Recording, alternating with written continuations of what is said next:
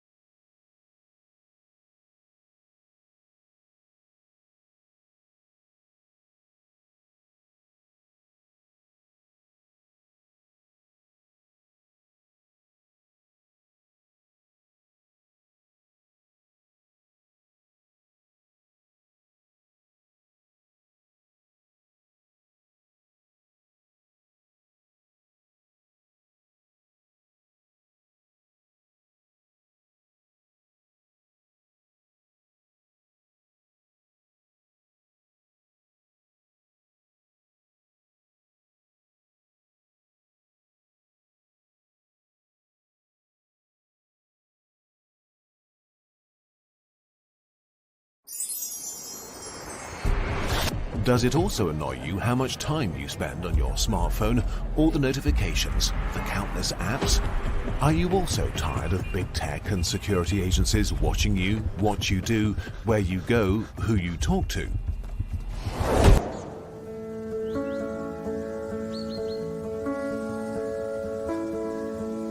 Then we have good news for you. The new Volla Phone 22 for your freedom through simplicity and security.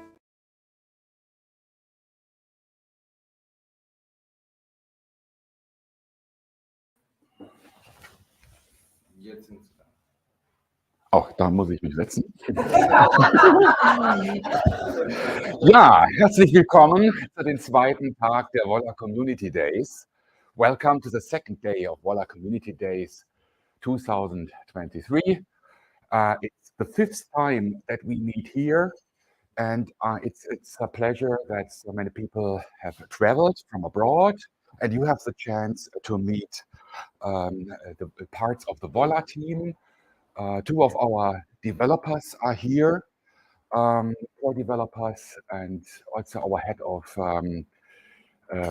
customer service and quality assurance is here.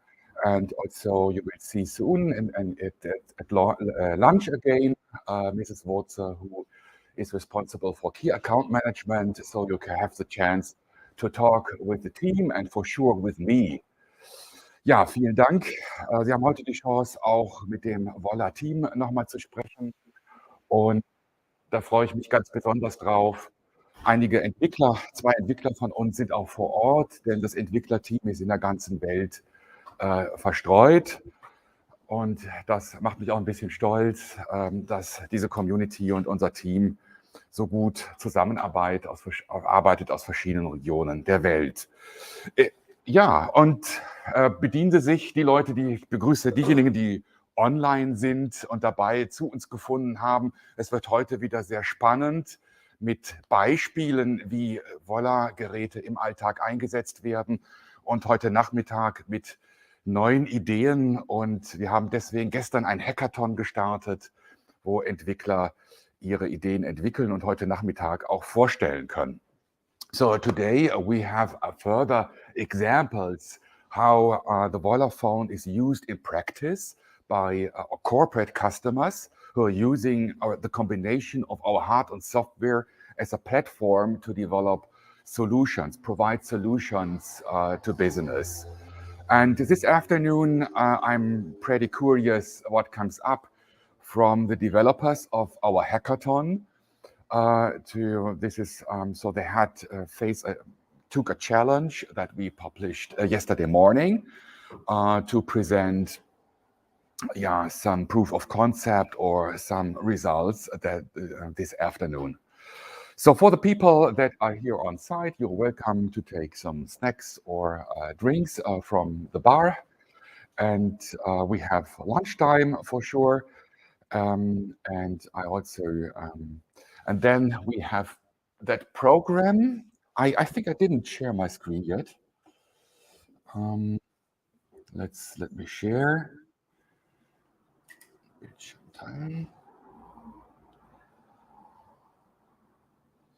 So many. Okay.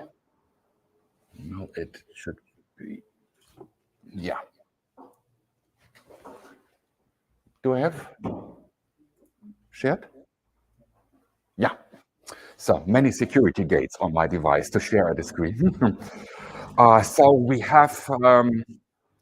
we are very spontaneous today. It's a community day, and so we rescheduled the introduction of Erleben solutions. So our distributor for USA for this morning, and this is a plan. And we have we start with HideMe, and then we have also this morning some examples from the healthcare sector, very important. You know that there are sensitive data in the healthcare, and it's but in particular important to have a secure, privacy-protecting device. And this afternoon we have that presentations from developers. You also will see a presentation of one of our Volla developers, one community developers. And this morning, I also am looking very much forward to discuss with you about distributed cloud. So thank you very much again. And I welcome Mr. Schmorhai of HideMe. This year he's online and he's ready for an interview. Hello, Mr. Schmorhai, how are you? Good morning. How are you? I'm fine. Thank you for inviting me to the Volla Community Days this year again. That's great that you have a fine time.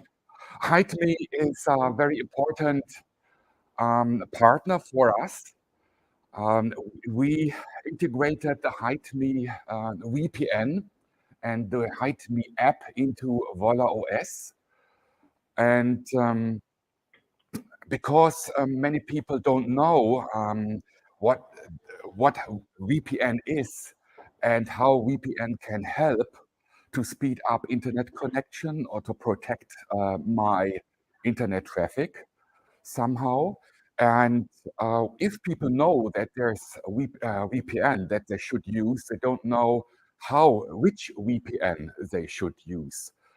Because maybe it's not a good idea to choose a total free VPN because they need to finance that service, and you can conclude that they may earn the money with selling your data. So, Mr. Schmorhai, maybe you can tell us also for the new participants of the Volla Community Days a little bit about HideMe VPN. What makes it special to other VPNs regarding privacy and regarding security? Maybe you can summarize it. Okay, good. Thank you very much. One more time, as mentioned, my name is Robert, and I'm coming from HideMe VPN. HideMe VPN, in short numbers, is on the market since 2012. We are in 79 different locations, available in 49 countries. It started as a private project and then developed into the company. Company is completely privately owned. We are incorporated in Malaysia. Why Malaysia? Because Malaysia is one of the few countries that doesn't have any log retention laws. That means we are not obligated by law to retain any data for our users, and therefore, by design and by the country of incorporation, we can definitely prove that we are not logging any data of our users. That's the one more important thing that any new user is asking when he's joining one VPN provider. Second is that from the beginning, we have our core principles that the freedom of information should be basic human right. And therefore, we started to implement VPN then to allow access to information in restricted regimes.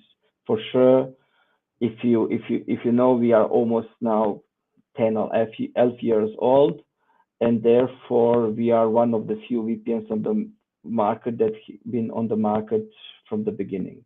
From the security standpoint, Hide Me is completely set up our infrastructure system so that all our servers are completely diskless. That means we are hosting our servers in data centers. We don't own our servers, we are hosting them there, or we are buying them from the hosters. Or our VPN servers are barebone and meta servers. That means we are completely installing our operation system on the servers, and because they are diskless, when the server is turned off, there is no any data on the server. That allow us to prove and provide completely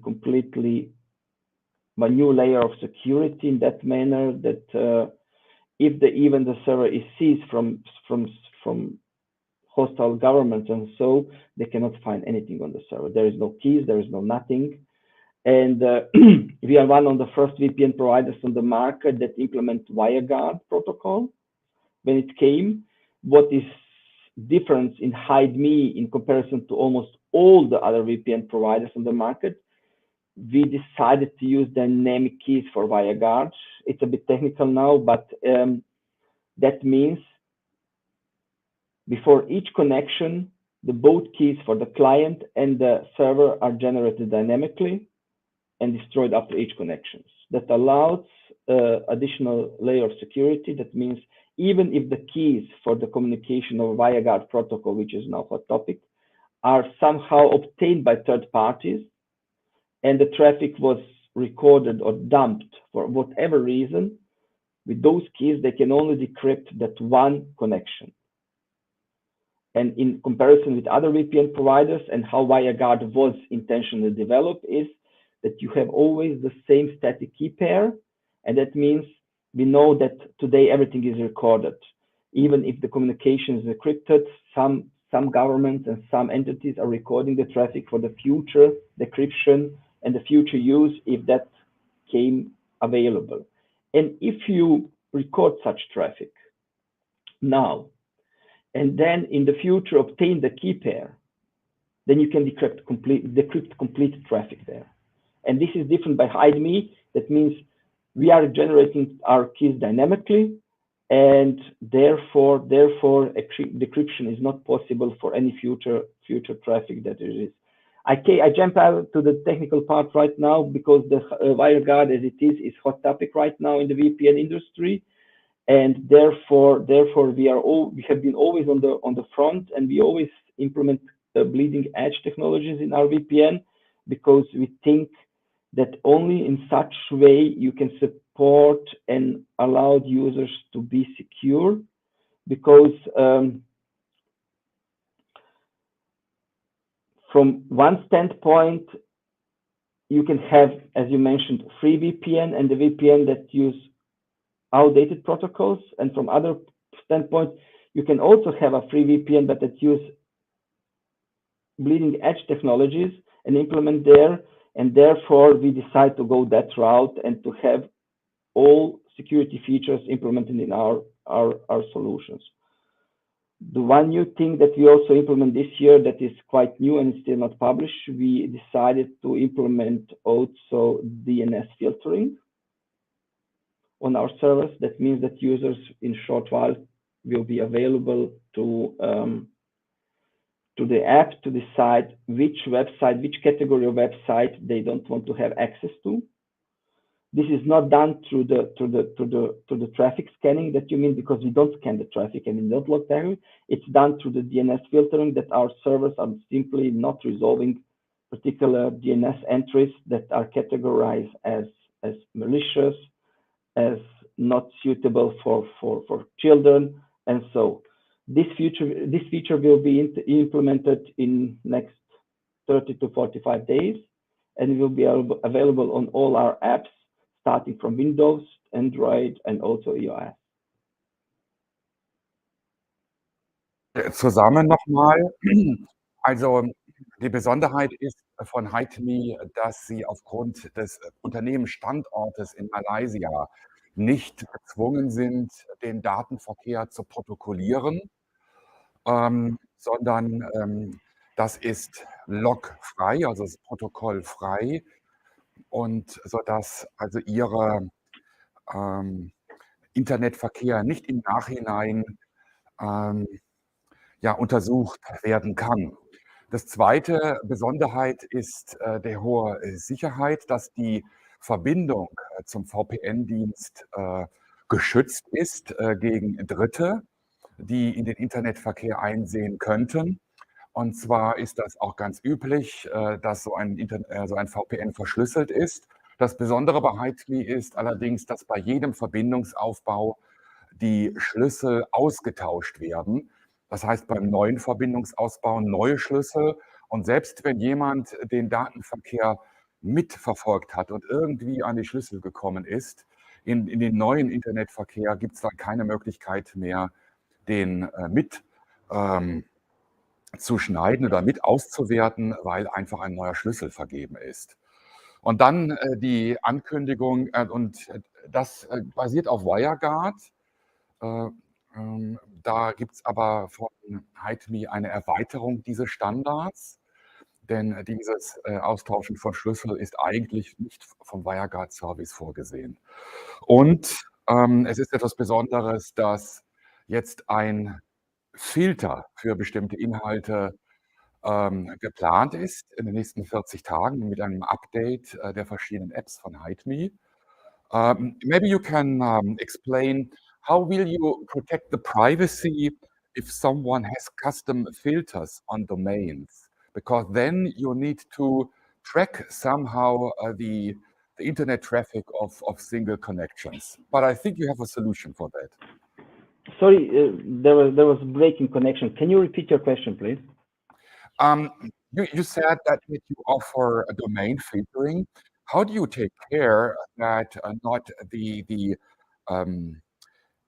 identified user is that you don't filter the traffic of an identified user? Because I think that was the reason why they didn't offer that service in the past. What solution did you find? Okay, the solution. Okay, what we decided in the past, and we decided from the beginning that we won't log and inspect any traffic of the user itself. How this new technology DNS filtering is working is quite simple.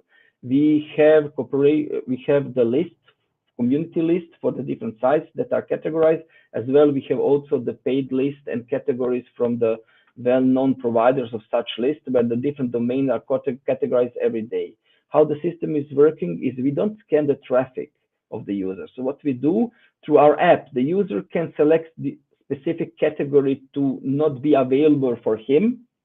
And this information is given to our server, and server knows during this connection, for this connection, please do not resolve following categories.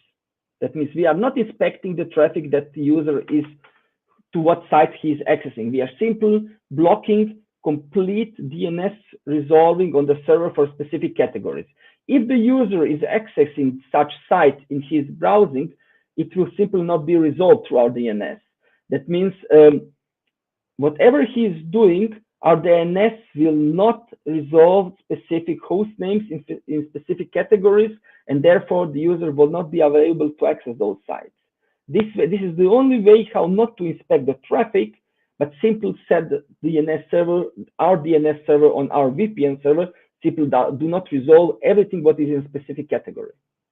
I see. So it's a local setting, and for each connection, the setting is sent to the server to block domains. And you can choose what categories you don't want to access through your VPN app.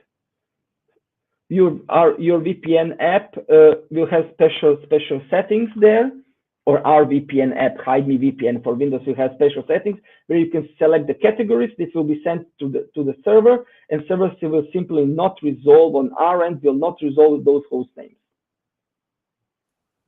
Yeah, and maybe you can summarize for the users, the common users for us, how a VPN is working.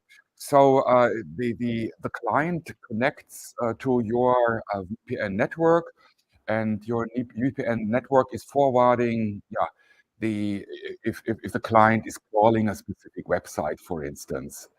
And maybe you can summarize the benefits and use cases. Okay.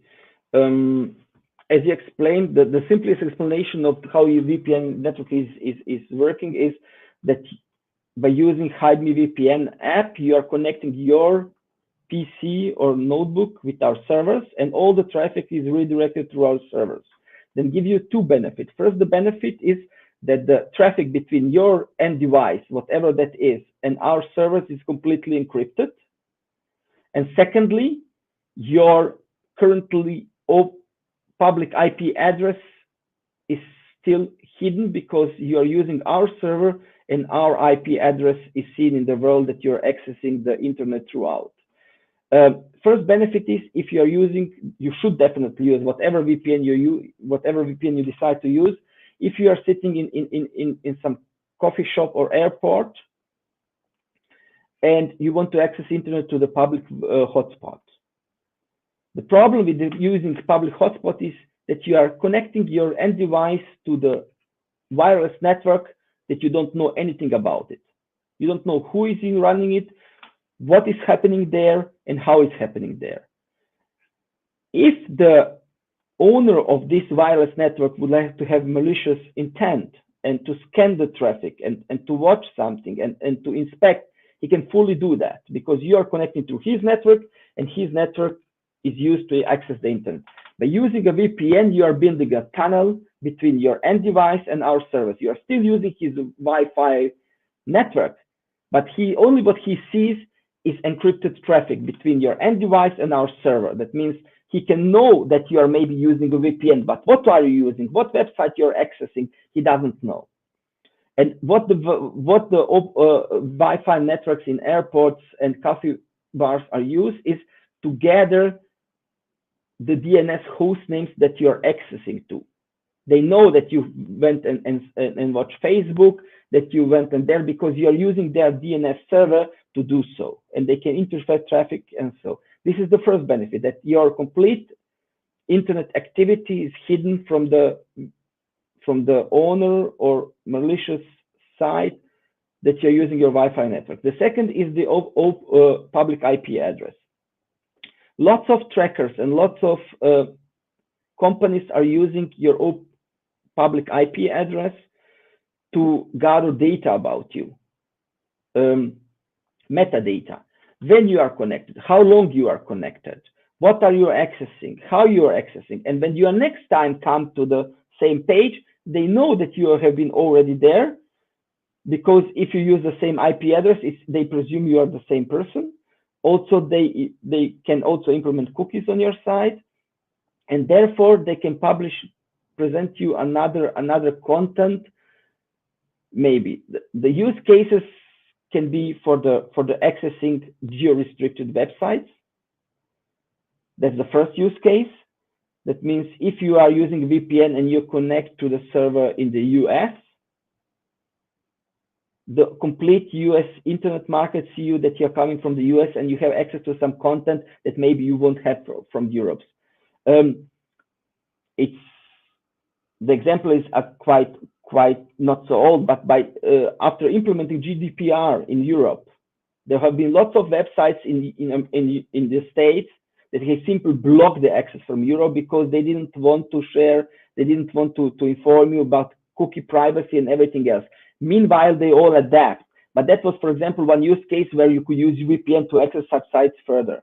The second thing is that by using a VPN, you are adding one additional layer of privacy by using the internet. The VPN as itself cannot give you a total privacy. but it can give you one additional layer of it. If you're using a VPN and you go and log into your Google account, they know that this is you. Doesn't matter if you use VPN or not.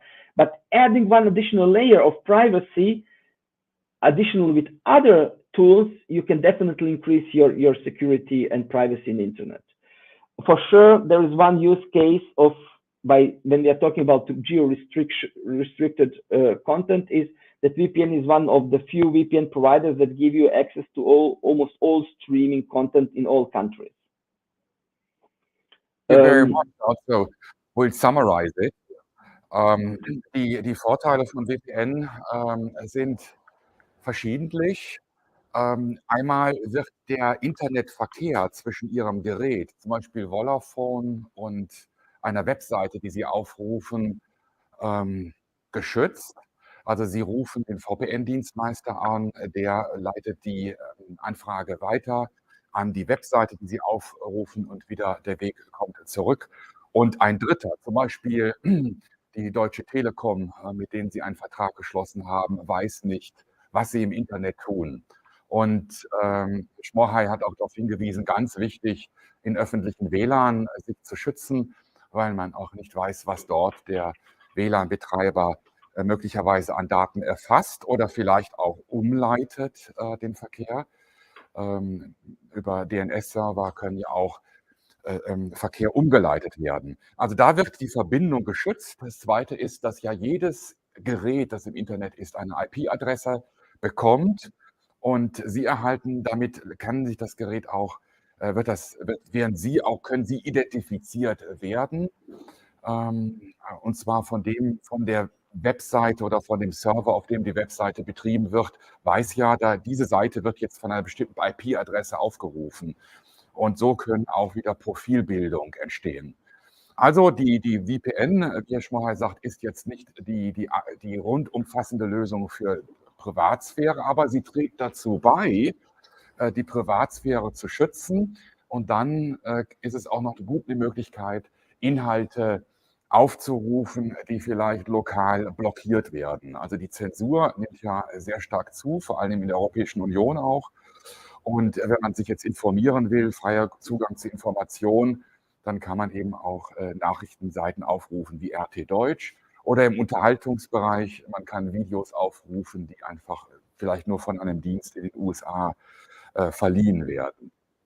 So, das ist Dinge. And I think there's also another use case that some people don't know, that VPN can help to speed up the internet connection. If you consume a service that is in Australia, for instance, or if you are a gamer, is that true? Yes, there is two aspects of that. The first one that you mentioned is our service, our feature that we have. It's called multi-hop. And the second is we also develop a special addition to the protocol. That increases the speed, especially in Germany, for your German viewers. That means all the providers in Germany, including Vodafone, Unity Media, which is now Vodafone, and also Deutsche Telekom, are not allowing full speed of VPN traffic, of Deutsch Drosselung.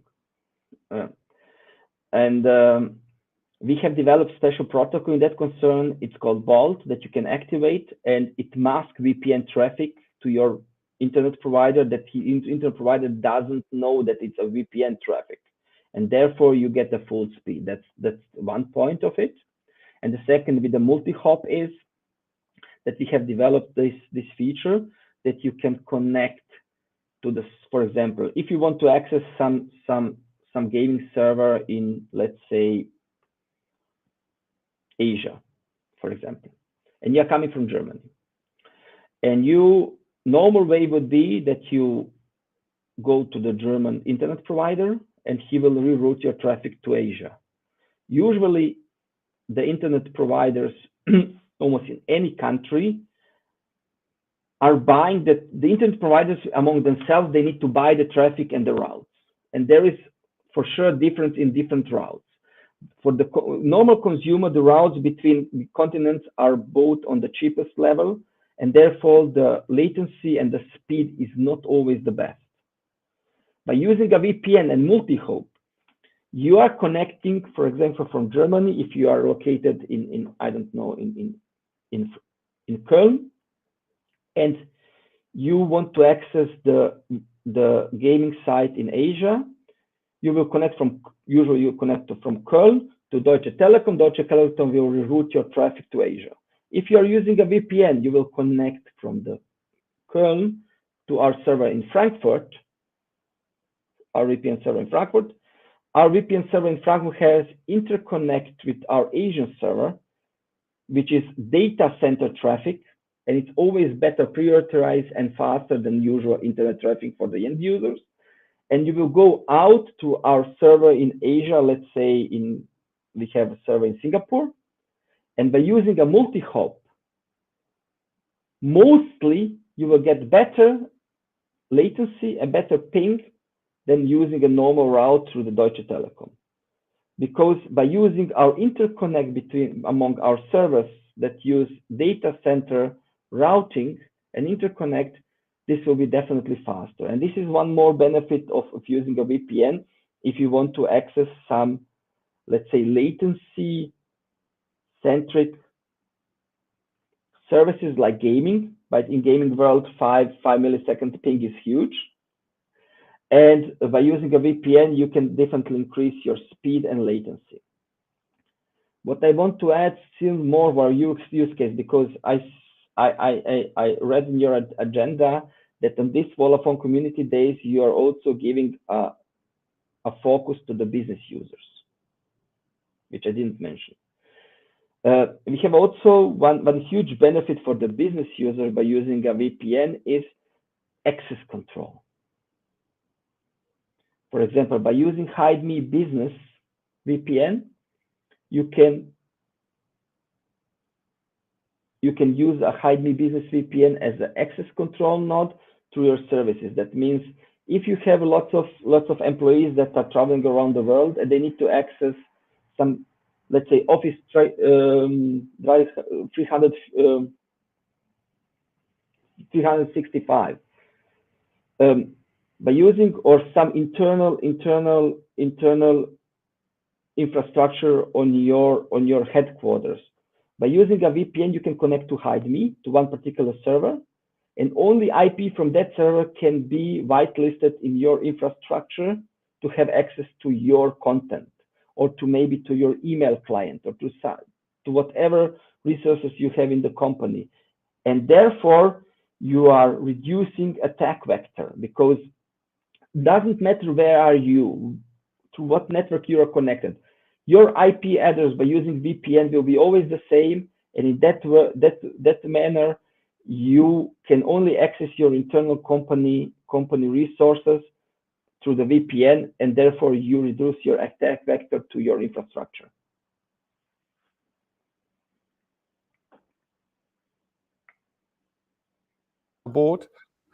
Ich denke, wir sollten da wirklich noch mal drüber sprechen, weil das ist sehr interessant, denn wir beschäftigen uns auch für unsere Geschäftskunden mit dem Thema mobile Geräteverwaltung, und dann passt das hier perfekt dazu, denn wir haben ja auch viele Kunden dann, gerade im Gesundheitssektor, wo es um sensible Daten geht, und das passt hervorragend. I think one more thing, and then I would like to ask the audience to ask questions. I think we can announce that we will collaborate to create a Hide Me app for Ubuntu Touch.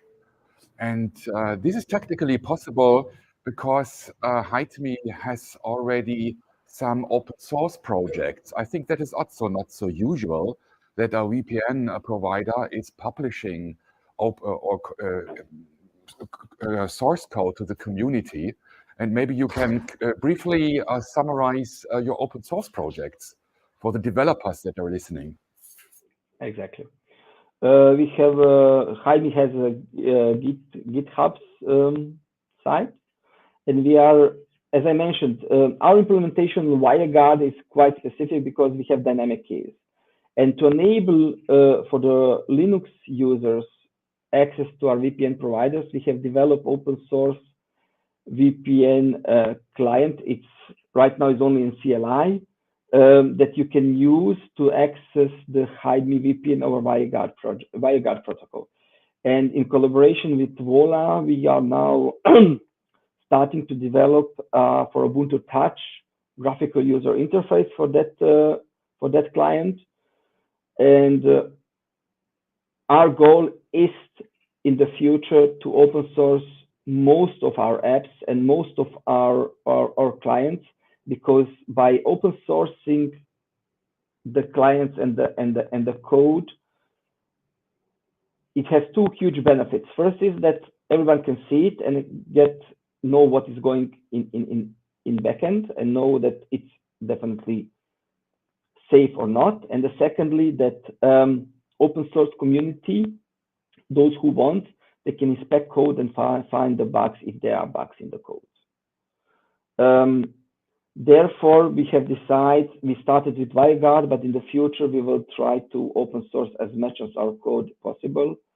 And we are very thankful that we have cooperation with Volla, and that we will now develop this graphical user interface for Ubuntu Touch to be delivered on the Volla phones that are delivered with Ubuntu Touch. But we won't stop there. We have another plans in the future to make more open source code and to bring more features in open source app as well. Yeah, perfect. So because in each Volla phone in the box, we have a voucher for 1 month paid Hide Me. That's the reason how it's financed, Hide Me. And you can try it. And if you don't want to have that paid account anymore, you can use it for free. The free Hide Me access is limited to 10 gigabytes a month and only one device that can access.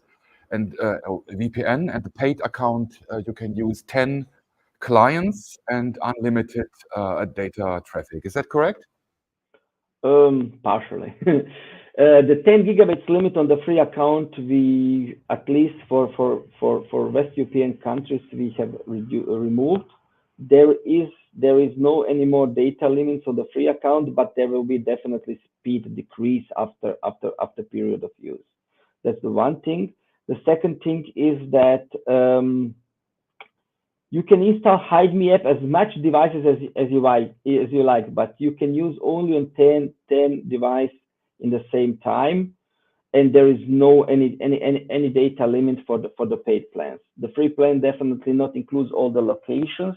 There is several choose locations that you can use in free plans, but the main reason for free plan is to give you the taste what can Hide Me can do, and for the strict regimes that they have access to the free information. We definitely finance ourselves from the paid plans and from the paid users, and therefore all the new security features and everything there will become first available to the paid plan. For sure. Yeah, thank you very much for now, Esma, for your interview. I think there are some questions that can be asked in English and German.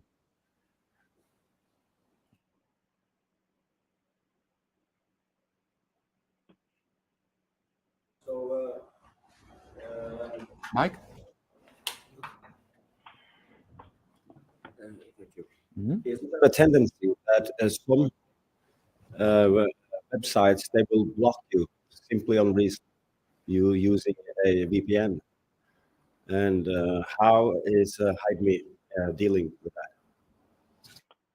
Sorry, the connection was very, very bad. I cannot hear first part of the question clearly. There are some pages that are blocking traffic from VPN. How you deal with that challenge? Okay, perfectly. Okay, the main, you are completely correct. There are some pages that can detect the IP addresses of our service and mark them as a VPN. There is no really good solutions for that. How we are managing is that we have a huge base of IP addresses. We have more than 2,000 servers. And by using a huge pool of IP addresses and changing them continuously, you are simply playing a game of cat and mouse. But until now, we have been successful in doing so and tricking those websites that they don't know that you are using a VPN when you are accessing them. Second possibility to do so is to use residential IP addresses, if you can get of them.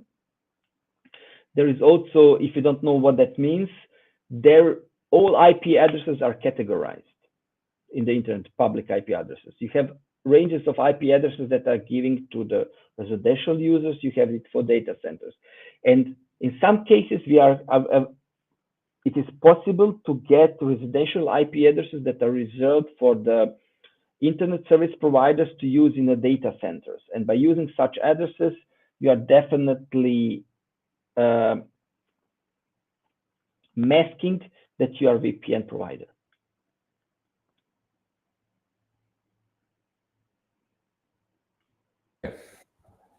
Any further questions? Yeah. Wenn ein Firmen-VPN besteht, von mir privat zu meiner Firma, kann ich dann halt nutzen, um den Traffic, der nicht ins Firmen-VPN geht, zu schützen? Oder greift sich quasi auf das bestehende Firmen-VPN? Verstanden? Ja, ich habe leider nicht, Entschuldigung, die Verbindung von dem Mikrofon. Kann Dr. Wörzer wiederholen die Frage, weil ich habe das sehr wirklich schlecht verstanden. Entschuldigung. Is it possible to use a corporate VPN next to the HideMe VPN? Yes, it's possible. Or further. I think there's a very nice feature, split tunneling, but it's on yours to answer. Yeah, exactly. There is two use cases that you can use. You can use a HideMe VPN as the main VPN, and then tunnel your VPN to your company through the HideMe. Then you have a double security. You're using a HideMe VPN to mask your traffic, and then through the HideMe, you are using your corporate VPN to access your company infrastructure. This is possible as well.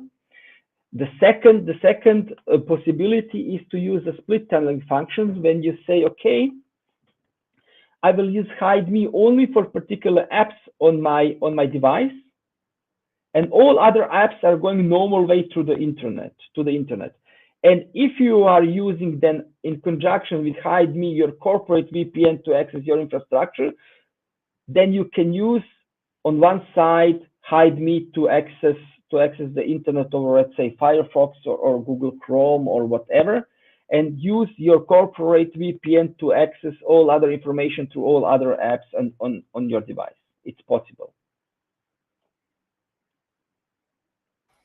Okay, then we are over the time as usual. Thank you very much for joining the conference. And hide.me is the web address if some people would like to know more.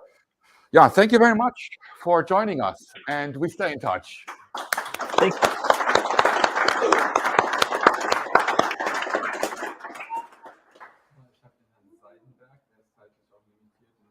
Ach, den müssen wir jetzt dran nehmen? Okay. Das Video.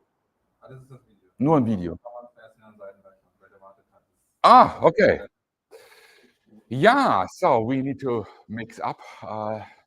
Our LAMP solution is here, but I welcome Mr. Seidenberg of Umlaut, and thank you very much for joining our conference, Volla Community Days. And you have an exciting story. Umlaut is a partner customer from us since last year. And we do something fantastic. It's called Peak Smart. So the stage is yours. Very good. Can you hear me? Hello, can you hear me? Fenster. Hallo, hallo. Können Sie mich hören? Jetzt können wir Sie hören, ja. Okay, super. Können Sie auch die Präsentation sehen?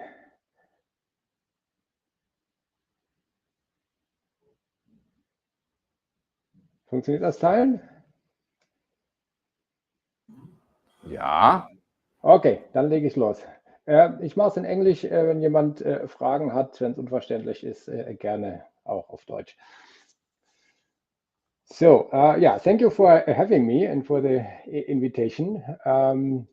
Mr. Wurzer and Umlaut, together we have achieved and created a very nice connectivity solution that we use in our telehealthcare business that I want to introduce you to. So this is the agenda of the presentation. Tell you a little bit about the company, where we are, what we do, and then one of our main services, the so-called Telenotarzt. And then, of course, go into some details of the connectivity solutions behind that we built, especially with the help of Dr. Wurzer and the Volla Phone ecosystem. So just a few words, who we are. We are a small and a big team. So we are a small core team of 35 plus specialists of different disciplines. So we have real physicians, emergency doctors, paramedics, we have engineers, we have software developers, computer scientists, electronics developers, so a very broad spectrum that we use to create something unique, not just in Germany, but as we are being told also worldwide, which is a completely integrated telemedical solution for the emergency medical service. So I'm going to talk about the Telenotarzt, which is our main product. But apart from that, our vision is that we digitize the whole rescue chain, beginning with at the moment where an emergency is reported, so we can send first responders guided via mobile apps. Then we can support telemedical missions with remote physicians. I'll show you that later. And of course, we have then solutions that connect into the hospitals to cover the whole chain and information flow from the beginning of an emergency until a patient is handed over to the hospitals. We're doing this since 2014 in regular operations. Before that, we did some intensive research together with a university hospital here in Aachen. And since then, we have accomplished more than 50,000 successful missions. There are more than 100 ambulances equipped with our technology in Germany, and a growing population of physicians that we have trained to act as a telephysician. So, what is the Telenotarzt? The Telenotarzt is a real physician that usually drives to the patient in an emergency, but in our case, the Telenotarzt stays in an office, can remotely join a mission, and the solution we created makes sure that it is super simple for the paramedics to call the telephysician and involve them in the mission. And we did that especially with a smart connectivity solution that we call the PickSmart, and that I'm going to introduce to you later. So at the end, the remote physician can act as if he or she was personally on site. And why is this? Because the telephysician has different information channels, so it gets vital sign data, ECG, blood pressure, heart rate, things like that, streamed to the workplace. There is audio communication, there's video communication, and especially there is trained staff on site. So the paramedics in Germany, they are trained to apply delegated measures and medications that they would not be allowed to do themselves without a physician, but in the combination with a remote physician, they are allowed to do that, and they are trained and capable of doing that. So the physician is as effective as he or she was on site. And what is important is that there is a system behind that maps the workflow perfectly, so there is no obstacle in doing all this. And one of the main drivers is reliable data transmission. So vital data, photos, videos, audio communication, all that. And in order to make that happen, we created special telecommunication technologies, partly based on the Volla Phone ecosystem.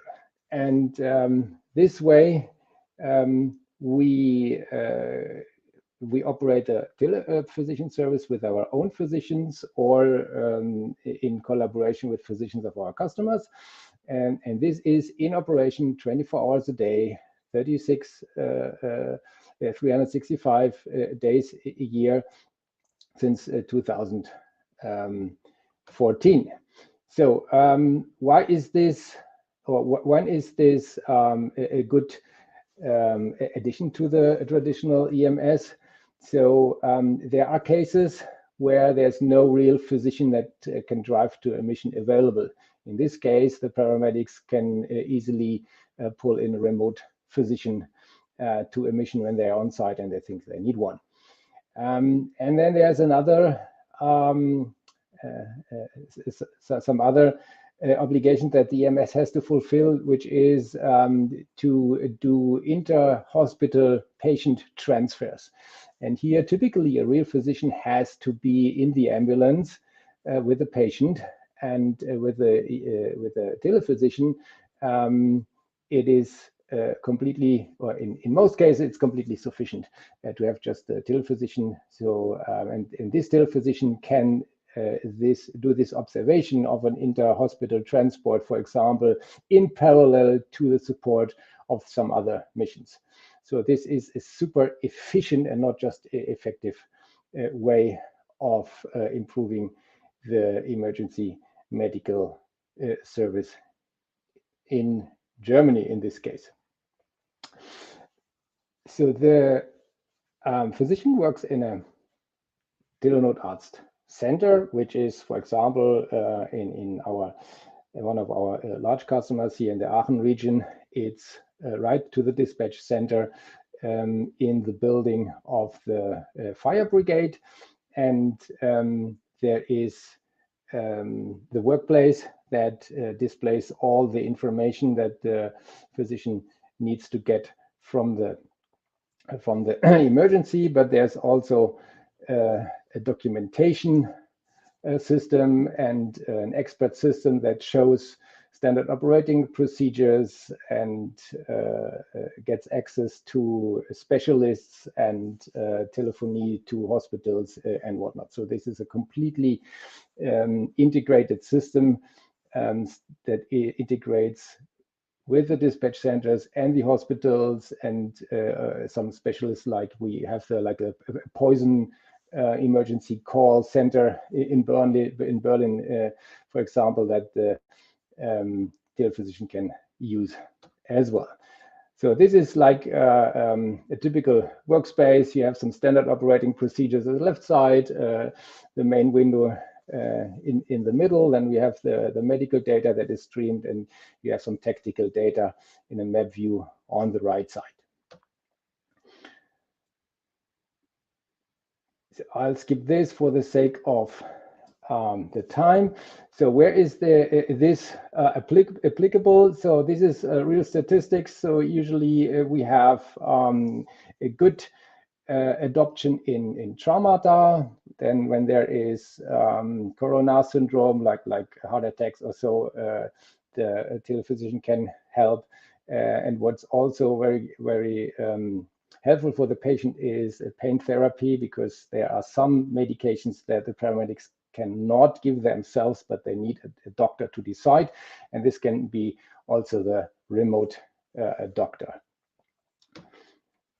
We are currently active in different regions in Germany. As you can see here, the markers on the map show the different telemedical centers that we operate with own physicians or with physicians that we just trained and that are supplied by our customers.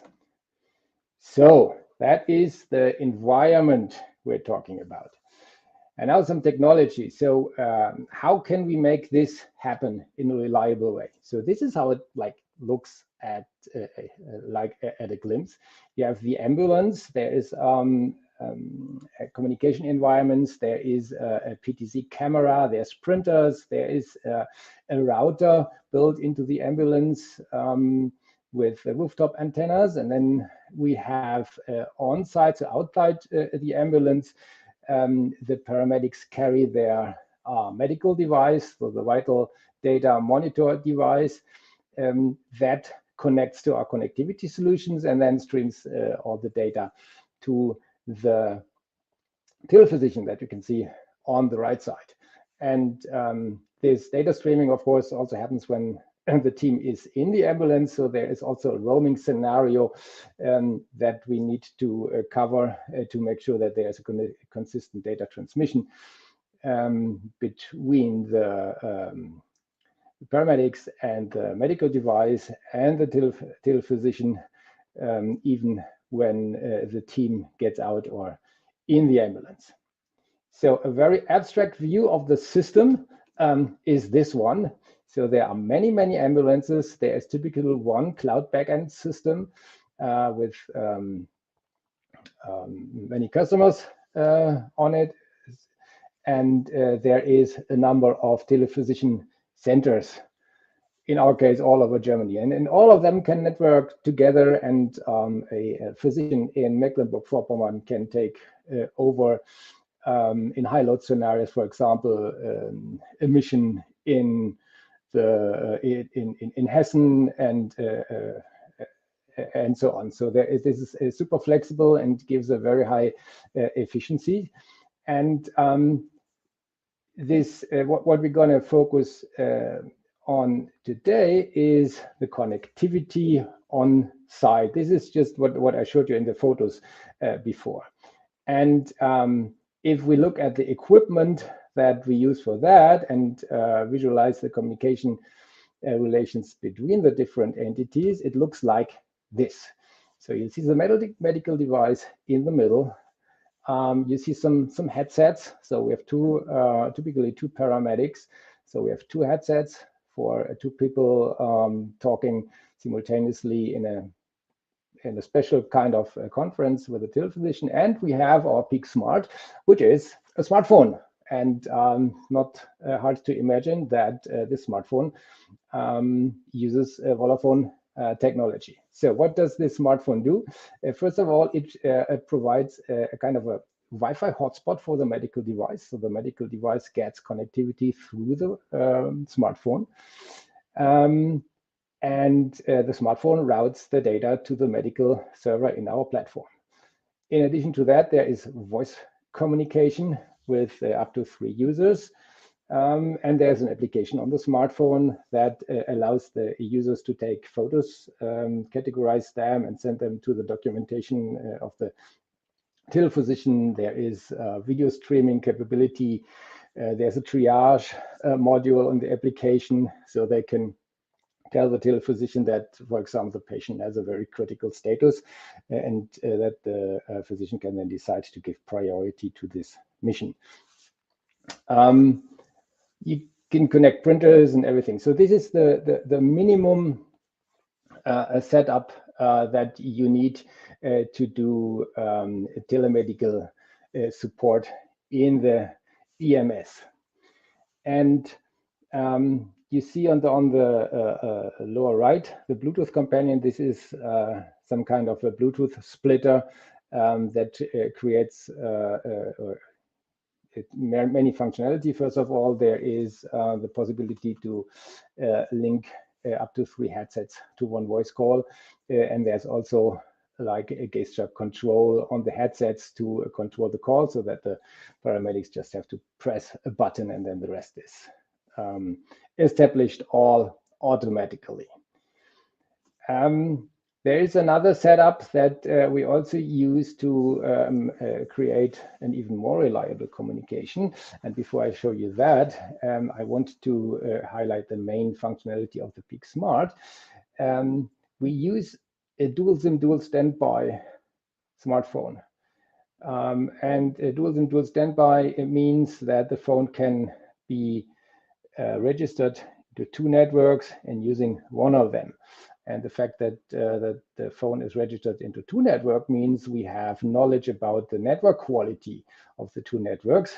And with a comprehensive piece of software, we automate the network selection in a way that when the paramedics go on site to the patient, the smartphone selects the best network that is available at this particular location to support the mission. So with that, we achieve a very high reliability and availability of the communication channel. And there is another, so the complete setup, it looks like this. In the ambulance, we have the ambulance router that has 3 modems for the 3, one for each of the 3 German cellular networks, rooftop antennas, camera connected. So that this has typically a very good connectivity, because the ambulance always parks outdoors, while the mission can also happen indoors. And we have the so-called Peak box, which is very similar to the smartphone, but just an embedded device using a smartphone chip, but using more or less the same software. So even the operating system will be very similar to the one on the smartphone, but it's an embedded device, no display. It's integrated into the medical device and has some like charging facilities in the ambulance and so on. And this Peak box adds another dual SIM, dual standby modem to the system, so that there is even more flexibility and ways to select a network and create a very reliable communication solution at the mission site. So what has Volla Phone to do with this? And I'm very honored to tell you that Mr. Wurzer is very supportive in making that happen, and that we are just about to release this Peak Smart as a product to our customers. So as I said, we use a software that situationally selects the best network, creates the Wi-Fi soft access points, creates VPN tunnels, and sets up the whole communication at the scene of the emergency, and that is completely automated. And completely automated means we need some software doing that. So there is just one press of a button needed to establish all the communication channels, so that the paramedics really do not have to do anything but pressing a button, and then they can care about their patient. And this is not possible with commercial off-the-shelf smartphones, for sure not. And therefore, we were looking for a platform, an environment, and a partner that we can create something unique with. And we found Dr. Wurzer and team and the ecosystem. So what we get to make this Peak Smart functionality reality is a bunch of things. So first of all, the hardware are going to use the new Volla X23, which is ruggedized smartphone, perfectly designed for the kind of usage that we have in the EMS. We have a modern chipset, so the thing is fast enough to support all the use cases we can think of in our environment. Mr. Wurzer promised to support this hardware and software on long term, which is also for professional user very important. And then on the software side, we get a customized version of the Volla OS that has all the advantages of the Volla OS, for example, a Google-free and GDPR-compliant software, which is very important for our users because we process medical data, and our customers are public sector, so they are very sensitive regarding all the data protection topics. And with this special customized version of the Volla OS, we can integrate all our peak applications that create this connectivity and the network selection and whatnot as system applications in the peak smart OS. And then on top of that, we get the mobile device management software from Volla Phone. They operate application repository. They support us with development. They do the maintenance of the operating system and deliver everything over the air, so that at the end we can create this solution that provides a very reliable communication for the particular use case of the telephysician service on a professional level for saving lives. And with this, I come to the end of my presentation, and of course, I'm happy to answer any questions that you may have. Thank you. Thank you very much for sharing this with us. So I think it's a really motivating use case also for our team to help in a very important, for very important use cases. So you have the chance to ask some questions. Is someone here? Yeah? What's the maximum capability? Just a second. I give you the microphone. What's the maximum capability of your product? It looks very interesting. It's a good job. Didn't get the question. Can you repeat, please? Hallo, hallo? Ja. Hallo? Ich kann Sie hören. Jetzt kann man. Aber noch die Frage nochmal, bitte. You have a very interesting product.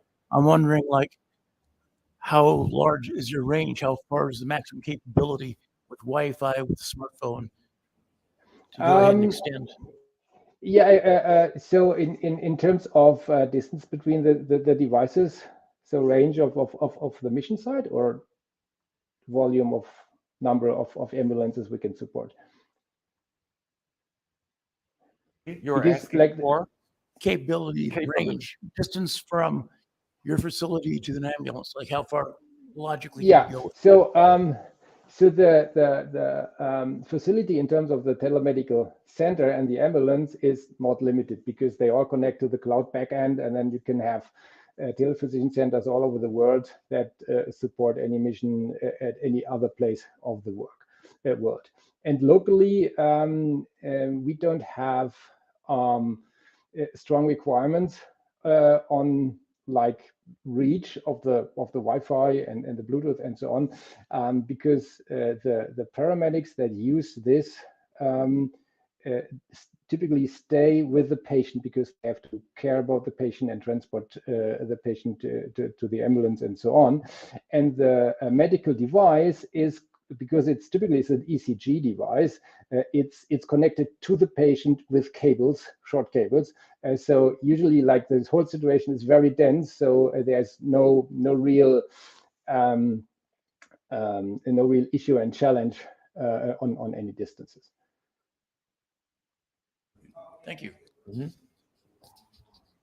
I have a question regarding the internet connection, because in my opinion, Germany is not the best country to set up for the whole area such a system, because in my project right now we have kind of the same issue.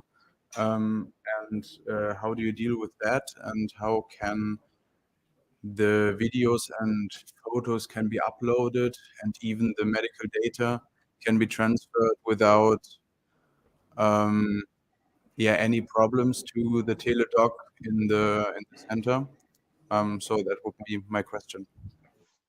Yeah. So when we started this in the 2000s, we developed a three or four modem solution with 4 or 5 SIM cards, so that we could switch networks and SIM cards and so on, so to always squeeze out the best connectivity, and eventually also do network bonding on different cellular networks to achieve all this.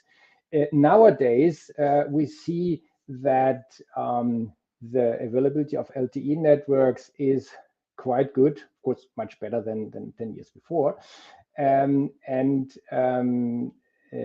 We are now switching from our legacy solution with huge boxes with many modems inside to the smartphone solution that I just presented. And from the analysis of the data from the Bundesnetzagentur, so there's this Mobilfunk monitoring that is public, and there's a data set that you can download that shows for 100 by 100 meter tiles of Germany the availability of networks and network technology. So we see that in nearly 99% of the area there is at least 2 LTE networks available, so 2 or 3, and having the opportunity to switch between 2 of them, of course, means that with the same probability you have the chance to at least hit 1. This is like the pure coverage, so it's not as bad as it was before. Nevertheless, we all know that even with the choice of 2 networks, there may be situations where there's no coverage, or just a 2G coverage or weak coverage, whatnot. And in this case, we prioritize the different type of data. So the most important one is voice, and here we use voltage. So the priority is set by the network itself, because there's prioritized radio bearers, so that we do not have to care about that. On top of that, there is data transmission, and the next highest priority is the medical data from the monitor device. And having a good audio communication and the ECG data is typically completely sufficient for a support. And this medical data is a low data rate. This is like a few hundreds kilobits per second, like 200, 300 kilobits per second. That's completely sufficient to stream an ECG data stream. And all the rest, especially the imaging services like photo and video, this is just supplementary.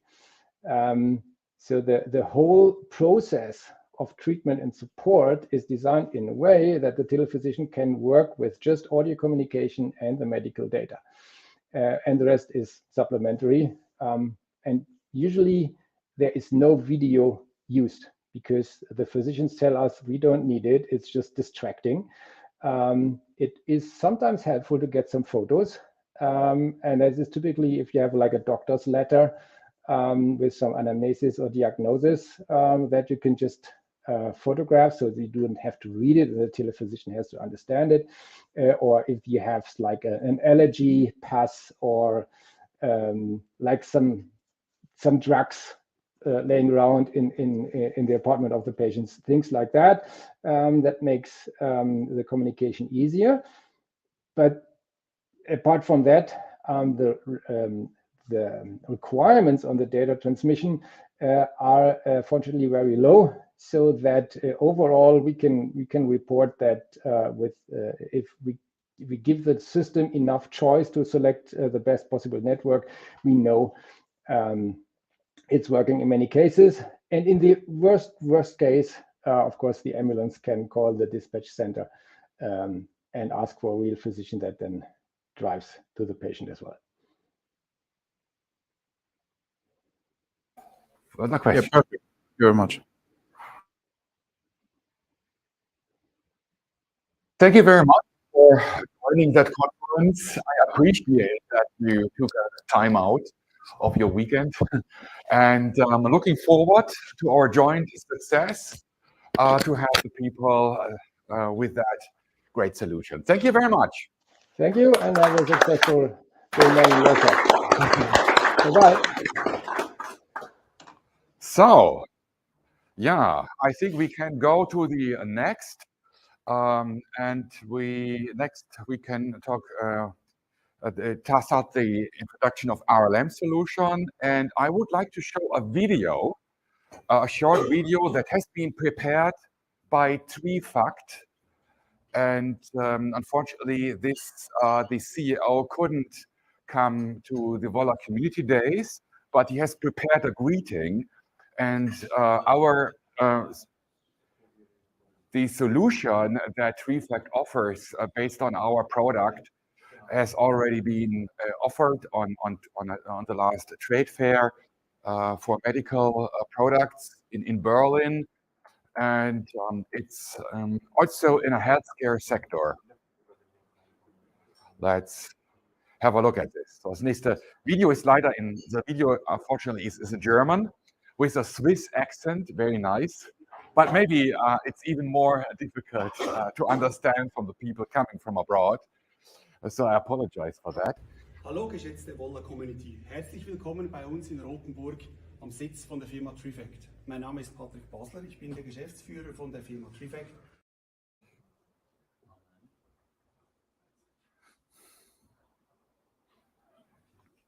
Hallo geschätzte Volla Community, herzlich willkommen bei uns in Rothenburg am Sitz von der Firma Trifact. Mein Name ist Patrick Basler, ich bin der Geschäftsführer von der Firma Trifact.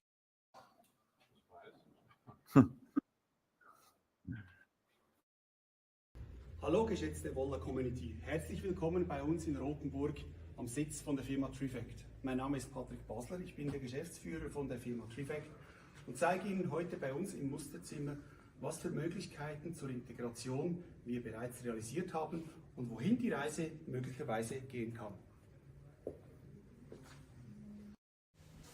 Sie sehen hier das Demo-Patientenzimmer der Firma Trifact mit einem Patiententerminal.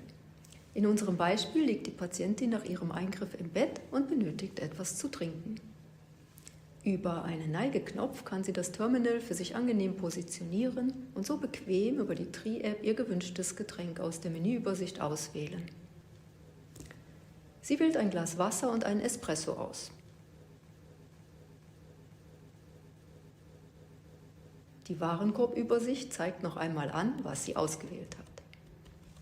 Durch den Bestellbutton wird die Meldung auf das Volla Phone versendet und auf dem Tablet erscheint das Feedback, dass die Bestellung eingegangen ist. Hier sehen wir die Ansicht auf dem Volla Phone Mobile Device. Zu jeder Bestellung kann eine Priorisierung zurückübermittelt werden. In unserem Fall meldet die Hotellerie sofort auf dem Weg. Diese Meldung wiederum erscheint auf dem Patiententerminal. Zeitgleich kann der Service der Hotellerie die Bestellung an eine integrierte Kaffeemaschine auslösen.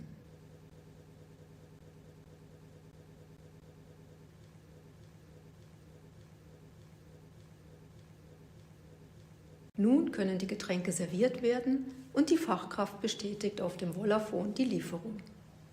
Im Zielsystem wird nun der Vorgang durch die Abrechnung abgeschlossen. In unserem nächsten Beispiel liegt der Patient nach einem chirurgischen Eingriff im Bett und benötigt Unterstützung zur Toilette. Er kann direkt über das Terminal bzw. die Tri-App aus dem Menüpunkt Pflege Begleitung zur Toilette auswählen. Es erscheint nun eine Meldung beim medizinischen Fachpersonal, was genau der Patient benötigt. Auf dem Terminal erscheint, dass der Serviceruf eingegangen ist. Hier sehen wir die Ansicht im Stationszimmer auf einem großen Screen, beispielsweise das Dashboard des Klinikinformationssystems CISTEC. Der Patientenruf erscheint direkt im Kontext zum Patientenfall und Bettplatz. Da man natürlich nicht immer im Stationszimmer ist, erscheint der digitale Serviceruf analog auf dem Mobile Device der Pflegefachpersonen. Diese digitalen Servicerufe können von unterwegs rückbestätigt werden. Die Patientenrufe können von überall her entgegengenommen werden. Man sieht direkt die Bedürfnisinformationen, welche Art der Unterstützung genau benötigt werden. Es bedarf nicht mehr zuerst der Gang auf die Klingel, um nachzufragen, was ein Patient benötigt. Ein weiterer Vorteil ist, dass die erbrachten Leistungen am Patienten gleich in der elektronischen Patientenakte hinterlegt werden können. Wir haben ein modernes und effizientes System, das sowohl den Patienten als auch dem medizinischen Personal zugutekommt. Die Möglichkeit, über das Patiententerminal oder die Tri-App direkt Bestellungen aufzugeben, erleichtert dem Patienten die Kommunikation mit dem medizinischen Personal und verbessert ihre Erfahrung im Krankenhaus. Gleichzeitig kann das medizinische Personal durch die digitalen Servicerufe schnell auf die Bedürfnisse der Patienten eingehen und ihre Leistungen in der elektronischen Patientenakte dokumentieren.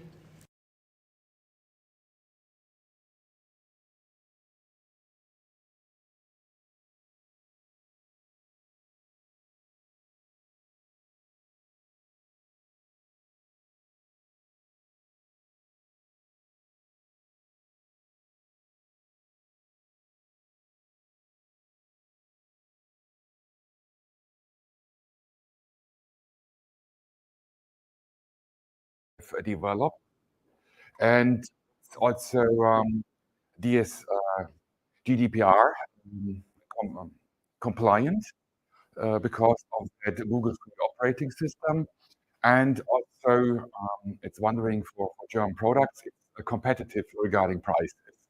So because we are in medical products, usually specialized devices are very expensive, and so we can also help them to offer a cost-efficient solution with the whole package of hardware and software that we have. So that is another example how we closely work together. Yesterday I also mentioned Clinaris that are using our devices for clinics because of the IP68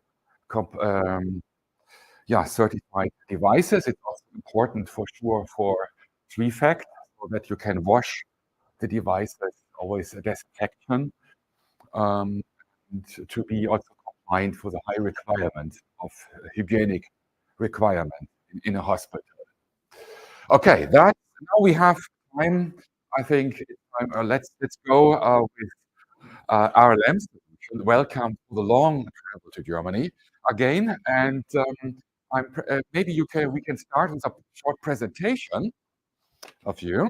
Yeah, and yeah, so yeah, you can read it. Yeah, yeah, I have very weak eyes. I'm sorry. So I welcome Mr. Macaulay, the CEO of Erleben Solutions, right? Yeah. Yes. My handwriting is not the best either. Yeah, so my handwriting is very privacy protecting because I can't read it in 2 hours after I have written it. Yeah, so And I'm used to signing a lot of documents. That's why my handwriting looks Yeah. like that as well. yeah, you're also a physicist, yeah, a Yes. doctor? No, Not yet. not yet. Okay. So, do you have prepared a presentation, something, or should we do it in an interview? Yeah, more of an Yeah. interview. Maybe sit down. You have your microphone? I do not. Yes, I do. Yeah, here it is. So we meet LAMP solution, I think last year, first time or something like that, or it's and we get in touch. Maybe you can tell me how you find us at the LAMP solution. Yeah. And maybe you can start with introducing your company. It's a young company, yes, and It is. It is.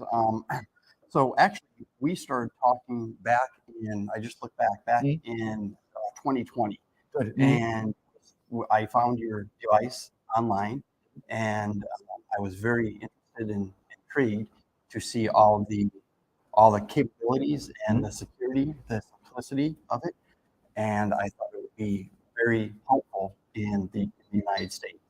So because of that, we've kind of sent some phones back and forth, and we're working on testing to get the FCC approval to bring your phone, your device to the United States. And so I brought a team with me, building a team to help with that. And we have part of our team here. We have Doug Harvey. He is our Chief Engagement Officer. Then we have Eric Olson. He's our Operations Officer. And then we have Paul Harvey, who unfortunately couldn't travel here. He's at home watching live stream, and he's our Technical Officer back in the States. That's great. Yeah, maybe you can, and your company is in which stage? It's a startup stage, but you are a serial entrepreneur. You have also started many companies, right? Yeah, I've been working at various things. So originally, I was in psychology, and I worked in the psychology field for a while. And then from there, I've kind of branched off, and I've been working, assisting in the security field back in Washington as well. And then just looking forward to working more with you and getting that call done to offer it to all the individuals in the States. And I realized in our first video conference that we had that you share also some values. I think you are very people focused and the welfare of the people. Maybe you can also talk about your background. You're related also to some charity projects. Yeah, I really enjoy going around. I've been to Haiti and Colombia and other things, trying to do mission work and helping others that need served. I feel that I have a mission in life to help individuals however they need helping, and meeting those individuals on their levels and assisting them to be better individuals and provide whatever I can. And that looks differently for each and every individual, wherever it is, whatever country, city, destination, just really trying to make the world a better place. Yeah, and it's we share that mission of Volla that it's beyond technology, that we think about reflecting what matters in life, and that people are lost in the digital world, and that they know what's really important. And so you talked about health and that you also take care, and this is a topic for you. Yeah, I do what I do to try to continue to help others, and being here and meeting so many other people to collaborate here. I just really see that this is a huge venture, and everyone here has the well-being for everyone, and they want to see the betterment of all humankind. And I like that. There's so much technology in the medical field, the health field, and I feel that's very important. Yeah, the markets, smartphones, I think, quite different in different parts of the world. We have addressed the US market with our Kickstarter and Indiegogo. I don't know how to pronounce it. Indiegogo, a campaign. And we have already hundreds of users in the USA, although it's a challenge to ship it to USA.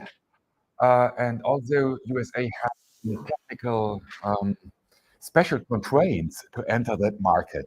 Maybe you can first can tell us the idea in general about the smartphone market in the USA, and then the specific constraints of the US markets.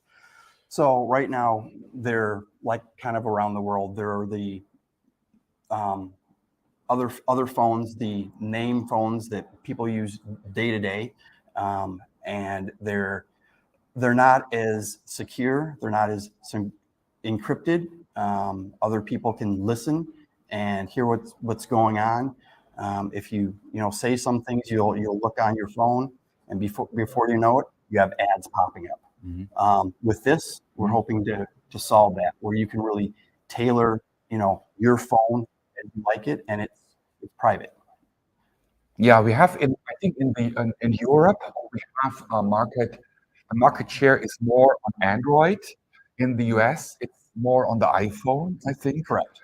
And for sure, the iPhone, it's always connected with iCloud. And if you use Siri, for instance, the microphone is always on, and your voice snippets are stored in the iCloud. They say it's not related to your Apple ID, but to improve the speech to text, they synchronize your address book, and with the address that is marked as your address.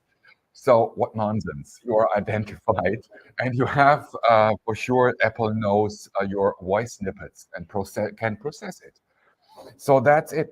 And we realized in the last 3 years have been a hard time for the society in Germany, and also the fundamental rights has been cutted, and therefore a market really emerged for alternatives. How it is in the USA? Also, are people seeking for alternatives? I believe so. So there's about a 40% Android use in the market, and in the United States, there's about 458 million adults using cell phones. So I think a lot of adults will like the ability to have a phone. If they want to take it, they can even curtail the phone for their children and youth, that they can have that phone and make sure that they're just looking at the content they want their youth to look at. And that's something else that the Volla phone is able to offer.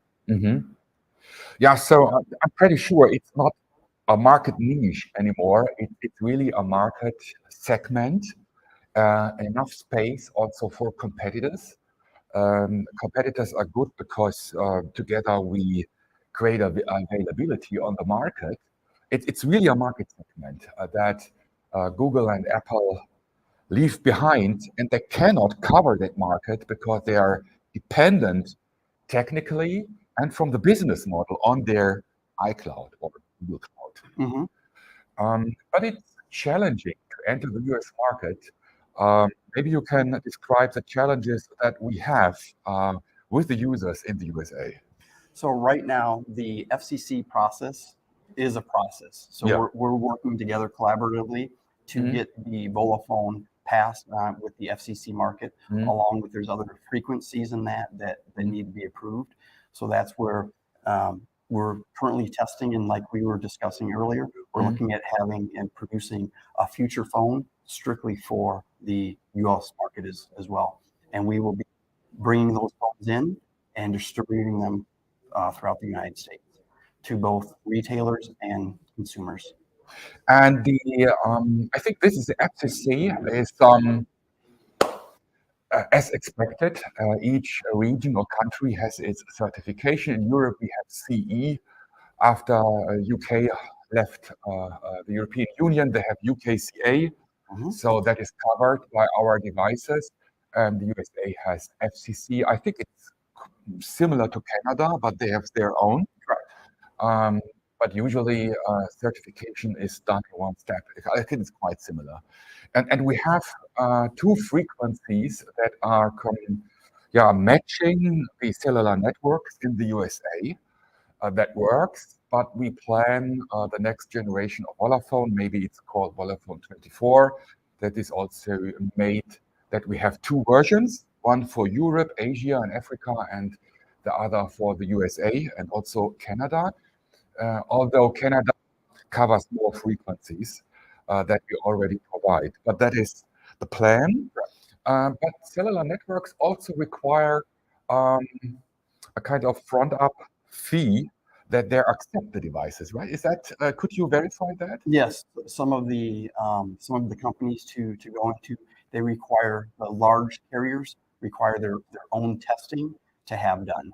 So to go into those larger carriers, there's an upfront fee to pay for that with that. And so we'll be looking at that in the future, in which carriers will be looking at hosting, along with other options such as Wi-Fi use. So we will be able to offer, the Volla Phone once the FCC goes through, in which they'll be able to use Wi-Fi for a lot of security features as well. And we are discussing, we can, I think, talk about this. It's not a secret that you may offer data SIM cards for your users. And with data SIM cards, you can receive and send short messages. What's still important for logins? How do you say it? I don't know the word right now. Ja, wenn man den Login bestätigen muss, Two-Factor Authentication. Yes. Two-Factor Authentication, sorry. So you need SMS, so you can use that with data SIMs, and you have data access for sure. And that also you can make phone calls with IP carrier, and also with messages. So we have already users in Canada that makes use of IP phones. So you have a regular phone number and people can call you on your device just with a data connection. And another benefit of data SIM cards is that it's totally anonymized. Maybe it's also in the US, in the European Union, you can sell data SIM cards with no information or registration of the user. That's true in the States as well. Yeah. You're able to go to stores in general and just purchase a SIM card and put that in the SIM card, or a SIM card in a cell phone of your choosing. Yeah, and what our LAMP solution will do for USA, we also plan it do it for Germany, as I announced yesterday. Also in Deutschland werden wir auch schneller SIM-Karten anbieten.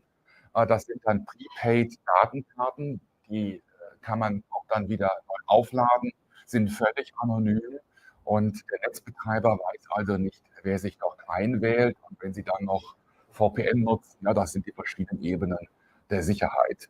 Yeah, and your plan is to be a distributor and also a retailer. Can you tell you something about the plans you have? Well, we have a startup, so as we're going, it's continuing to grow. Our team will continue to grow. I have a feeling quite quickly when we go back to the States, and we're hoping to eventually be in local retail stores, and we will have our own kiosks in certain key areas within the United States. Did you have been already in contact with Tixo Wireless? Tixo Wireless? Tixo Wireless is also a candidate that would be maybe your future major customer. Yeah. So he's also a startup of a serial entrepreneur, Mr. Lowell Davis, and he plans to have a privacy-focused MVNO, and that uses everything that law allows to only capture the essential private data that is forced by law, but not by. So, for instance, in Germany, most MVNOs or cell network providers collect user data to sell it for advertising or statistics, whatever. And the promise of Tixo is to don't do that, only doing what's legally necessary, and to offer a privacy-focused. They would be an MVNO and would like to offer subscriptions and would order then the devices from you as a distributor. So it's would be a nice opportunity. Yes, and I've also had some other collaborations while here with other individuals as well, that they also have other applications that can be on the Volla Phone. It also offers secure end-to-end encryption with phone, texting, and video. So then we can create maybe also a specific Volla OS for USA if you need specific requirements or demand to cover demands of US citizens. The other thing that I feel is crucial that the people in the United States know is your ability to write their own programs and to tailor a Volla phone if need be. For example, like the ambulance service. And that's another key feature of the Volla phone. I think so many other companies, industries, individuals in America will definitely appreciate. It's just another added benefit of the Volla phone. So also Volla or the Hello Welt System behind that brand. I think we will soon change the name. And it's not my first company. And I learned in my other investments that business customers have a long sales cycle. So I started with consumers. And the consumers, the backers of our crowdfunding project helps us to start, to grow stable in an organic way, and to be profitable always, past our break even.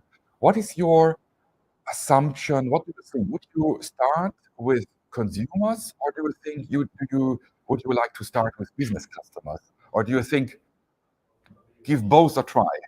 I think it's going to grow equally, both.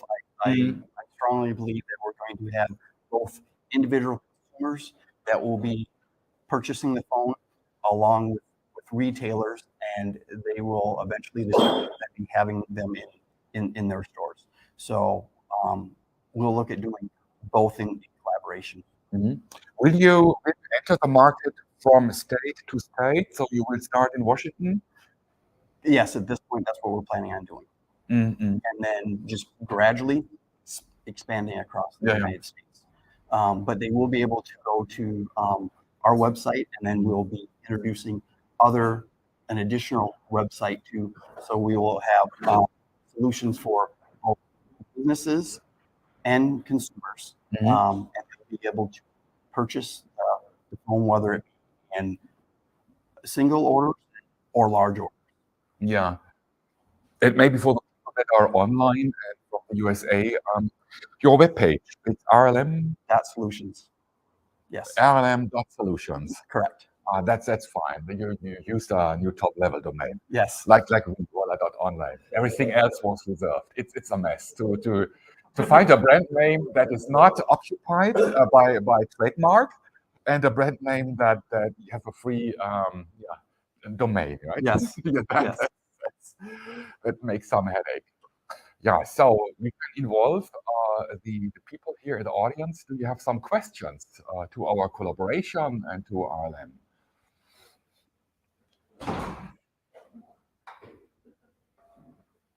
That was pretty. How do you see the requirement in the US for such an offering, and especially it not being a US made product? Is that going to be an issue? I don't believe so.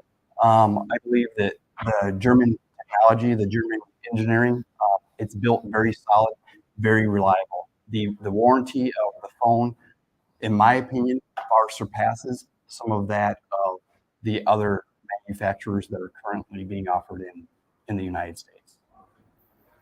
And how do you see the market for such a business? I'm sorry, the business. I see that as something that once businesses actually get a hold of the device and they learn its capabilities, they'll find that the security and the simplicity of it will truly make their lives easier, more reliable, and for a proficiency standpoint, more user-friendly. So I see that businesses being able to use this phone not only as a mobile device, but also to transition for so many other applications, whether it be the medical or technology departments, fire departments, healthcare. It'll truly, I believe, help all of those businesses utilize one device that's secure, that they can use for multiple different purposes. Does that answer your question? Yeah, if I can ask one more. Yes. Sorry. Which vertical would be the low-hanging fruit under your point of view? The vertical B2B market we can start on. So I'm really intrigued with the ability to help some of the fire departments, some of the security sectors in which they're looking for a phone that they can communicate from point A to point B, and keeping it private, keeping it secure, and keeping the data encrypted and the response time. That's what I'm really looking at and going for in the beginning. And we can use the extra button for push to talk if security people needs to communicate. Yes. It's quite easy just to like a walkie-talkie. So yes, that's fine. Yeah. Okay. So I'm looking forward yes. to continue our dialogue. I think we sit together tomorrow this afternoon. Yeah, to implement our both vision to expand. Yes, and I have to. We were supposed to talk yesterday, and I am so happy and grateful that it was today, because last night we continued collaboration after the event, and we went out, had a meal, and so many of us just talked more and more about great ideas, and it truly is an entire community that's looking out for the welfare and the betterment of all of society, and that makes me very, very happy and proud. So thank you very much. Looking forward. Thanks.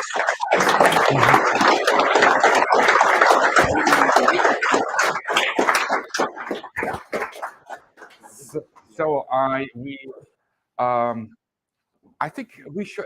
It matches so perfectly. Maybe we start and with another interesting collaboration. That is Kogia.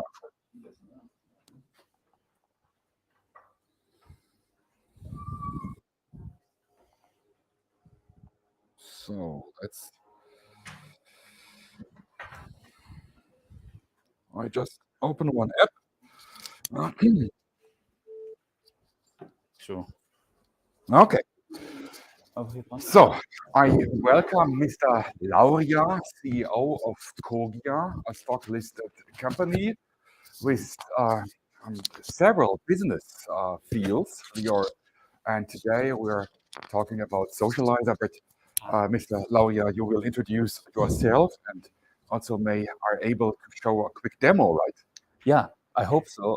Well, I mean, maybe not for the online people as much, but I'll have in the presentation good examples how it would work, and then I'll just walk around here in this live audience, give the people an advantage to be here live and see it live. Yeah. Anyways, so all right. So everybody sees my screen and we are live. Everybody, all right? Okay. So do you want to? Should I just start, or you can start? I announced you. So, Mr. Lauria, thank you for coming and to take the trip to us. There's also a time we are talking about collaboration because we share the mission of privacy and security. Absolutely. And yeah, I'm now looking forward to see your presentation, a quick demo. Okay, wonderful. To give us a vision. Yeah. So just briefly, I'm Pascal. I'm from Frankfurt, Germany. Founder and CEO of Kogia. Our background is actually really big data AI, and out of that we came into security with open source intelligence, and then we said, okay, we need also secure communication. So we came up with a secure messenger for B2B and governments. What motivated me, just to put a highlight, is after Merkel's been compromised, I felt every government should have their sovereignty. So that is my mission statement for me, to say every country should have their own sovereignty in their communication. That's behind our stuff.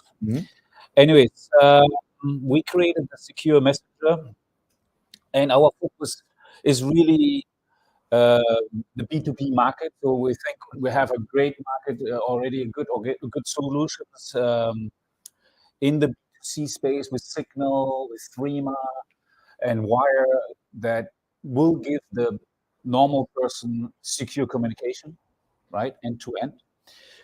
And our messenger that we have come up with basically covers all that, and we think, okay, we needed something, we wanted to build something that takes away that WhatsApp space. So WhatsApp is very deeply ingrained or like deep in the culture of the people, and everybody from the user experience expects this WhatsApp experience. So we wanted to have something built, that's very similar to WhatsApp in the user experience, with all the normal stuff that you're used to, but bringing in all these additional security features that are exclusively for that we have introduced us, that are exclusive in our messenger. And also that makes obviously sense why, if you have a secure messenger, to collaborate with somebody that produces its phone in Germany, to have a totally secure phone. And that collaboration was one of our key things. That's why I'm also here, in the sense we want to have, even a Kogia branded version of Volla, where we are selecting the apps we want to be pre-installed to be really ready to go for the B2B market. So in our messenger, we have integrated like special things, multiple profiles. It's a very simple thing. Actually, Telegram already has it. WhatsApp doesn't have it yet, but in stuff. But if you go into business, it's also nice to have the separation between private, you as a private person and you as an employer. And you might not want to give to all your new employee or like colleagues your phone number. So that could be a process once you have trust that you want to give your phone number. Let's say you're you don't want to be intruded, for example. So it's good to have the possibility to just give you my profile. It's Maria, and you can call Maria. But if Maria leaves the company, you don't have her number if she never give it to you, right? So that gives you some protection. Sometimes you get stalked, and it is an issue. So this is one thing. So we created multiple profiles. We have military-grade encryption. Basically, it's we got inspired by Signal. It's all on the open source. So our encryption white paper is available. So we took an AES 256 encryptions, and we took Ratchet, and we combined a couple things that's out there, and we got pretty good encryption capabilities with this to make it pretty safe. We believe currently, looking at the quantum computers, the capabilities of them, it's actually, we could even call it post-quantum secure right now. And it's because it's all marketing, right? So once the machines are more capable, we will, of course, adapt. And actually, we are in deep discussions because this is our both concern. We want to protect you guys, and we want to make sure that we keep that privacy. What makes us unique is we're the first to introduce, UIs only, for example, in the concept of a messenger. So that means we can send, like I said, this is really meant for businesses, and we know our customers. We want to know who we are, but we don't want our stuff to get to the wrong hands. So, and the government. And so, for example, I have a confidential document or confidential pictures, and I will send it to you, for example, right? And I send you the picture, this document. I can force privacy into it as a feature. That means we have integrated face recognition, but this face recognition technology is not using the face recognition from the phone. So if you have from Android or from Apple, because that would defeat the purpose. So we have integrated Fraunhofer face recognition technology in our app. So we know that you are you, and it's just when you use our app. So I can send a document, I send it to his eyes only. All the other chat that I talk to him is visible to you. But the document and that picture that I have only for him, you cannot see. So if you take the phone from him and you will look at the conversation, you won't see the picture of the document.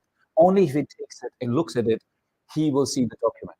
Also, if you are in an ICE in the train or in the plane, and you read a sensitive document, or and somebody comes behind your shoulder. A lot of people are very nosy and trying to look into it.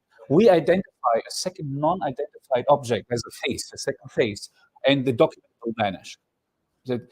And also, when And on the business side, because I mean, for you on a business, on a private level, B2B encrypted end-to-end is kind of cool. It's enough to have a conversation. So that's why it's all good if you use Signal, if you require. But if I'm on a business, I have to transfer documents.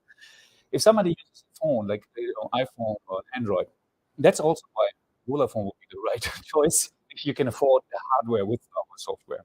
But if you just use a normal phone, an Android phone might be compromised. You might have a spyware on it. I even use Signal. I send you a document, A to B, end-to-end encrypted, so all fine. But as soon as you open the document, you use the Acrobat reader on your Android phone, and you're compromised. They have all the information. And actually, if you store that document on the file manager or folder of the Android phone, every app you put in most likely has the right to go access your file, your files. So what we do is we have developed our own document reader, so we have our own document reader. We send end to end, and you stay in an encrypted sandbox. You're like in an encrypted bubble. Imagine it. And I open up the document. Our reader will open it in the secure environment, the sandbox. You can read the document. I can even sign a contract, send it back, and I can store it on my encrypted folder. So A to Z, everything is thought through. You're always secure. So even if somebody doesn't know about security, as long as you use our messenger, at least from A to Z, you're secure. That's why if you have also a phone that doesn't have access to Google, and that's what that kind of helps all these other vulnerabilities in a solution. So that's how ideally you have another phone. You get yourself a proper phone, but with our messenger, will help you with this. So that's how we have an A to Z solution where we really keep you protected. We also came up with, and yeah, sorry. Let me show you some slides because it just hit me. Okay. Well, I was on the floor, my talking, my standby. Okay, but it's not a big deal. Let me share with you. There's an issue. Ich mache es jetzt ohne.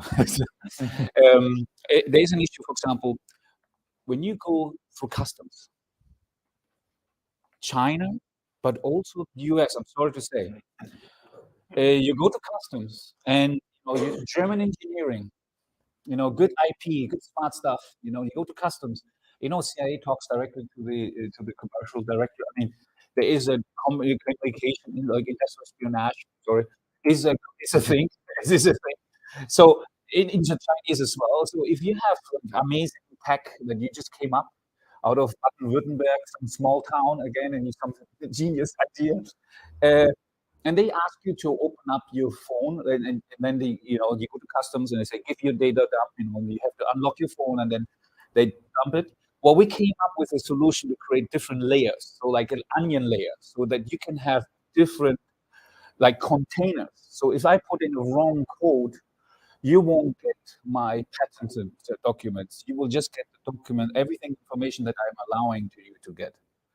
So that you can get the data number and I'm protected there. So even that is the last thing that we came up through customs, that you can be safe. So these are the couple of features that we have, but they're really focused on B2B. And we, like I said, only know your customers. We want to know who we're dealing with and who our customer is in the end, right? This is the kind of solution we're thinking. And that gets me to here, why I'm here. I'm excited. It's the only provider for Germans, because we didn't want a technology that is from China. We also don't want something out of the US. I wanted something, neutral. So, and Germany is kind of neutral in that sense. At least, military-wise, we're not like, we're very ambitious in business, but we're not very strong in politics, right? So we just follow. So that's the thing. And anyway, so I thought that was a very good solution, and the collaboration here with Volla is very fruitful. So we're gonna try to have a Volla version for the businesses where we're gonna just have a certain customizations on it. So we're gonna try to have mobile device management included, so that ideally we can kill also everything that's on the phone. So that would be something. That's why we want it. So if you lose the phone, then not just to kill the messenger, but kill everything on the phone remotely, and just a couple other features, and in order to have it like the value of a Kogia Volla Phone kind of thing. That's it basically from my presentation point of view. Thank you very much. I'm so happy that you come to us. So maybe you can show in the camera how it works with the document. Yeah, sure. I sent you one, for example. 1 second, let me. So where is the camera that I can? Okay, so.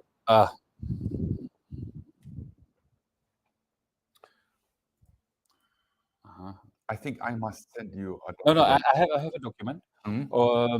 Because you haven't set up it. No, you have a regular phone, so we have to have a free version available in order for people to download the app. And basically, it's our product, military-grade encryption, but it's just like a signal in that sense, right? But you have your phone, but then I can unlock you, and then when your company, and then I unlock you with all the additional features, right? He has the downloaded, he has a downloaded version, and I sent him our flyers. But so it is here, right? These are the flyers, right? And I'm not sure if we. Okay.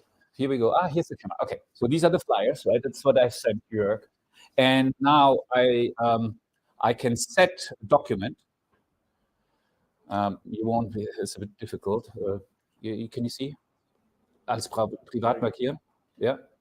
I'll set this document as private, for example. So if I turn around, it's gone. If it sees me, 1 second, it's there. So here we go.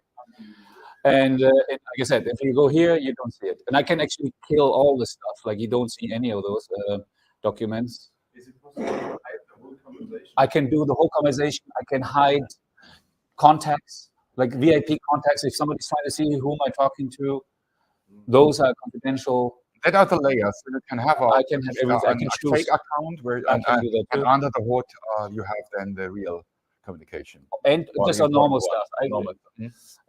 There's different ways. Also, I can send a message. For example, hi Jörg. And then I go in here, and you see, I can. The first one says Verschlusssache. So German means this is where I want it to be sent private, your eyes only, right? So I can define it. So if he has the messenger, but he has to have it the full feature, he won't be able. This document won't be visible until he is looking at it. But let's say a secret message. I can choose 30 seconds to say this is actually. I sent a message now to Jörg. I go in here. You can't do a screenshot. I need to take the finger, and then I can go line by line. You see, hi Jörg. Can you guys see on the camera, hi Jörg? Okay, sorry. Here you go by line, and there's a timer on the right side, and then I can see the whole message, right? So in theory, right? If there's now the timer goes, you can see the timer going down to like 14, 13, 12, 11, 10, 9, 8, 7, 6, 5, 4, 3, 2, 1, gone. Back. The message is gone. There's no trace also on our server. So I can just send you something and also make sure, in number one, you can't do a screenshot. Number two, you have to take the finger there. Like we have screenshot protection. And even if I don't have my screenshot protection on it, I will track. I will let you know if somebody's taking a screenshot. So somebody else, as I've sent you something and my conversation is taking a screenshot, I will say, Robert took a screenshot. So you are informed, even there. If you can make it not allowed or whatever. See that these are the functions that we have to come up with. Yeah, that's our product in a nutshell a little bit. And yeah, I'm here for further questions, and I'm excited to soon see it here. Like it works here already, but having even deeper integration, right, with Volla Phone. Yeah, thank you very much for coming. Thank you. All right. So the plan is to have at 12:30 our lunch. I will ask. 12:30 Mittagspause geht's dann wieder, ne? Does it also annoy you how much time you spend on your smartphone, all the notifications, the countless apps? Are you also tired of big tech and security agencies watching you, what you do, where you go, who you talk to?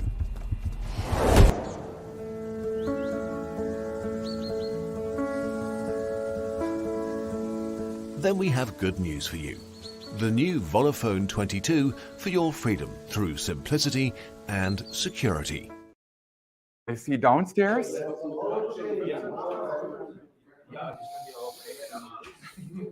So now I would like to discuss with you a little bit. I think usually we would need much more time for it because it's an important topic.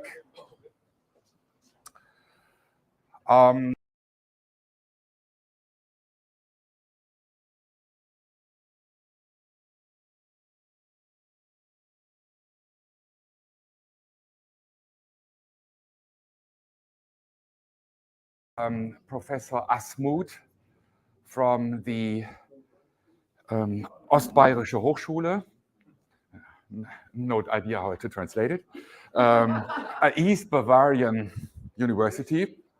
Yeah, and he is a cryptologist, and he is working with us for concepts of a secure cloud. As I said yesterday, the only way to provide an alternative cloud that is really secure is it's not sufficient to have the server managed in Germany or somewhere else where a government at any time can force to open a backdoor.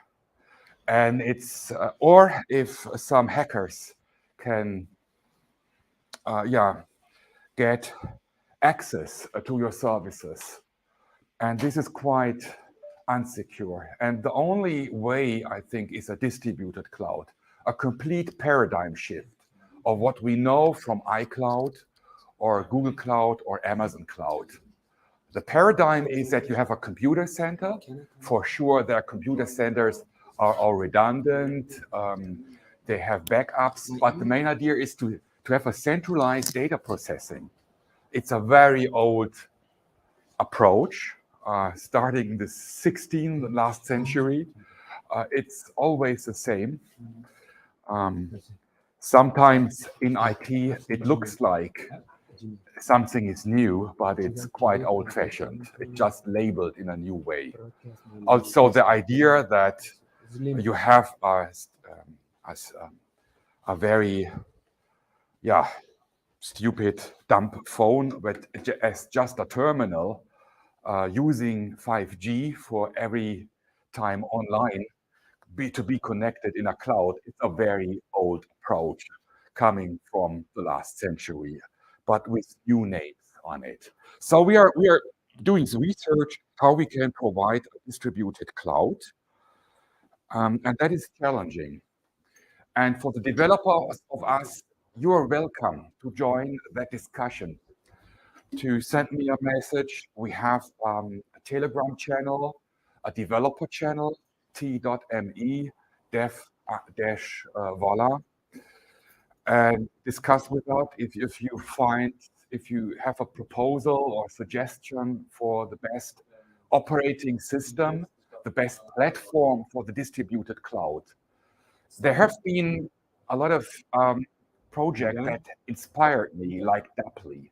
It was a project at Indiegogo, and they offered a small server for home or office.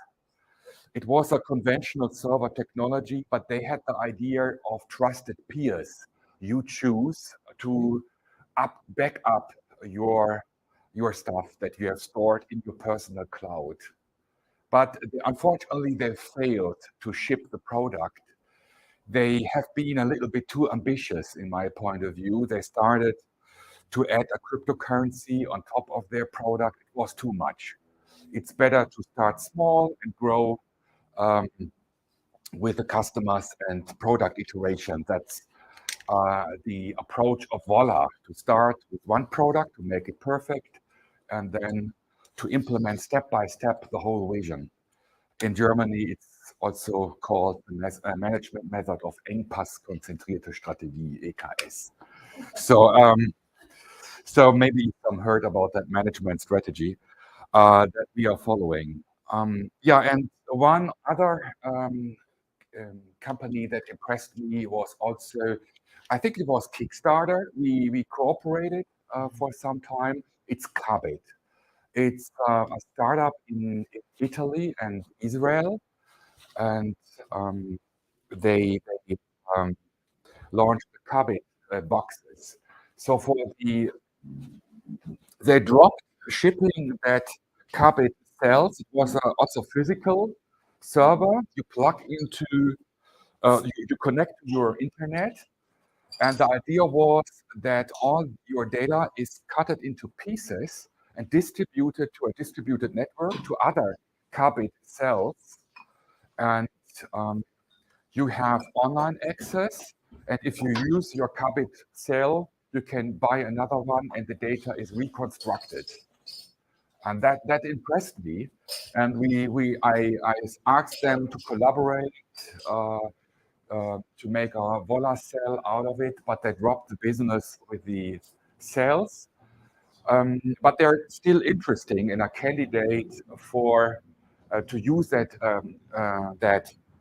technology, their, let's say, operating system of a distributed cloud. They have published it open source on GitHub. So if you are a developer, I think it's worth to have a look what Kabit is doing. Currently, they are selling a distributed cloud based on several computer centers, but they have still their technology that can be used for a distributed cloud on another level to have. So my idea is to have some Volla cell or Volla box. And then, because we are a community, I'm very happy also the community from Cologne there, and they made the link to the HoloChain community, another interesting community-based technology. It's also a very interesting candidate to implement our vision. And it has one major benefit compared to Kabit. Kabit, they have distributed cells, and the data is distributed on the cell, but they need a centralized orchestration of that cells. And they use Amazon A9 cloud. They told me that is not a problem because the only task of this central service is that the Kabit cells are connected. So they're registering to that central service.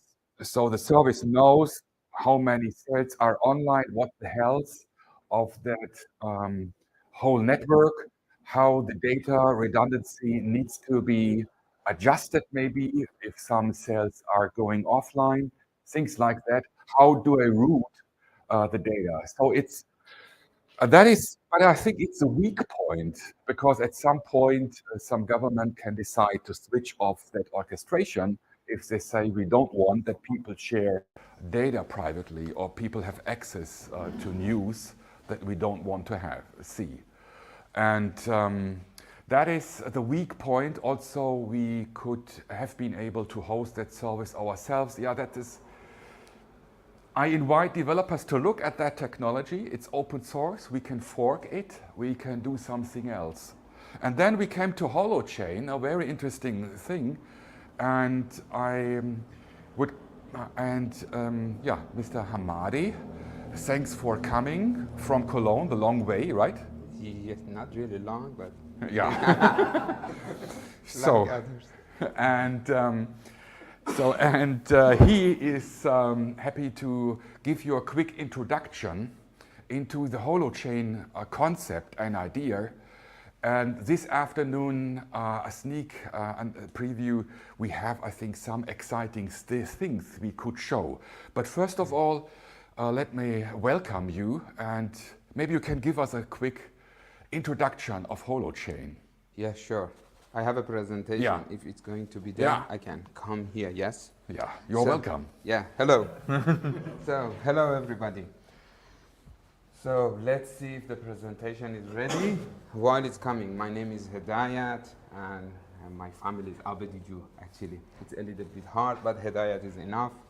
So, and my friend from the Holochain community also, Nick is here, and so we are working on a hacking right now that if we can, in the short amount of time, bring the Holochain on the Ubuntu Touch. So it is the first time we are trying. It may not successful. We are doing all our best. So, but Yeah. we cannot promise right now. Yeah, For sure. the evening That's demo. why in hackathon. Yes, that's why it's a hackathon. Yeah.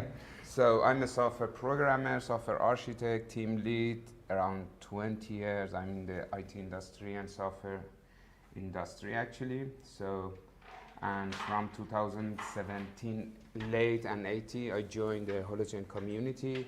I was at first on blockchain, and then I immediately recognized that I need to migrate to another step, which is the real peer-to-peer of a Holochain. So let's see, I would really like to make it as quick as possible and ask you to come to the conversation.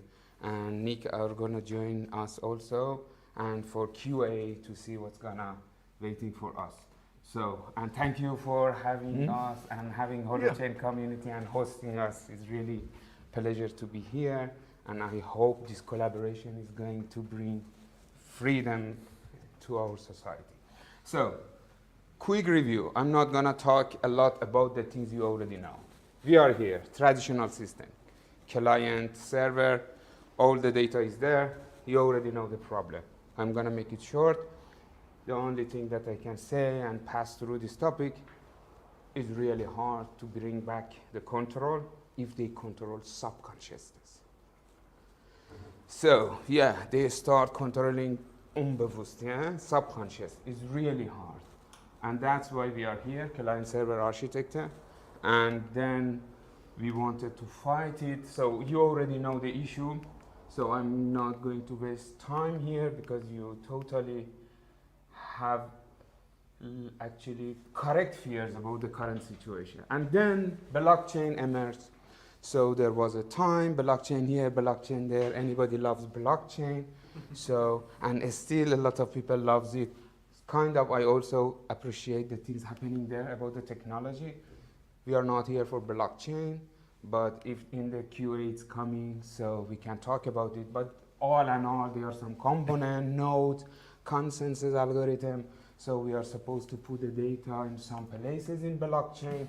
And if I want to make it sure to pass through blockchain, however, we can talk about that. Blockchain is supposed to just bring a global consensus.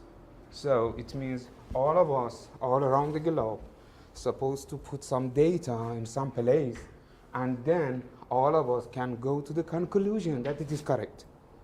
So if you have any problem that is related to 7 billion people, that is a good topic. I don't know. So that's it, global state. And we will see later how they can make issue or maybe benefit. So I'm also not gonna dig into the detail of a blockchain because we are not here for blockchain. And then let's see what is Holochain. So Holochain is a framework to create peer-to-peer applications. Not just a smart contract, which can be kind of a distributed application, so any peer-to-peer application. So distributed application. So when I'm talking about any, because if you would like to implement something to do surgery online live, Holochain is not a good option. So mainly social fabric application. So how it's supposed to be working, it should be not centralized. Again, the things you already know. So communicating to each other directly, and the beauty is gonna be started from this point. Private data and public data. So even in a blockchain, we are pushing all the data in one place, so everything is open. So what private data and public data is supposed to bring some more value and the light of freedom to us. So we can say we are ready to share as much as data we want and with whom we would like to share. So it means it doesn't matter what is the technology, it doesn't matter what is the tools. Can we target these 2 points? It is not showing here. Yeah. How much data and with whom we would like to share. You may ask, what does it mean, how much data? First of all, what does it mean, private data? Private data, it means you keep it on your cell phone and your devices. Public data, it means you are going to share with others, either encrypted or not. Doesn't matter. So, what does it mean, private data, if I'm not supposed to share? I'm just doing a game with others. Maybe I book something. Maybe I would like to transfer something. What is that private data? Just a couple of examples. You are angry about a friend, or you had a conflict. You open your email and you start typing. Hey, you know, yesterday I was really upset about you. You did that, you did that. And then you say, no, it's not a good way for a friendship. You delete it. You write it again. You delete it. You write it again. You are in a draft mode. But Mr. Google said all of them. Because Mr. Google knows your draft mode. It means the transition between your state and the next state. It is kind of private data. When you are in a draft mode, you are in your private data. There should be a possibility that you can create a draft without revealing it. It is one example of private data. You create some task, your weekly task. So they are private data. You are not supposed to publish with others. It is the meaning of private data. So private data, again, is going to be stay on your devices. It's not going to leave there. It means there is no possibility to access it, even with AI. The fears that everybody talking about it these days. Let's see how the things working. It's a really important point. Holochain is not cryptocurrency. Holochain is not cryptocurrency. You may see HOT, which is a crowdfunding topic, and then it's going to be converted in HoloFuel for the HoloPort, which is another topic. But Holochain is open source project, framework to build application, bring it up, connect your community, that's it. It is not cryptocurrency. So, how the Holochain architecture is working. Really quick, let's see what's going to happen if you would like to use and install Holochain in architecture. You are an agent, and then you are going to install application that implemented by developer. There is a place you can go, there is a launcher, blah, blah, blah. You will find that application. It does not matter how right now. And then you install that application. So, Bob installed it. Tom installed the application, and also their friend Alice. So, what happened? Number one, we make a network between us. That's it. It is a permissioned network. Anything is going to happen is between us, or between them right now, Bob, Alice, and Tom. So, all the data, public, private, your device, public is going to be inside this network, nothing outside. Anybody would like to come and join, they should receive a permission with one of them or any algorithm or functionality that developer provides, that you decide. So let's continue. When you have an application, let's say message or messaging group or social group, community event. So you install, you reinstall, I do something, I create some data. The application validates the data, that's it. It's going to be validation is running locally on my device and create a local source chain. We are calling it source chain, which is local on your device. That's the one. And then it's trying to reach, if you would like to send me a message directly, or it is a topic related to person, you can call it directly. It is not third party. That's it. Just imagine I am not, or Bob want to talk to Tom, but Tom is not available. So it is the issue of a distributed peer-to-peer when Mr. Google is not there, what we are supposed to do.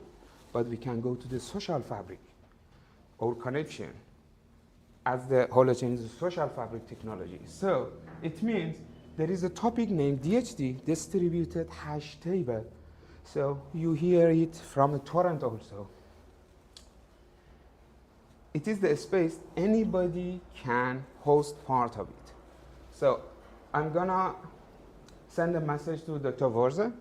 He's offline. I can send it to another connection to Ricardo. So Ricardo right now is online, or I push it and propagate it. One of our connection is gonna grab it. So, and then look, the DHT is distributed. It means there is no centralized places to have it. Each party using a part of your memory to have part of DHT, like torrent exactly. So, and then, as you see here, new one that is receiving the data, running the same application, because we are running exactly the same application. It is running the same business rule. Are you creating a proper data? Are you a malicious user? Are you a good user or not? Because look, I'm running the same application as you. If you send, I'm rerun the same application. If it is not a valid data, I propagate everybody that, hey, you are a bad user. So, and then Alice can put the data in part of the DHT, and then Tom goes back to the network. Right now, I'm online again. So, oh, sorry, I have some data I missed. What should I do? I can go to the DHT, here. I can query the DHT from the network. I would say, hey, I'm back. So, Ricardo, can you give me the data that you hosted that I was not there? My friend, can you give me the data? And I can query the data for my network while I was offline. So, that's it. And as you see anybody in a storm, we are just group of friends in a place named DNA. We call all this grouping topic name DNA. That's it. It is the last part to mention philosophically, and the topic, we have a topic named data-centric and agent-centric. All the current system and blockchain fundamentally are data-centric. It means we need to put the data in some place. At first, for the current system, we are nobody. But if Google confirms us with the email, it means they know I have identity based on my email, in a digital identity. So it means data should be there, then I should exist. Huh? That's it. Mm-hmm. It is data-centric. And in the blockchain, also, it is global state. You know, it is a one token. I put it in the node, and the consensus algorithm comes, and then, this data is true. Hedayat does exist. No, it is a data-centric. What do we need? Agent-centric. What is agent-centric? Agent-centric means we are playing in our community, totally protected. That's it. And I made my digital identity with my friend that I know, that I would like to build. They know me, and I join to the network, and then I start producing the data. I can control my identity, I can control my profile, I build my profile. And that's why we are calling it agent-centric. That's all about it. Different DNA, different game we playing together, and it is a different architect, and let's play together. Loves will win. Thank you very much.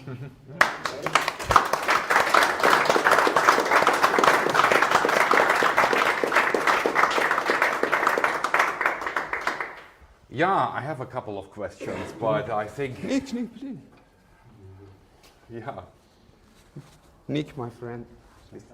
Yeah, he's also working hard on the hackathon, and it's also part of the HoloChain community, right? Yeah, so maybe let me ask the first question. So, is it possible? So one, we had a discussion also in our team about HoloChain, and one topic we discussed was if we have that journal of activities or data, it grows, grows, and grows. Is there a strategy where at one point it can be cleaned up? Or if I say if I share a file, I would like to revoke one or remove one? You can't actually delete data from the distributed hash table. It's a big data space. What you can do is you can partition your data space into however many. You can create you can run the app with a different network seed and create a brand new data space that's completely has no data in it whatsoever. And then you can add whatever you want to that. Now the data always exists on the DHC. It's a different paradigm for storing data. Everything that is deleted is still there, but we add a reference to say this data has been deleted. If you're going to retrieve this, you might want to know that this person said that this has been deleted. We don't want it anymore. Now you might think, oh, it's going to leave a load of data that you might want private on the public network, right? But you had the option at any point to say whether data is private or public. So to the new paradigm does create issues and tensions because obviously, yes, if the data is out there and it's stored and it's sharded across this huge network, then it's still up there. How do you go and take it off people's devices? It's very similar to BitTorrent file sharing, right? If a file gets out there and it's on people's devices, then it's stored in a distributed way, right? Yeah, I think you have worked on a proof of concept we talked about for a backup solution using that technology. Yes. So if you have your own, if you have in the office a small device for your backups, and you have a smart app based on HoloChain that notifies you run out of space, I would push something to the backup, and for sure you have files you would like to remove. Can you mark and then remove, or is that in that journal? Is that only the reference, or can you remove then the original files that are referenced?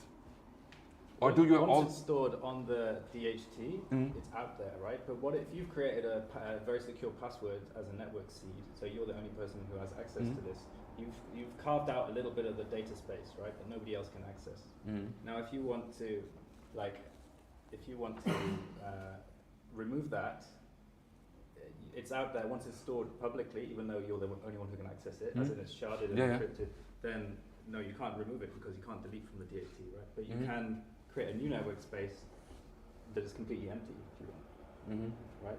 But you've used deleting is as I said, the paradigm is different, so it's difficult to even conceive. Like I can't delete it, but it's like that data's been spread out across, but encrypted and spread out, and there's a membrane around it that only you could potentially access it. So. If you have a backup solution, then you might tidy up for some point what you have backed up. And that maybe there's some solution on it which we should think and discuss about it, that what is stored in the journal and what not. So maybe it's a data sufficient, space sufficient to have some information that there was a file or just something like that. You can mark it as deleted to yourself and then say, I don't want to see things that I deleted. Yeah, and remove the reference, for instance. From the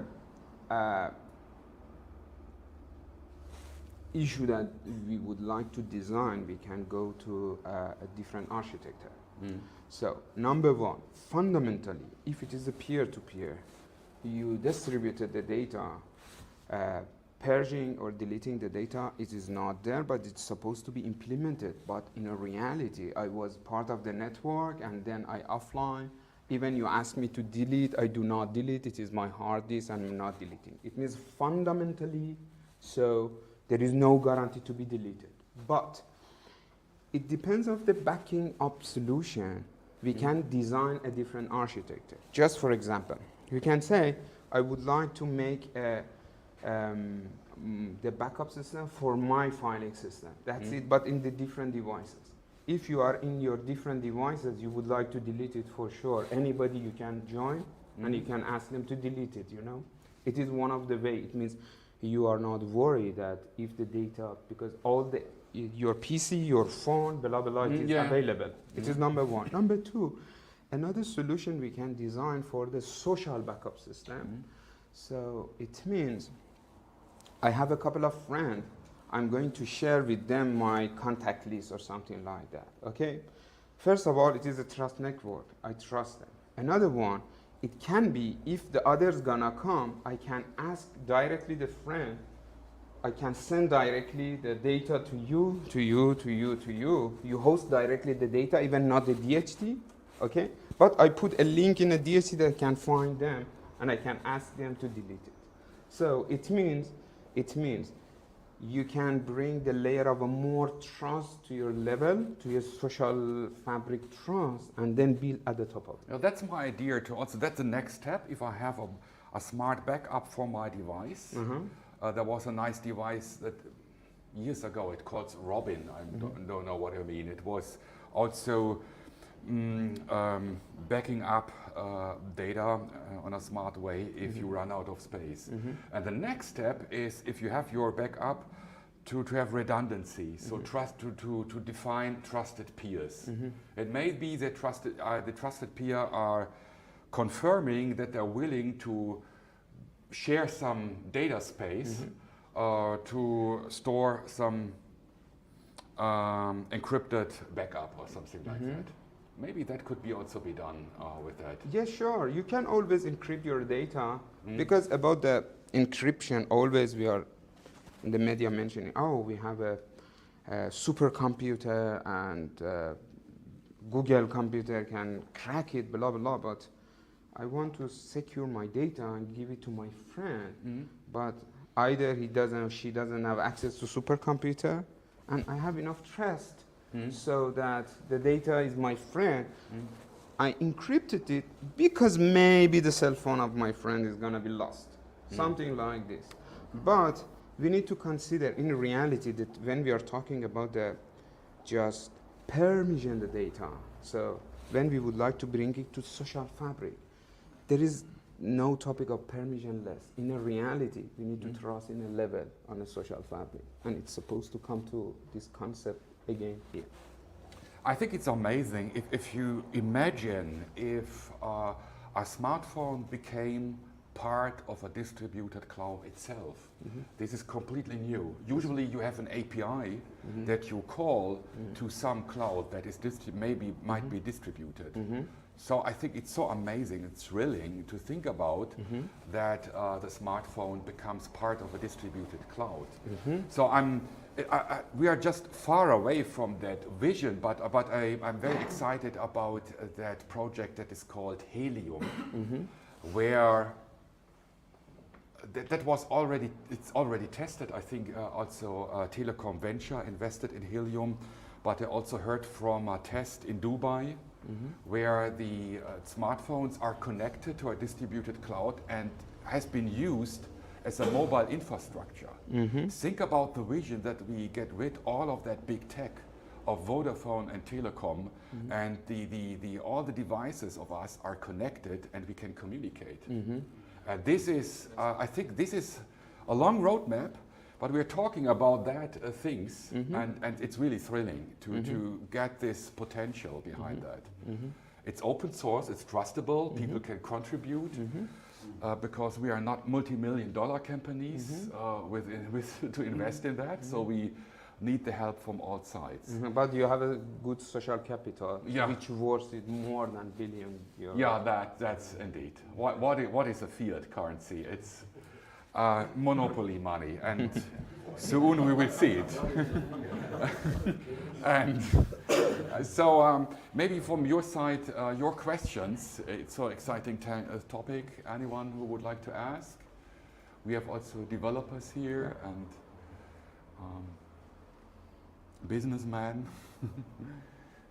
I just didn't get the idea of a good user and a bad user. Only of the app it's using, so something like. So imagine you are going to implement the community currency, mutual credit currency.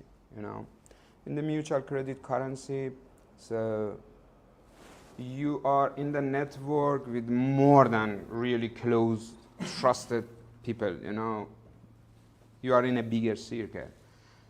Somebody may go and manipulate the data. in mutual credit, so you can say, I own this, blah, blah, blah, something happened, you know.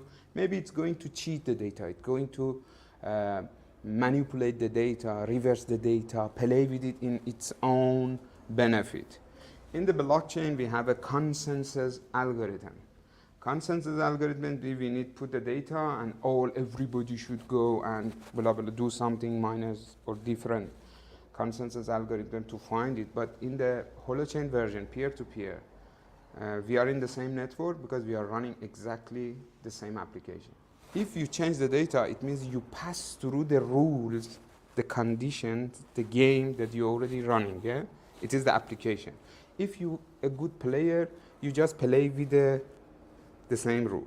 But if you pass through it and give me the data, and I again rerun it in my rule and condition, I say, wait, you are not playing the good game. And I warrant others that this one is sending a bad data. Another one is going to look at the data and say, I also see the data is manipulated. Business rule failed. This one, and they say, hey, it is a bad player, block him. You can basically write an app with whatever rules you want, right? So there is a Twitter clone on Holochain called Clutter, right? Now, if you wanted to take that app and change it so it was completely censored, you could do that. You create a new data space using the same. You basically, just by copying it and changing some of the properties, would create a new data space that then anyone could use. Now, the rules of that game would be censorship, right? So anyone breaking those rules, the reputation system of Holochain would stop that from being broken, right? But it will also allow anyone who doesn't like that system to clone it, and even soon it will be basically low code or no code like version. So you'll be able to not even be a programmer, know anything about it, clone the application, change some of the properties, and maybe even change the UI, like change widgets so it looks different and stuff. And then you'll have created your own version, and then you can invite your friends to it, right? So you have, and it's your own little private network basically, but you're not bound to one centralized set of rules. You can then just create new ones, and then the Holochain's reputation system just enforces whatever rules are being played in that game or that app. Mm-hmm. So, yeah. Mm-hmm. Look at the football. If you follow the football in the way that we know, and you are follow blah blah blah, you are in the league. But if you would like to just not start the corner with foot, with hand, you need to go to play with the friend in the backyard. That's it. We are not playing the game with hand and with the corner, you know. We play with the foot. But if you would like to do it, feel free, but go and find some friend to play with you.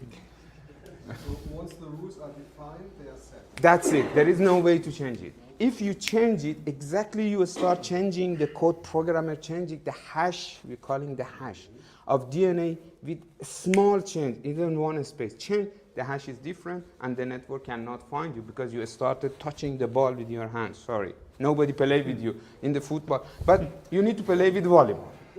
Warm welcome. Maybe they like to play with you as a volleyball. Please. Okay, so I have a question on your side. Is it true that data space Holochain can only grow and all entries are never removed? So, Dr. Wurzel asked you whether you can remove the files, but the problem is not even removing the data, but how do we clean up the space used to store the blockchain data in this case? So, like for example, on a phone you have limited space and you can store the whole database at a time. So, like if you want to purge some old entries, do you always need to create a new data space in this case? Or how does it work? I think it becomes like, because the hosting is ultimately going to be distributed as well, right? So it's going to be, at some point you're going to be able to run a little Holochain conductor on a USB stick and stick it into some old computer that you've had lying around for 10 years that has a hard drive that you want to use, and that will use some space, right? So I think the way we're thinking about space as this scarce resource, right? Which obviously it is to a point, but also just think about how many USB sticks are lying in people's drawers, sitting around that could be used for storage, right? Now maybe we don't want to store, like there will be a cost for hosting, right? And people hosting on this system using, this is hollow, I'm going into a little bit of the weeds here, but like once you are rewarded for using your real world resource, people will use that when it's needed. They won't, if there are apps that are defunct and haven't been used for 100 years, no one's gonna want to pay to host them, right? So then in the end, not gonna get hosted. But the possibility is therefore that you could host it on your own device. Anyone can use their own hosting to run a holochain node, right? But ultimately, when it's more developed, it's going to be a the way I see it is like crowdsourcing hosting. So it's like if you have a completely distributed cloud and people are rewarded for giving up then, the hosting, there is an incentive to find more storage. Everyone will be going to find their USB stick. It still means like it's always growing and never shrinking. Yes, I guess so. I mean, in terms of the amount of data that's linked to the network, yes, but I think that's also because there's like huge capacity for like think how many files are connected on BitTorrent, right? That has kept growing, right? But has that slowed down the BitTorrent network? Or has it just allowed more resources to be accessed? Well, I guess allowed more resources. I guess it's bounded at some point, but I think like... But in case of BitTorrent, if anyone stops hosting the file, then you don't get the file. Yeah, exactly. So that's like the parallel of what I was saying. If everyone stops using the app, and no one wants to use it anymore. But like in case of BitTorrent, you can select individual files you want to host and not like. So in case of holochain, do you have this kind of granularity for your app, or you need to host all the app data? No. You can select one app to host. Yes. And also like people running a hollow ports or a holochain node on behalf of other people and getting paid for it, they will be able to host certain apps for free. They'll be able to say, okay, this is a really good community-based app. I don't want them to have to pay. I'm just gonna let them, I'm gonna do this for charity for them. I'm just gonna host for free. Or you'll be able to be rewarded for hosting other apps that are commercial, for instance. So, yeah. Yeah, exciting. So we will come back to that topic this afternoon, hopefully, and we talk about that. I'm thrilled. So let's make a longer break, so we have time to communicate. Before we start, let's do something for soul and then for our stomach. Will you come? So I welcome again Mrs. Funk, and to give us a good feeling to come into the lunch break, because Volla is beyond technology. So Mrs. Funk, someone may know her from email communications. She also helps in between the terms. Was Leute spielen? Ein Satz von Eccles. Okay. Na dann.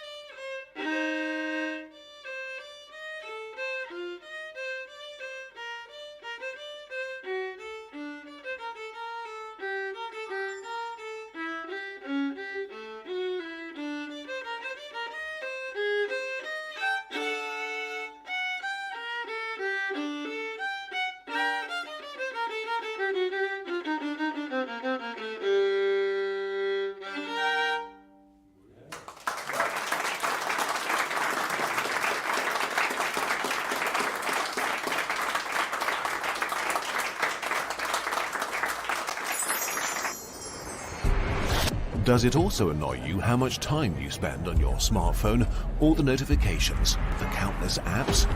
Are you also tired of big tech and security agencies watching you, what you do, where you go, who you talk to?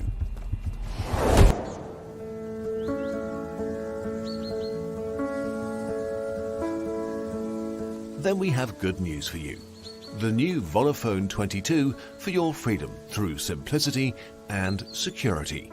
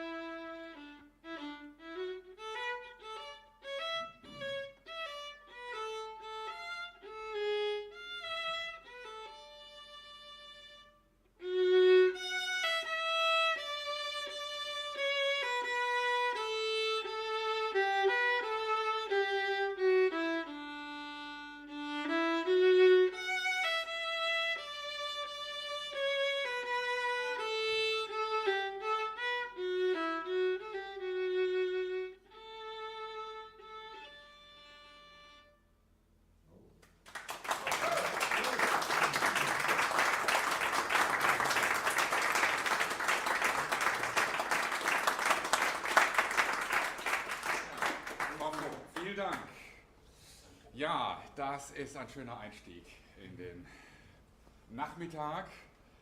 Und dann fangen wir mal an.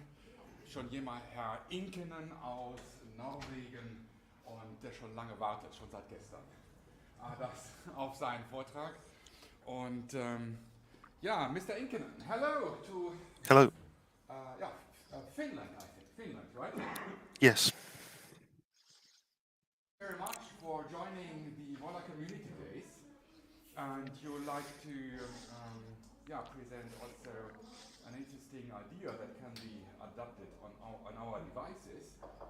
And the stage is yours. I'm pretty curious what you will present. Yeah, so Sneak preview, and I'm also excited. yes,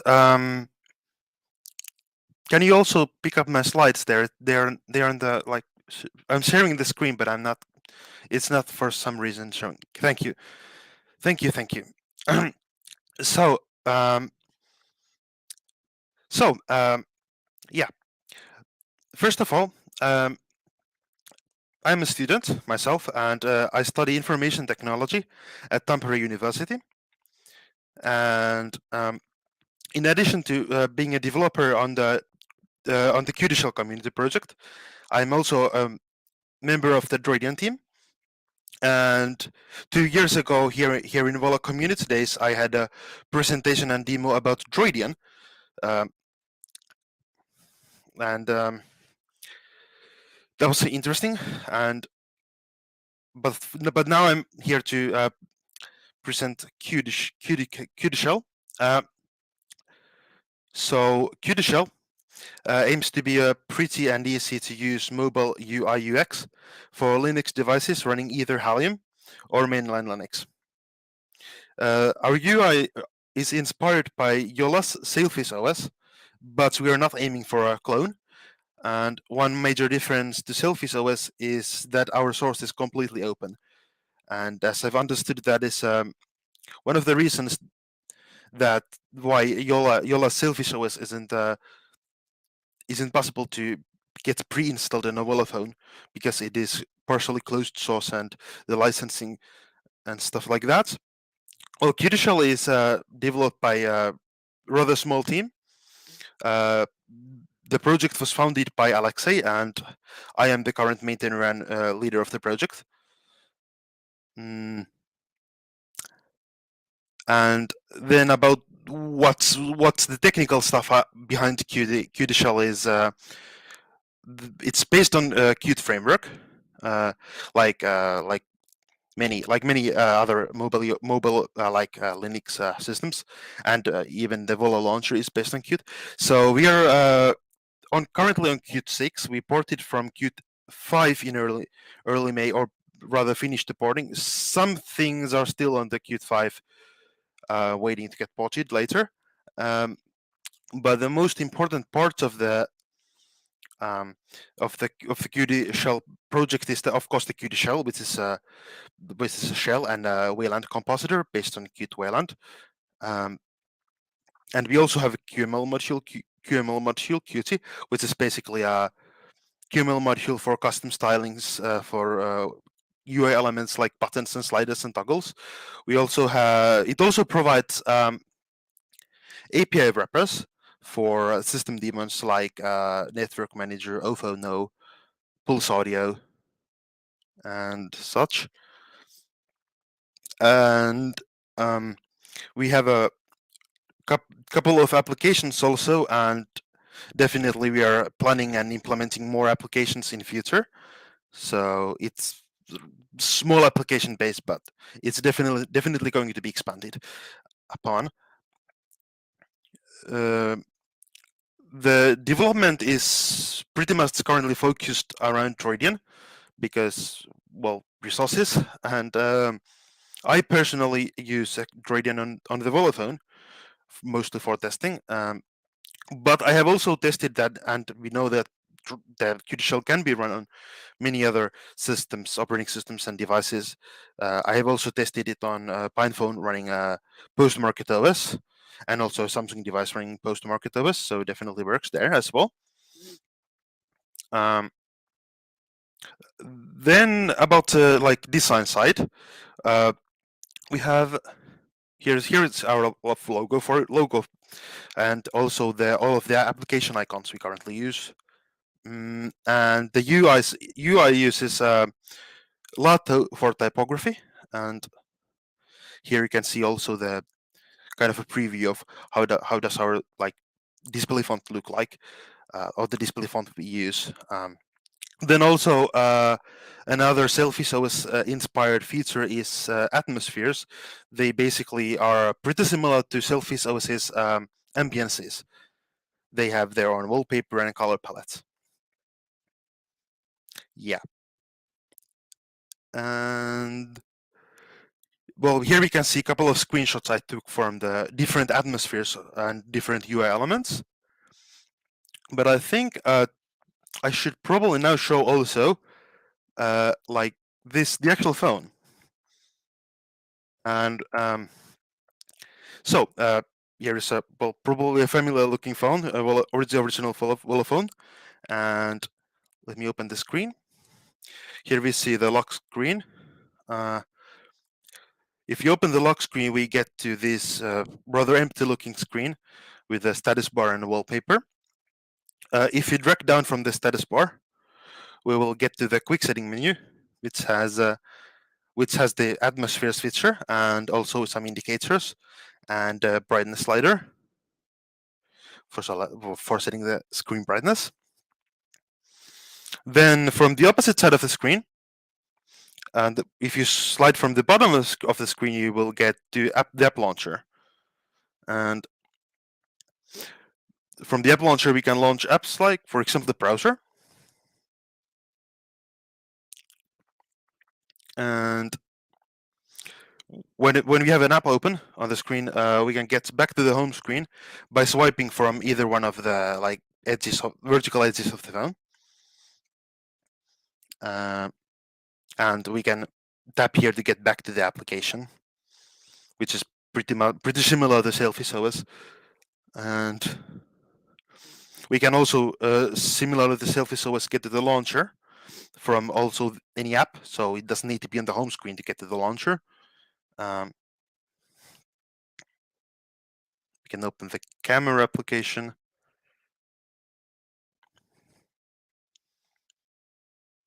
There we go. Now you're seeing my webcam. And then we can get back to the home screen again. And now to close applications, that's a bit different from Selfies OS. We swipe the styles like this, and yeah, that's how they close the applications. And another important thing is, of course, in applications, we have to also navigate around different like areas of the application. This is pretty similar to a Selfies OS. For example, here is the music application. We can open the player by tapping at the bottom of the screen. And now we can get back to the main page by doing the similar swiping here. And we can also see here that we have that a similar indicator than we have on Selfies OS to indicate that there is a page we can go back to. So yeah, that's simple, and I think that's one of the best features in Selfies OS. The navigation is really easy, so we wanted to make the navigation even better, but many of the things were in Selfies OS were so good that we just directly adopted them. But yeah, we also have like a regular terminal application still for like using the Linux command line, and here you can see also the keyboard. There's a virtual keyboard down here, and then we have for like more of the UI elements. We have also this widget playground application. It's just for demonstrating and testing the different UI elements. We can see here that we have this button, toggle, slider, text field, and we have also toast and list views for listing things. And list views also can have like menus on them or here, and also list views. The items in list views can have also context menus, which you can get to type by pressing the item for a slightly longer time. And then we have also list views for selection, where the selection is highlighted. Yeah. Then, of course, we have some simple settings like Wi-Fi, just regular Wi-Fi settings. Nothing too weird there. You can connect to networks. You can also manage save networks, and you can see in the mobile network. You can just disable the modem, disable mobile data, enable mobile data, manage access point names. In audio, you can mute the phone and set the volume. And yeah, the about just has the logo there. Yeah, so that's pretty simple. But one of the most important things of phones is using them as a phone. So I would like to also demonstrate that. So I'm going to open the phone application quickly. And I'm calling myself just quickly here.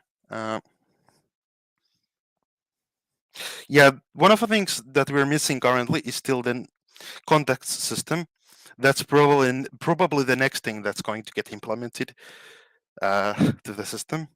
Hopefully I would have enough time to do it in June, but I can't promise anything really.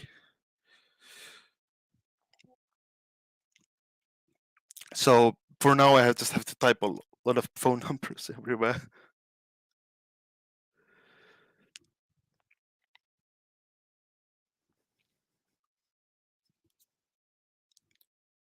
And oops, and we got the call to my other phone, so that's great. It works. Yeah, so now we also see the log actually populated a new call entry for an outgoing call. And I'm just going to close this application quickly. And I'm actually going to call myself back just to see what happens.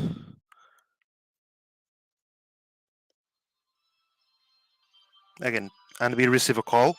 And I'm not sure if you can hear it, but it has a ringtone there. Maybe that helps a bit to hear it. I'm going to actually hang up it now, so we can continue. Please hang up. Thank you. And yeah, now we also see the missed call, which is the call I just hanged up before answering it. Yeah. So yeah, then I'm actually going to do another similar thing. I'm going to open messaging, which is basically the SMS client. And then I'm going to write a new SMS for myself again.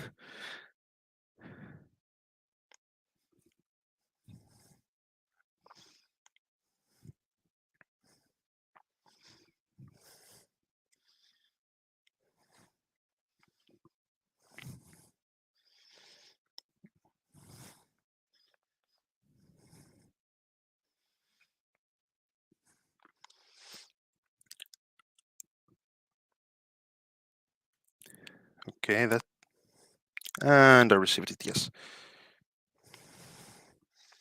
I can also try showing my other phone to see that it was received indeed here. Yeah, so that was sending SMS. Also, now that we sent an SMS, we also see now here that we just created a new conversation in the SMS application, and it's visible here. I'm just quickly then going to actually close the screen and open it again. And here we see you have no unread notifications text. I hope you can see that well. But I'm going to actually reply to my own text message. quickly. So now it received it, and it says you have one unread notification, which we can then read by opening the lock screen, and then from home screen we can get to the notification screen by doing the same swipe we usually get to the home screen. So if we swipe, we can see that I sent myself this message, and we can dismiss it by doing this, and then we can get back to the home screen by doing this again. Real simple. So this like edge swipe goes to the home screen unless you're already on the home screen, and then it gets you to the notification screen.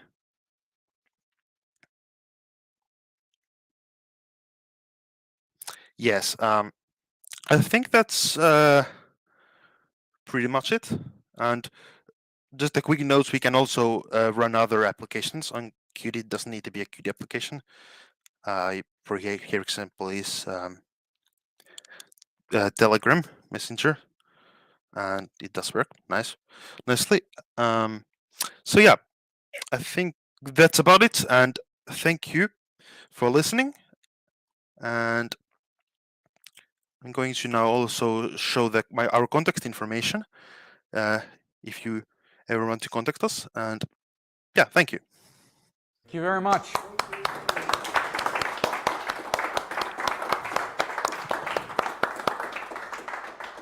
Yeah, it's nice. Selfish was also an inspiration, and we tried to ship our devices with Selfish, but we couldn't find an agreement regarding the licensing that was capable for our capital that we have. But we are still in negotiation with the friends of Jolla. I like very much that initiative because we also tried Nemo Mobile, but Nemo Mobile is almost dead. But it seems this is another initiative that is using the approach of Selfish. And you need to know that Mr. Inkinen also was a porter of Droidian. The first Volla Phone that you can install with the UBports installer. So if you're an experienced user, you can use the UBports installer from ubports.com to install further operating systems like Droidian. So can we expect also maybe Qt for maybe Volla Phone 22 as a second operating system? What do you think? Yes, I was just about to have a couple of comments about that. Currently, the problem is I don't have the other devices, so I can't myself port Droidian on them. Using Qt does require a system that we can install Qt on. So Droidian would be basically the best option currently, and so it's hard to port on Droidian on a device I don't have. And also about UBports installer, the current version of the configs is slightly broken on the original Volla Phone, but I opened a merge request a couple of weeks ago. It's still open, but it should fix the configuration. And also the new configuration adds option to also install the Qt edition of Droidian directly on the Volla Phone, original Volla Phone, and yes, and it also still allows installing the Fosh version, the default Fosh version of Droidian. But if you have the original Volla Phone and want to try Qt or Droidian before the merge request gets merged, you can just download them from our nightly CIs at GitHub. The Git of our GitHub has the Qt images, and the Droidian images GitHub has the Droidian images for Fosh, and yeah, they can be downloaded there and flashed with fast boot. That's also a difference. The previous version was using Android recovery and like TeamWin recovery and installing a root file system image on the data partition with that. The current version flashes the data partition using fast boot. Would be nice to have it as a second operating system, because then we can push it a bit, so people can play with it. So they have the first system Volla OS, and then they can play with it and switch if they want. So that would be great, and we can help with a Volla developer device for sure. That offers multi-boot. Maybe we see us next week, right? Yeah. Yes, yes, I am. Yes, like I said, I'm just. I managed to reserve myself flight tickets for next Tuesday. So I'm going to then Düsseldorf and staying at Wuppertal. But I reserved these tickets like before the dates were published. I didn't want to change them. But I told I'm like visiting the office then, and on Friday, the next Friday, next. Yeah, and then we can meet. It's a pleasure for me to welcome you in person here in the Volla bar. Yes, I spoke about that on Telegram. I spoke about that on Telegram with the Volla developer chat, and they said, and we came to the conclusion that next Friday around 1 p.m. is a good option. Perfect. That would be really nice. Can you tell us what are the apps that are running? Is there? Did you develop an own Silica clone? So you need to only native Qt apps, or can you run other mobile Linux apps? Yeah, the system can run it like it's just a Wayland compositor. You can run everything that runs on Wayland. Currently, the keyboard supports only Qt applications, so using text input on GDK is kind of hard because of that. But I hope that I could figure out a fix for that later. But yeah, the current focus is of course on running Qt's own applications. But for example, I just showed with the demonstration, I also showed the Telegram, official Telegram client. It's just a Telegram desktop client. Actually runs pretty well, so, and is usable on the screen, and also the keyboard works. So that is definitely a proof that you can run any other application that does run on mobile devices and does run on Wayland on the Qt shell. Is to have Qt apps with an additional layer like Silica, so you have your own UI layer. We have we have the QML module Qt, which I had in the slides. I mentioned that in the slides. It's for the UI elements, and it does also have like integration with some system components.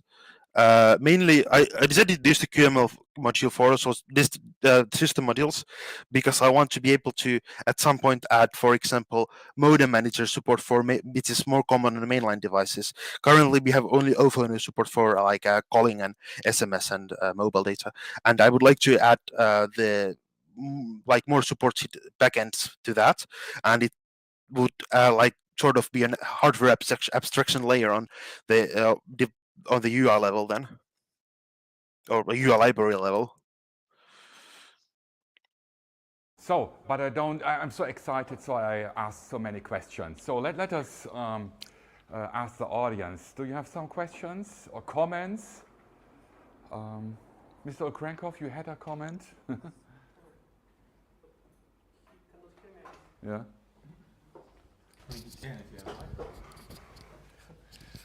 So, first of all, the UBports installer pull request you talked about should have been merged like a week ago. I saw it. So it should be possible to try Qt on Volla Phone if everything else is fine. You said it's already merged? You said a while ago, yeah. Oh, I didn't see it. I last time I checked, I think it was one day before yesterday or something like that. It wasn't yet. But anyway, I'm just wondering if your Qt shell project can also try to converge with Selfish OS as open source UI replacement, because currently Selfish community tries to experiment with supporting Qt 5.15 and It also should be possible to build Qt6 for Selfish iOS, and I guess in this case your Qt shell could be used as a native Selfish UI replacement while keeping the rest of the Selfish system intact. Well, yes, I guess. I actually saw Adam Bick already sent me a message that he's trying to use it. I think it was still on Qt 5 because it was before we merged the Qt 6 patches and porting things and. But didn't have UI and the wallpaper and so on. Hmm? The running, but it had some graphical glitches on, like no ambience stuff. Yeah, I guess. But I guess if there's anything I can I can probably help with any progress if there is some problems with, for example, packaging and having some issues due to that. Like I don't know. But I'm not completely sure of the progress there. But I definitely, if you know anyone that has tried it and has any problems with it, I probably can help with you porting Qt UI on Selfish or any thing like that. And we also actually currently even rebuild our Qt 6 packages for Debian because the Debian provided ones don't have OpenGL ES support. Oh yeah, the usual stuff. Okay, Yeah. thank you. Good to know.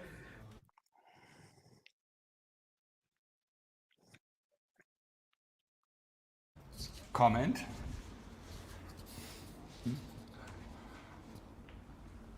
Yeah. How can I install other apps than the apps that are pre-installed?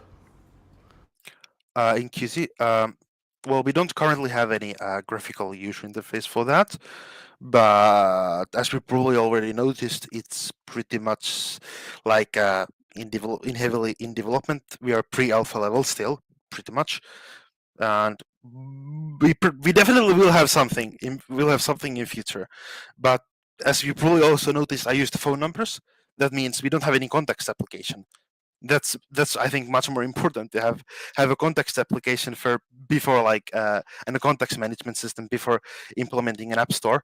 But I think the thing would be we would have likely it would go through Debian packages and or Flatpaks and PackageKit or something like that. But currently, if you want to use any applications, it should work just by installing them with a terminal using Flatpak or apt, and it should get the new applications to the launcher at least after you do a manual refreshing by doing the refreshing just dragging down, letting go. It should get the new icons there, and they should be launchable from there.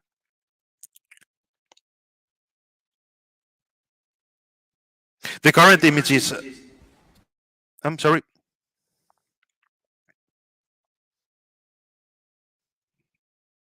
Well, the current images we have for the phone we are doing the nightly CI, they contain all of the Qt applications and also include Telegram Desktop as a third-party application of open source third-party application, and yeah, that's because most of the communication and the Qt project happens via Telegram, and I decided that's a good thing to include in the image because, well, it helps communication, and it also is kind of nice thing to have to show that the Qt shell does work with other applications as well. Great. Okay. Then, thank you very much again. And I hope that we can offer soon Qt as a further operating system for multi-boot. Would be awesome. That would be nice. Thank you very much. Also, if I may quickly say that I also hope that this presentation and demonstration here would help people get interested in the project. So definitely, if anyone saw this and gets interested, any feedback would be and help would be welcome.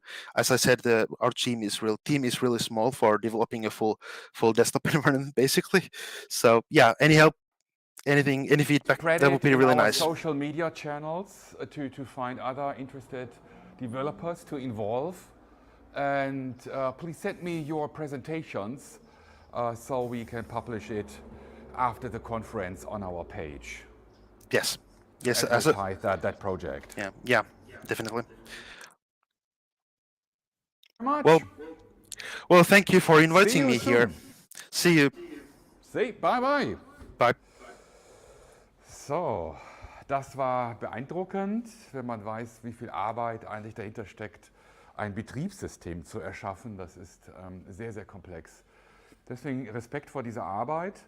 Und es ist auch immer wieder, soll ja auch dieser Teil auch der Community Days inspirieren. Und jetzt freue ich mich, Herrn Panjor, einer unserer Entwickler, willkommen zu heißen, der auch ein Konzept vorstellen wird. So, it's all about inspiration. And before we start with the hackathon results, hopefully there are some, I will say hello, in particular for Mr. Panjo, one of our developers. And he will present us an inspiration from convergence. So, Mr. Panjo, may you start, and an extra applause for our developer.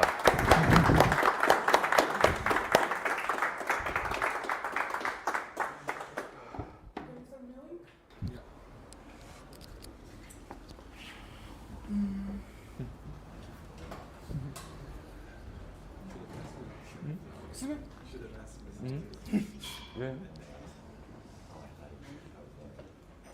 We had 2 years ago in hackathon, there was a young boy and he had awesome results. And then I heard this voice, and then I noticed he was 12, and we were currently constantly in contact with him. He's a kind of shared trooper, you know.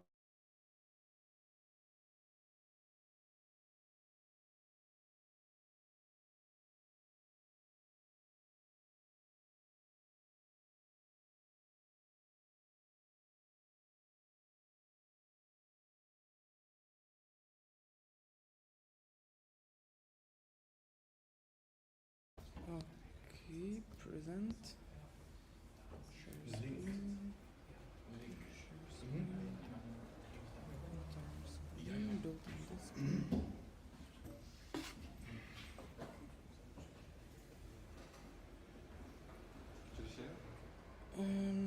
In a moment. Let me actually start the presentation.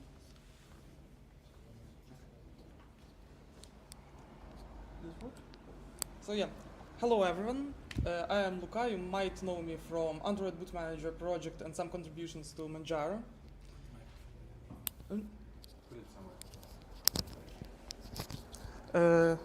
For some contributions to the Manjaro. Today I will present you current status of convergence UI for Android. So actually, let's first define what will be referred to as convergence. In this case, we'll refer to convergence as an ability to use a second display and keyboard with mouse with your smartphone in a convenient way with proper UI like multi-windows, or in future maybe even to use something like a tablet that is just a screen connected to your phone. So to have that, firstly we should have a stable user interface with multi-window and taskbar, which are not a default component of Android, at least were not. So let's take a look at history of multi-window on Android. Probably the first widely known effort was Linux OS, which was sadly developed by a Chinese company that decided not to open source it. And they did stop at Android 6, and company got bankrupt. In a short while with Android 7, Phoenix OS got released, and I would call it Remix OS version 4. It's actually last one of Remix OS was version 3, but this one was very similar in very many ways. It was still developed by another Chinese company and still proprietary. And both of them didn't ever got used for convergence because they were like just a custom operating system for your computer. With version 7, Google introduced a very interesting feature called freeform windows. So now you didn't have to hack anything to have resizable windows. Apparently that feature was introduced and not very actively used even by Google.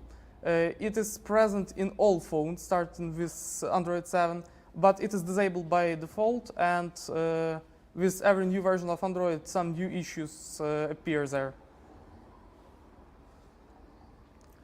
Based on freeform windows from Google, Samsung introduced DeX. That was a very big change, because that is actually first truly convergence user interface. It did allow you, and currently do allow you, to use your Samsung phone as a phone, and then you can connect it to screen and have desktop Android-based interface. They do actively update and maintain it, and it is present on a lot of Samsung devices. Back in that time, together with freeform Windows, Bliss OS was introduced too, based on Bliss ROM, which was just custom Android ROM like Lineage OS or Volla OS. It was first open source effort to create a multi-window environment on Android. They did introduce some taskbar, and they did have a multi-window out of the box. And they did patch frameworks to fix issues introduced by Google with new Android versions. This project is currently still alive, and it is used as a desktop operating system too. But it is open source, so we can sometimes reuse some of their effort in convergence too. The big change was Boring Droid for open source community. It is a Bliss Labs project, so it was developed together with Bliss OS and starting with Android 9. It was possible thanks to Google introducing a feature called System UI plugins. So like you can develop special modules that will be added to System UI and will execute as part of System UI. That feature is enabled usually only on debugging builds, but obviously on custom ROMs it is often used even on user builds. And even more, I know that some vendors at least did use it on their production builds too. Together with Android 10, Google introduced a desktop mode, which actually wasn't really a desktop mode. They just did allow you to have second screen with your wallpapers, with navigation bar in the bottom, and some simple app drawer. So like you can use it on a second screen, but for example, you don't have taskbar. So if you minimize window, it's just gone. And together with Android 13, they did break a lot of stuff. Navigation bar got broken, and app drawer search was broken too. So that's all about history, and now about current status. We did base our effort on Android 13. We did fix Google bugs, and I can show you what we currently have.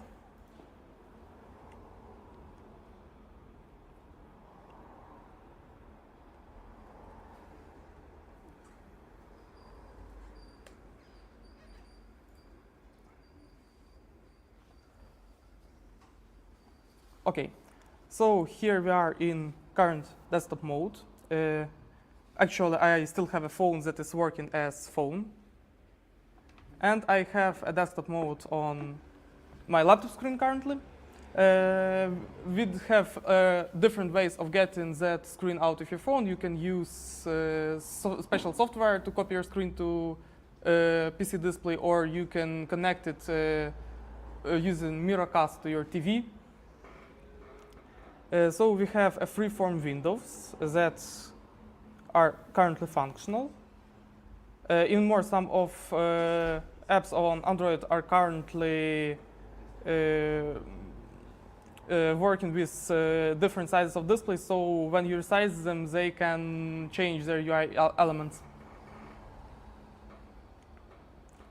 We have a taskbar on the bottom, as you can see. We have simple app drawer. We plan to add search in the future and some more settings to customize it, but it do work currently.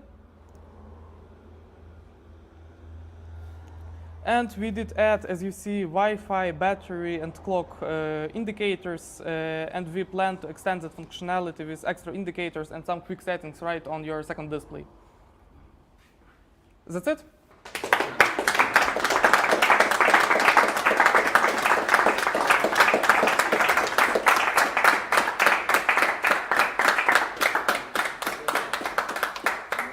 Any questions? Yeah. Okay, cool, man. Really cool, man.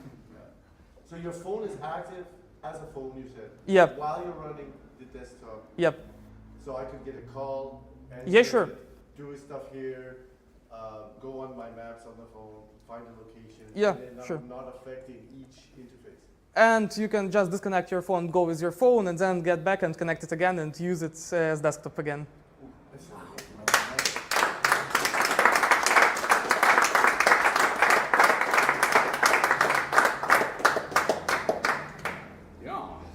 Thank you very much for that presentation. The Volla book is saying hello, yeah? Yes. Further questions? Or comments? I think most apps are already responsive. Yeah, especially apps that are currently actively maintained. So like some apps that stop developing on Android 5 won't work very good. Yeah. Because you'll have some problems when you resize Windows, they might still look like app for phone. Yeah, yeah. But for the browser, for instance. Yeah, sure. Sure, all of the system apps. Even Telegram on Android is currently very good at resizing. That's a very good news, yeah. Stupid question, but could we start using this now?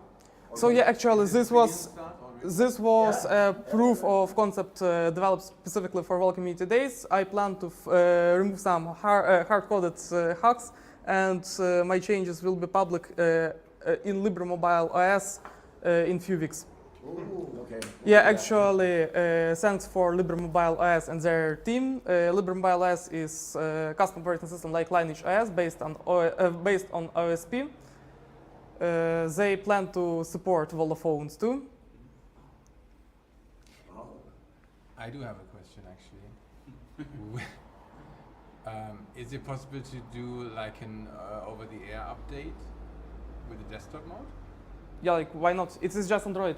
Desktop mode doesn't affect updates in any way. So at just some point, Volla users get the update, and now you have a desktop mode. Yeah, sure, but here some troubles comes like for desktop mode, it would be best to have proper video out. But you can still get it via update and use it, for example, with Miracast TV. But how did you get the video out? I mean, I am using a software called SCRCPY. It is open source software created to get a screen from your phone to your PC. Okay. There are a lot of such apps, but I use SCRCPY because it is open source. Sure. Like Display Link, but this is closed, I think. Yeah, like this Display Link is actually to display image from your phone on actual display. You connect it via HDMI or DisplayPort. This is mostly used for some presentation stuff like that because this gets screen from phone to your PC. Like, I believe you did use Visor for that. So it's similar. But this display mode can work on for pretty any way of connecting extra display. Smart guy. Yeah. Perfect. Yeah. Wonderful. Thank you very much.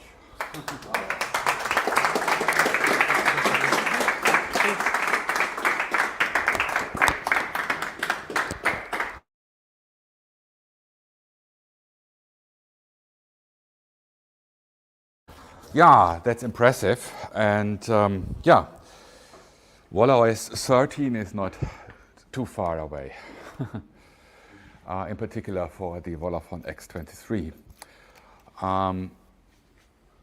Yeah, now let's have a look at the hackathon results.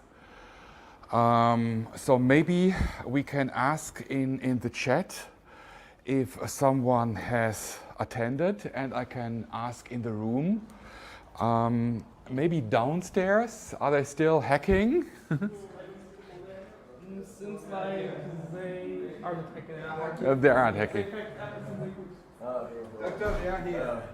Ah, here you are. Yeah. Are you ready to show something? Show the results? We also have one waiting backstage.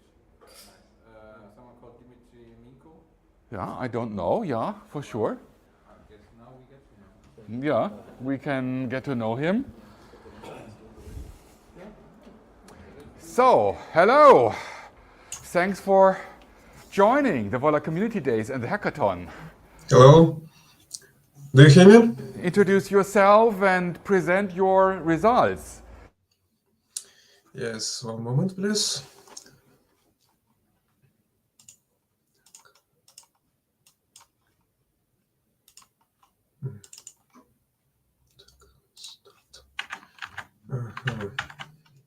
Present. 1 second, please. Share screen. Yes, share screen.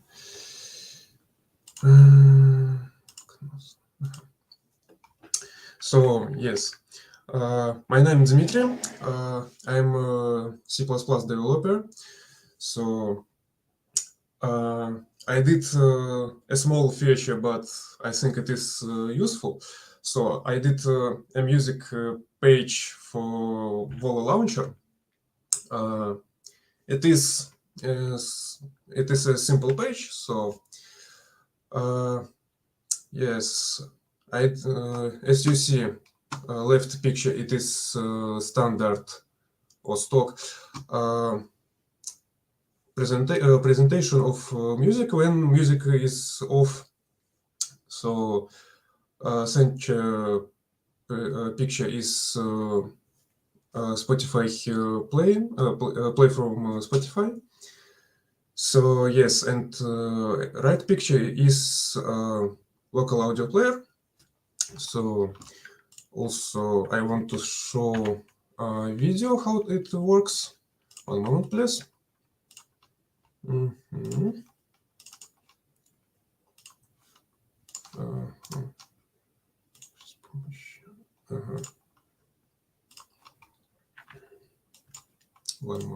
One moment, please. Так.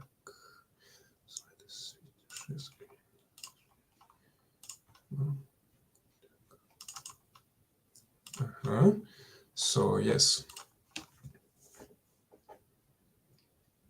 Yes, I start playing at Spotify, so I switch it to music board.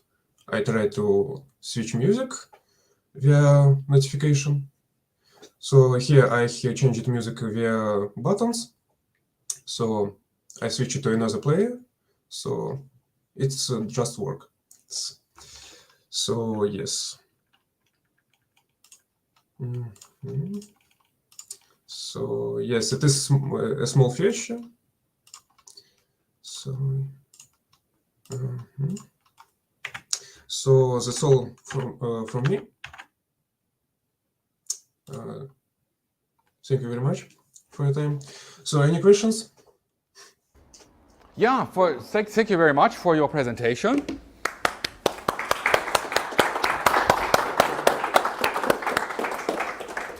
So let me understand a little bit better what you have done.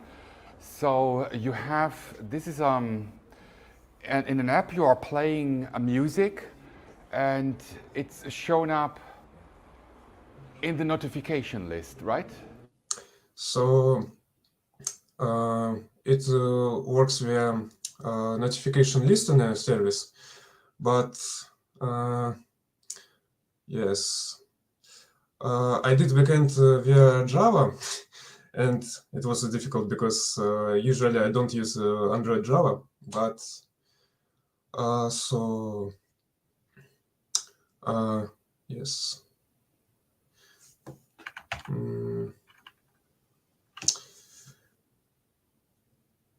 So Can explain what you have done. It looks like for me that you have a kind of dynamic notification in the list of notifications of Android. Is that correct? Yes, I check service got a new notification or notification changes. So after this, I collect first media controller, and after this, I send track data to QML layer. After this, I show it in QML page. Yes.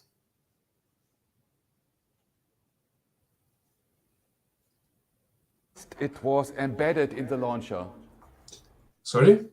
Can you What we have seen, was this part of the list of notifications, or was it part of the Volla launcher?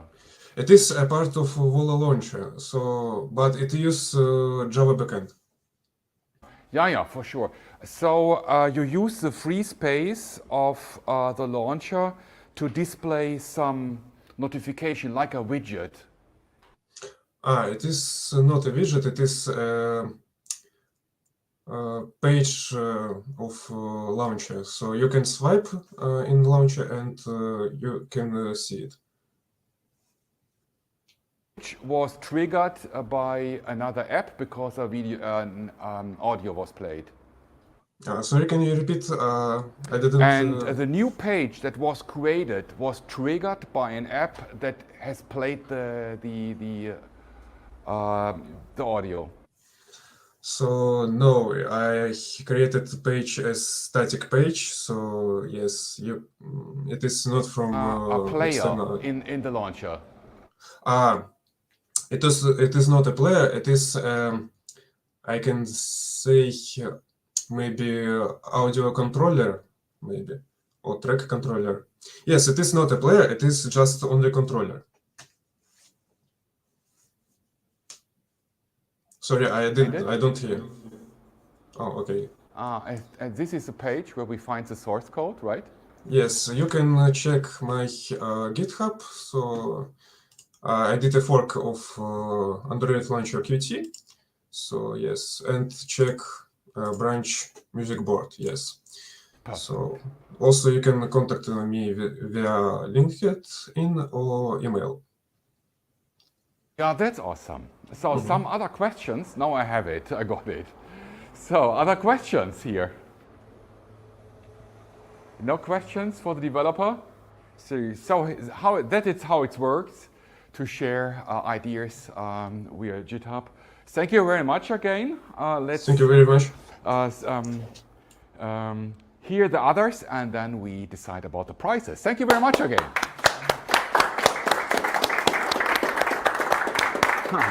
Who want to present next?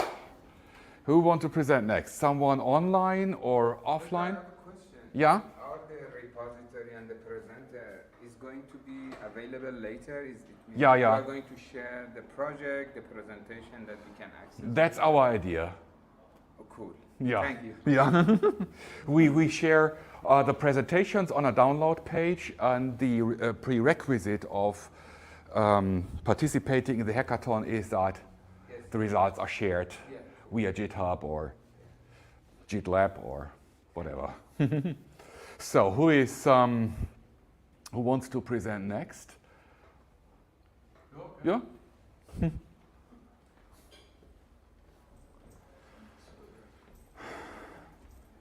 So, Mr. Winkler.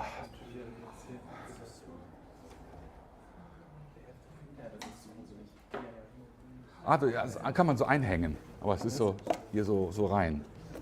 Okay. Mhm. Hier in die. Ja. So, und dann. Okay, okay. Cool.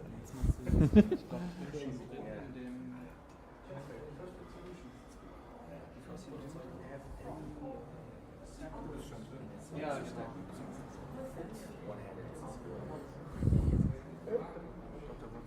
Mhm. Haben Sie gesagt, dass der Fingerabdrucksensor hier an der Taste inkludiert ist? Ja. Nee, habe ich. Ja, ich weiß nicht. Das ist mega wichtig. Ja.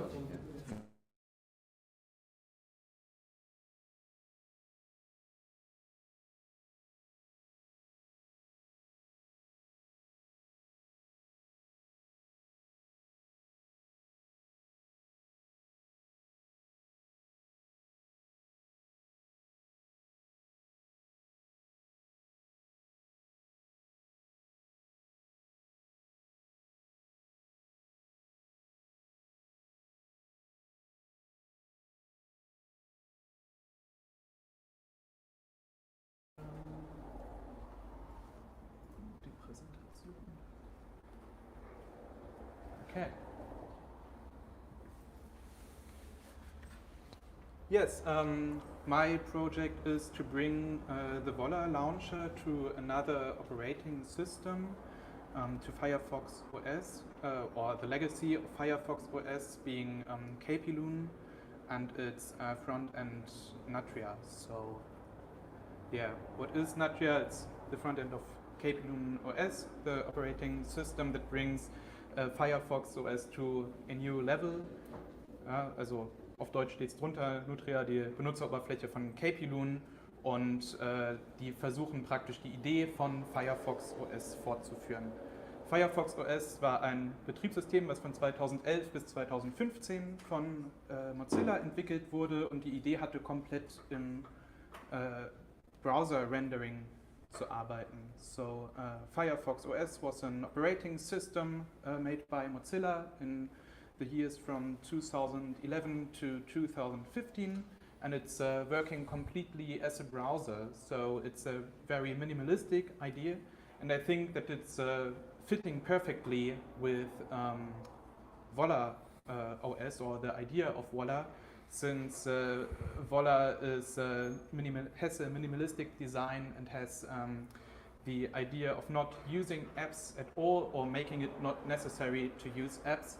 And yeah, my idea was to combine it, and yeah, the founding of KPLoon was very good for this idea, because it made this a lot easier.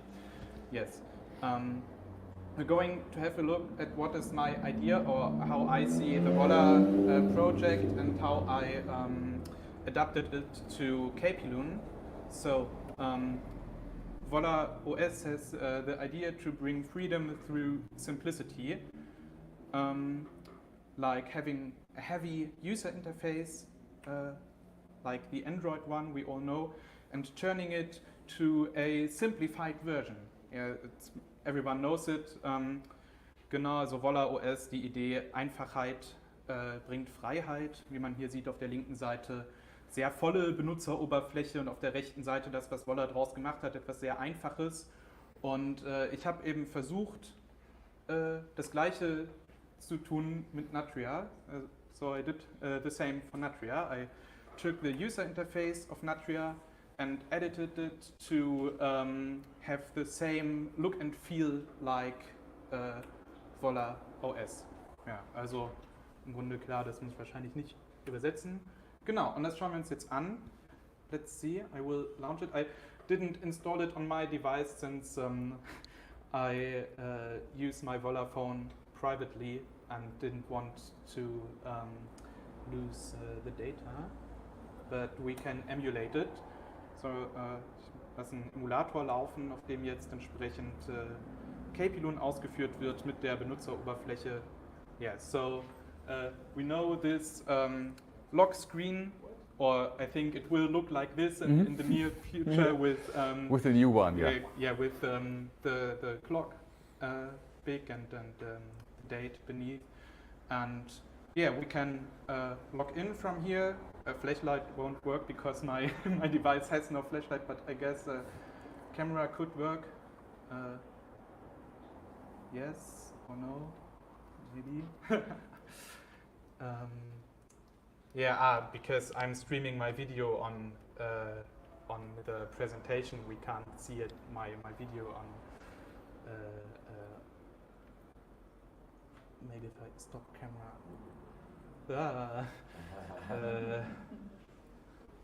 Where are you? Here. Okay.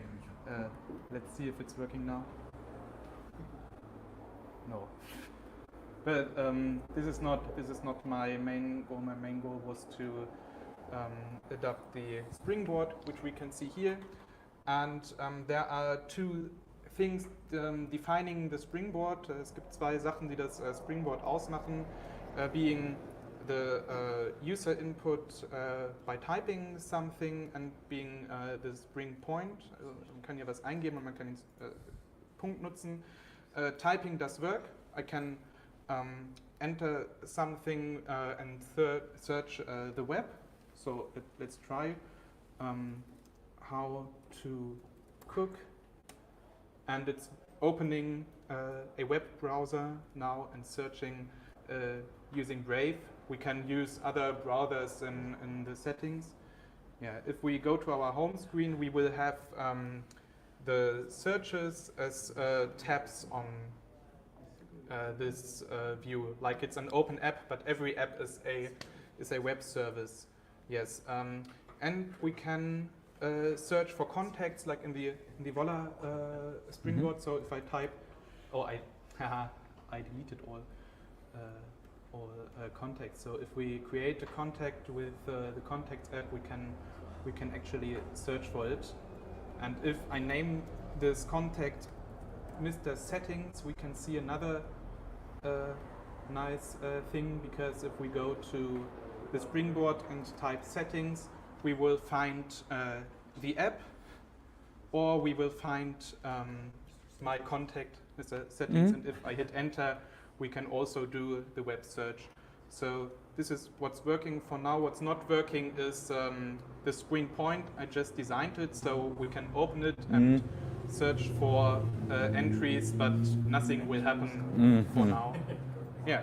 So that's my project. I'm bringing Volla Launcher to Natria. Yeah. Thank you very much.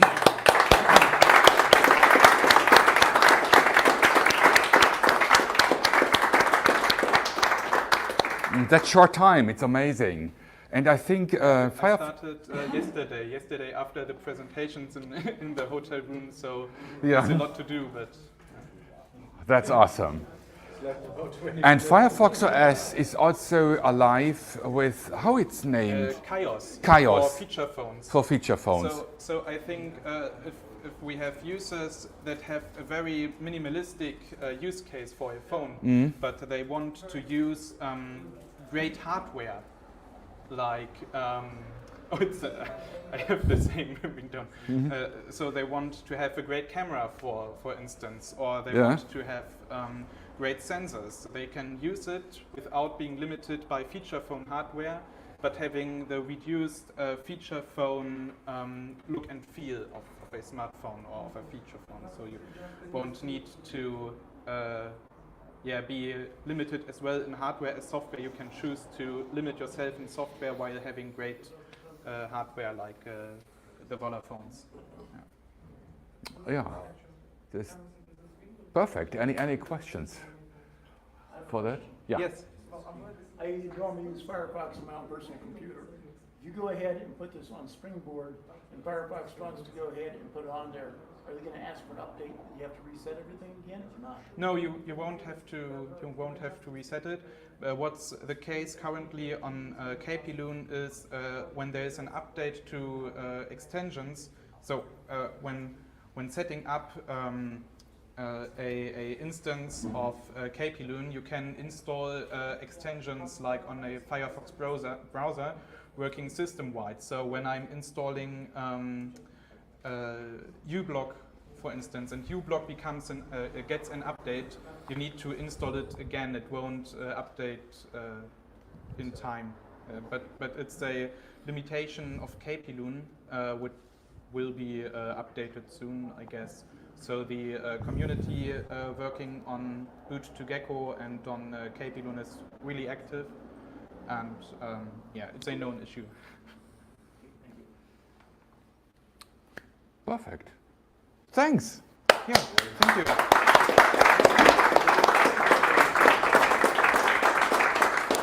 Great inspiration. So, do we have someone else to present? Someone online? Yes. Oh, really? Yeah. We have, we welcome again Eric. Ah, Eric. Hello. Hello. Hello again. So,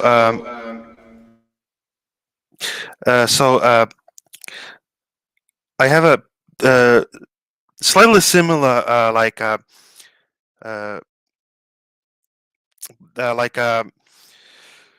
point of view for the or a point of approach, like angle of approach for the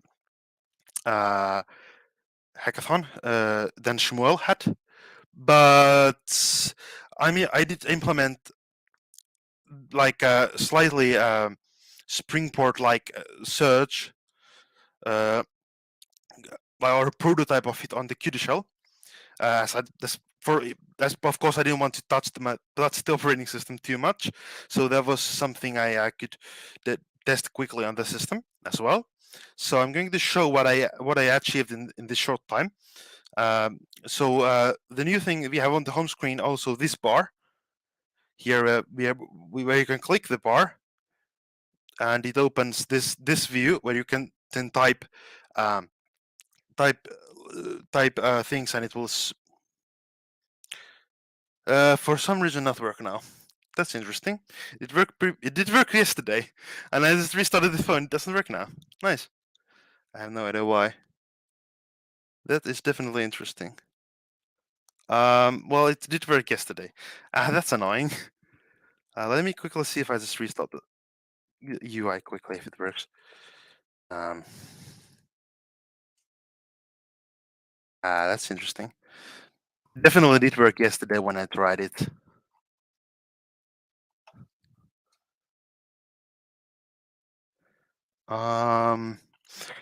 Well, let me copy the files again. I think it must be that.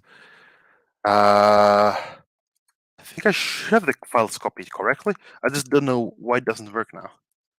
I'm just gonna try and copy the files again and see if that helps. Yeah, well, it's of course something you do quickly, and then you go back and forth, and then you break something accidentally when you're trying to demonstrate it. The usual. Sorry about that. I'm gonna quickly try to type this command. So I'm going to copy the files again and try seeing if I did accidentally remove something from the system. I was doing this, copying it back and forth. Okay, let me give you some time so someone else would present and you restart. What do you think? Yeah, maybe that. I'll send on the private chat of the streaming room if I get it working again. So yeah, I think I'm just going to try making it work, and then we can see later if I get it working again. Yeah, that would be nice to see your results.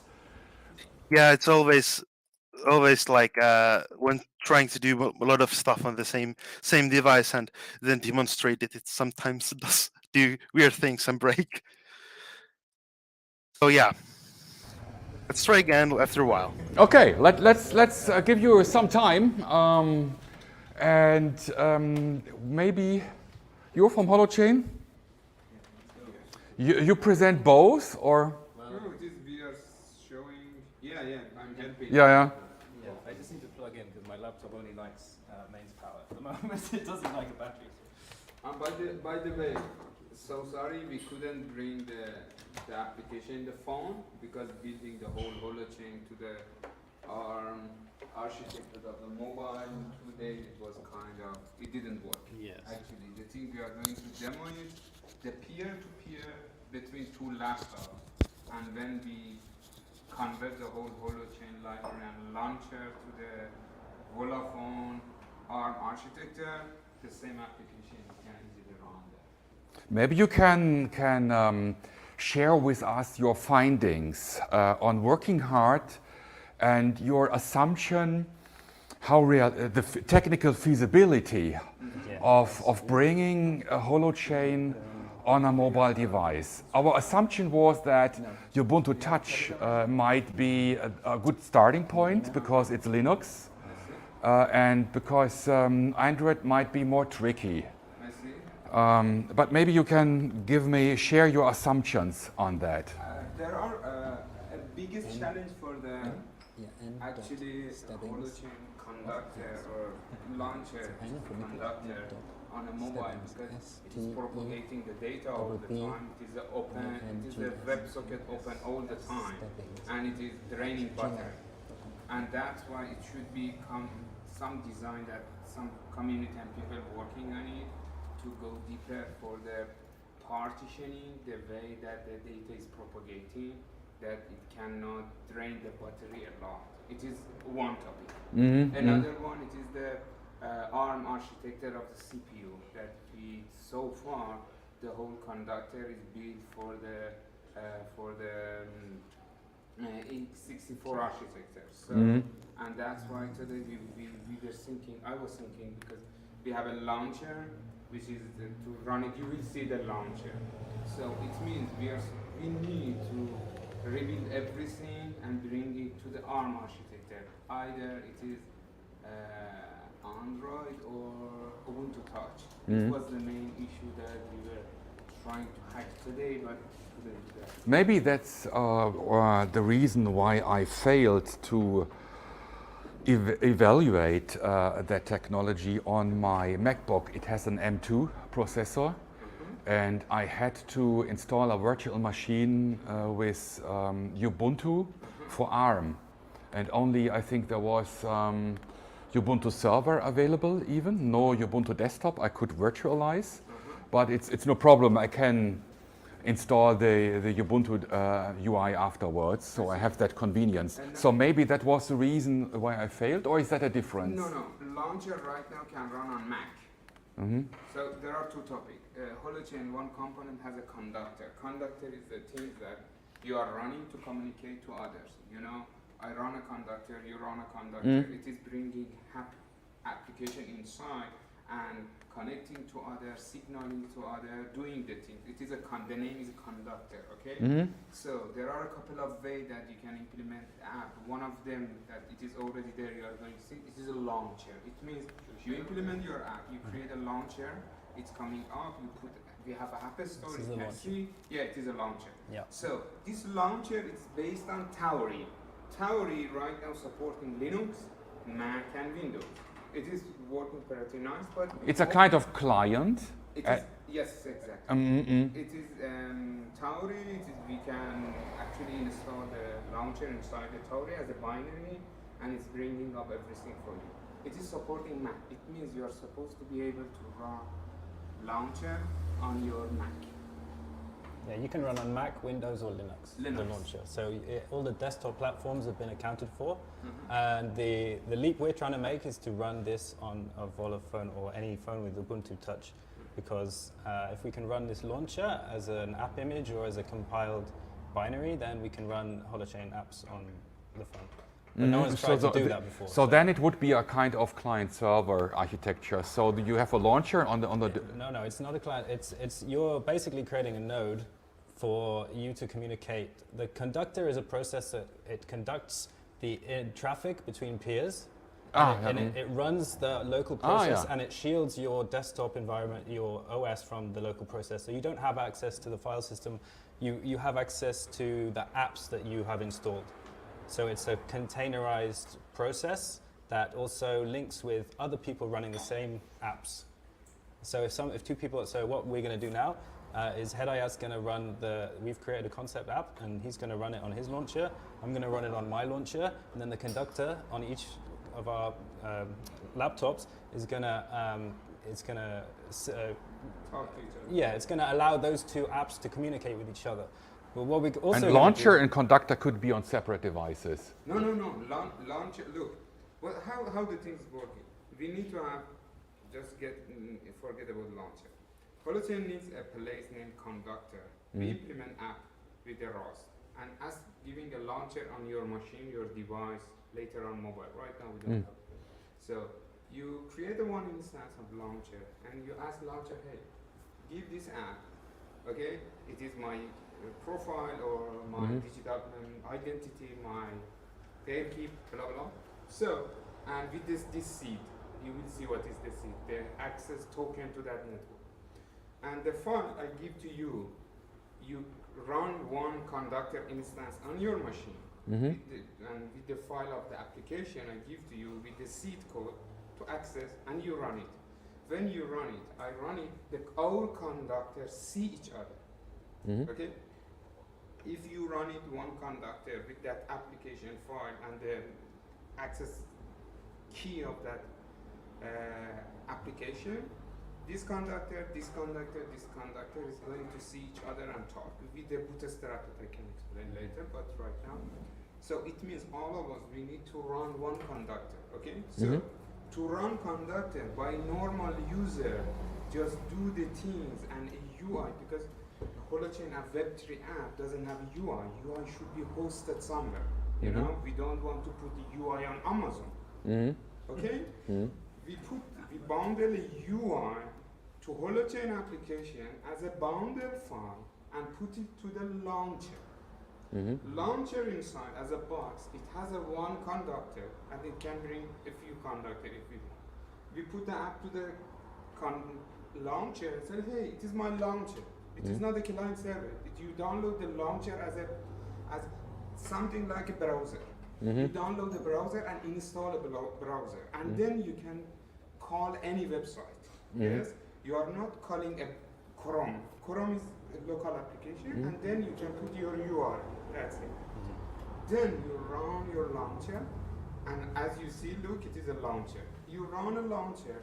Can you have App Store? And there is also another place that the people can put their app. It is total. It is not at all centralized. It is peer to peer. You see others, and you run the app. I run the app, and let's go, please go. Let's see. So we can see. I mean, these are these are community created apps here that I haven't installed, but I could do. Herdit is a Reddit clone. Gather is for organizing events and so on. So there's a Kanban. These are some of the community created apps, but you can also... That's your community? The Holochain community. Anyone who's put them on to be on the launcher. It's like a public app store. Oh, okay. Yeah, so our app that we created in the last day is not on here, but we could register it on there if we wanted to. But as it stands, we've packaged it as a web app file, which is going to be in my code file here. And then I'm going to run this HAP using a network seed, right? So I could run this without any network seed, and this would be like the easiest to access data space. Everyone could just enter it without a seed, and we'd all be playing the same game in the same data space, right? So if everyone just run this without a network seed, we'd all be in a big shared kind of area that we could, everything that goes on there is going to be potentially visible to other people unless we decide that it's private data. But we're going to run this with our own network seed. Now you could obviously make this very long and complicated like a password, and then what you've done is you've created a gatewayed data space that nobody else can access except the other person who knows your password, right? So we're not going to make it that complicated. We're just going to use the Volla password as a network seed, and that's running. This has created our own section of the DHT, this big distributed storage that everyone can access, but it's encrypted. So unless you have this network seed, you can't access this bit of it, right? So if you're running this app with this network seed, we should be able to see each other. So I'm going to open the app. Now, this is going to be, because like Holochain doesn't exist on mobile yet, this is going to be the first, one of the very first mobile first design apps, because, so I'm going to make it smaller so it looks like a mobile. Obviously, the dream would have been to get it running on phones, but... Does it need a runtime environment? So the conductor is the runtime environment. Okay. Yeah. So the launcher is going to package the UI, and yeah, it's going to basically run the app. It's going to create a Tauri app of this, the front end of this, the UI. Basically, Tauri is just a way of packaging like web frameworks in a way that creates it creates a compiled app that could run on a desktop or could run in Linux or whatever, right? I'm going to have the same demo issues as the guy before me by the looks of it, but you running it? Okay, so now it's working, thankfully. All right, so so this is asking for a profile, right? Now this is not a global profile. This is in the shared data space that we've just created and secured with a password. I'm going to create an identifier so that Hedayat can see who I am, right? So I'm just going to put a picture of me, and I'm going to create a profile, but nobody else on the DHT can share that unless they're in our little section that we've cordoned off, right? And these are potential use cases for this in the concept app. So you might want to back up or restore your Volla contacts. You might want to share resources securely with trusted parties who are also in this app with us. And you might, this is an idea that came to me yesterday, you might want to create and store domain whitelists and security templates, which is, we didn't develop this part, but that's just a concept, right? You can imagine a neighborhood of parents, for instance, who all had kids who had Volla phones, and none of them had time to create a domain whitelist, but one person did, or they could co-create a domain whitelist or a security template and then share it with their trusted peers on this thing. So they could give their friends a password and say, hey, we've created this space to figure out what's best for our kids to be looking at, for instance. But as it stands, if I, so have you logged on? Let me complete the demo in that way. I'm going to install the app because he built the app, give me the file, I already have it. There is no centralized. With the email, he sent me the app. You need it. You would like to upload something. I'm going to install the app with a different phrase, not the same Volla. And you see, we don't see each other. Because he has access control key that he should give it to me, that he would invite me to play with him, to be in the same network. Look, I'm here, exactly, I have the same launcher as you see here. I'm going to install app. The launcher is in GitHub, available, you can run Windows, Linux, and Mac. I can install it here, select the app from Hello World, look, the same step. But here you put Volla, I'm going to put Nick, your name. So, woohoo! I'm gonna install it. So the hello world is right now here, as you can see here. And if I run it, so I put my name is here, is Hedayat, and I create. So it is at the top is here the contact list. No, go back, go to peer-to-peer sync. Oh, sorry, peer-to-peer sync. Here I can see other peers, other people, but I don't see right now Nick. Why? Because I joined to different. It is the same app. You can install this. Just imagine, in Instagram, you would like to have a different group of friends. You log in and you download one version of Instagram. You register a different email address, and you log in with a different email address. It is a data center. But right now, I can install one application as much as I want with a different seed. It means I can install the application with you with the Hedayat 1. I can communicate you in here, and I can install exactly the same application with Hedayat 2 and give it Hedayat 2 to you. Exactly, we are separated. That's it. Look, I don't see him.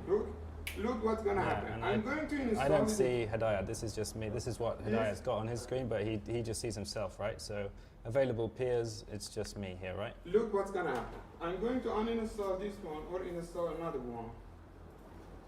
I'm going to install a new application from the scratch, install from the root. Hello world. Hello world exists. I'm going to put the name underline 2 or -2. What did I see? Volla? Volla, yeah. V-double-L? V-O-double-L-A. And a small uppercase or lowercase? It's all lowercase. Lowercase. Yeah. I'm gonna install Volla. Hello world 2. If you misspell it, we're gonna look pretty silly. So, Hedayat. I'm not gonna put Hedayat here. I'm gonna put my name Hedo here. The profile with a different figure, with different photo. Hedo. Yeah. Yeah. Good. Yes, it is Nick. Look, he just popped up on my screen right away. It is peer-to-peer. That's it. And we can play together. And I can have a different network, different profile. Please continue. Okay, so we have a now peer-to-peer network between me and Hedayat. So what might you want to do with that? Okay, so as I said, I think a great use case is that security template thing.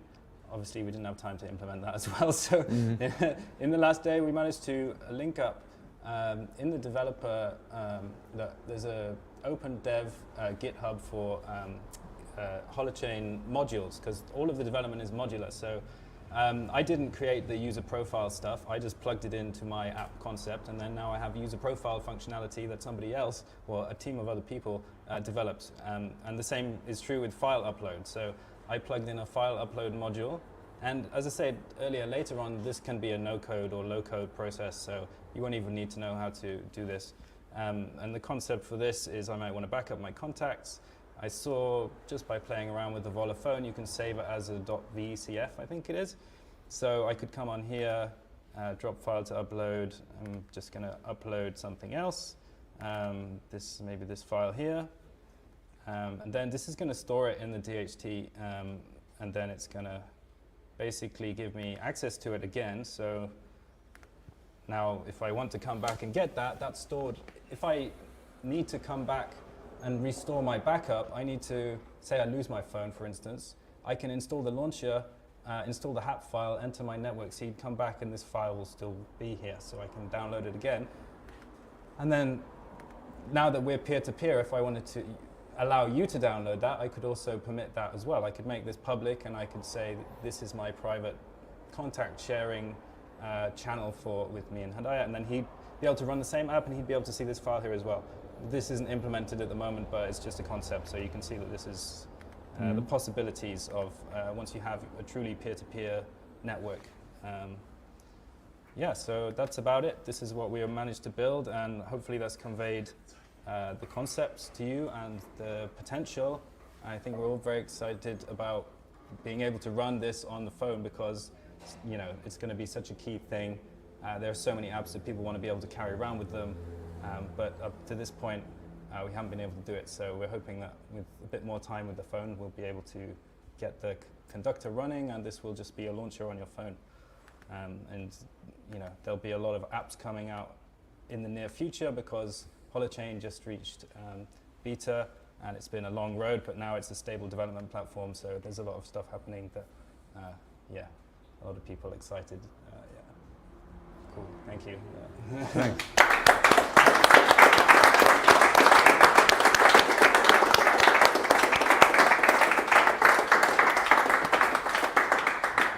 Yeah. Further questions? I do, but not in public. Okay. Cool.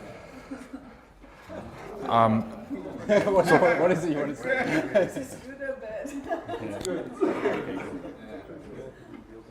Maybe it's private data. So the challenge will be compiling the conductor on an ARM platform. That will be the biggest challenge then. Yeah. Hadayat's been at it since yesterday, until 2 a.m. last night, more or less trying to get. No, he's been trying to get it to work and compile it bit by bit. We were hoping it would just run, but this launcher is not compiled for ARM architecture yet, so maybe that's something. Do you see that the assumption is true, that it's a low-hanging fruit to start with the Ubuntu Touch, or what is the potential for porting it on Android? Is that much harder? It's going to be much harder, I think. From everything I've heard, it's going to be much harder, because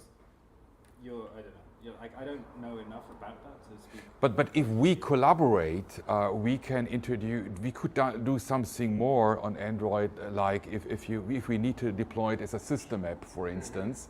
So we have more opportunities as our operation system vendor. I see. That should be also maybe taken into account, that this could be a good collaboration. Yeah, for sure. And the community members, some of them are working on mobile, and there was one successful kind of hint also on OS Mac.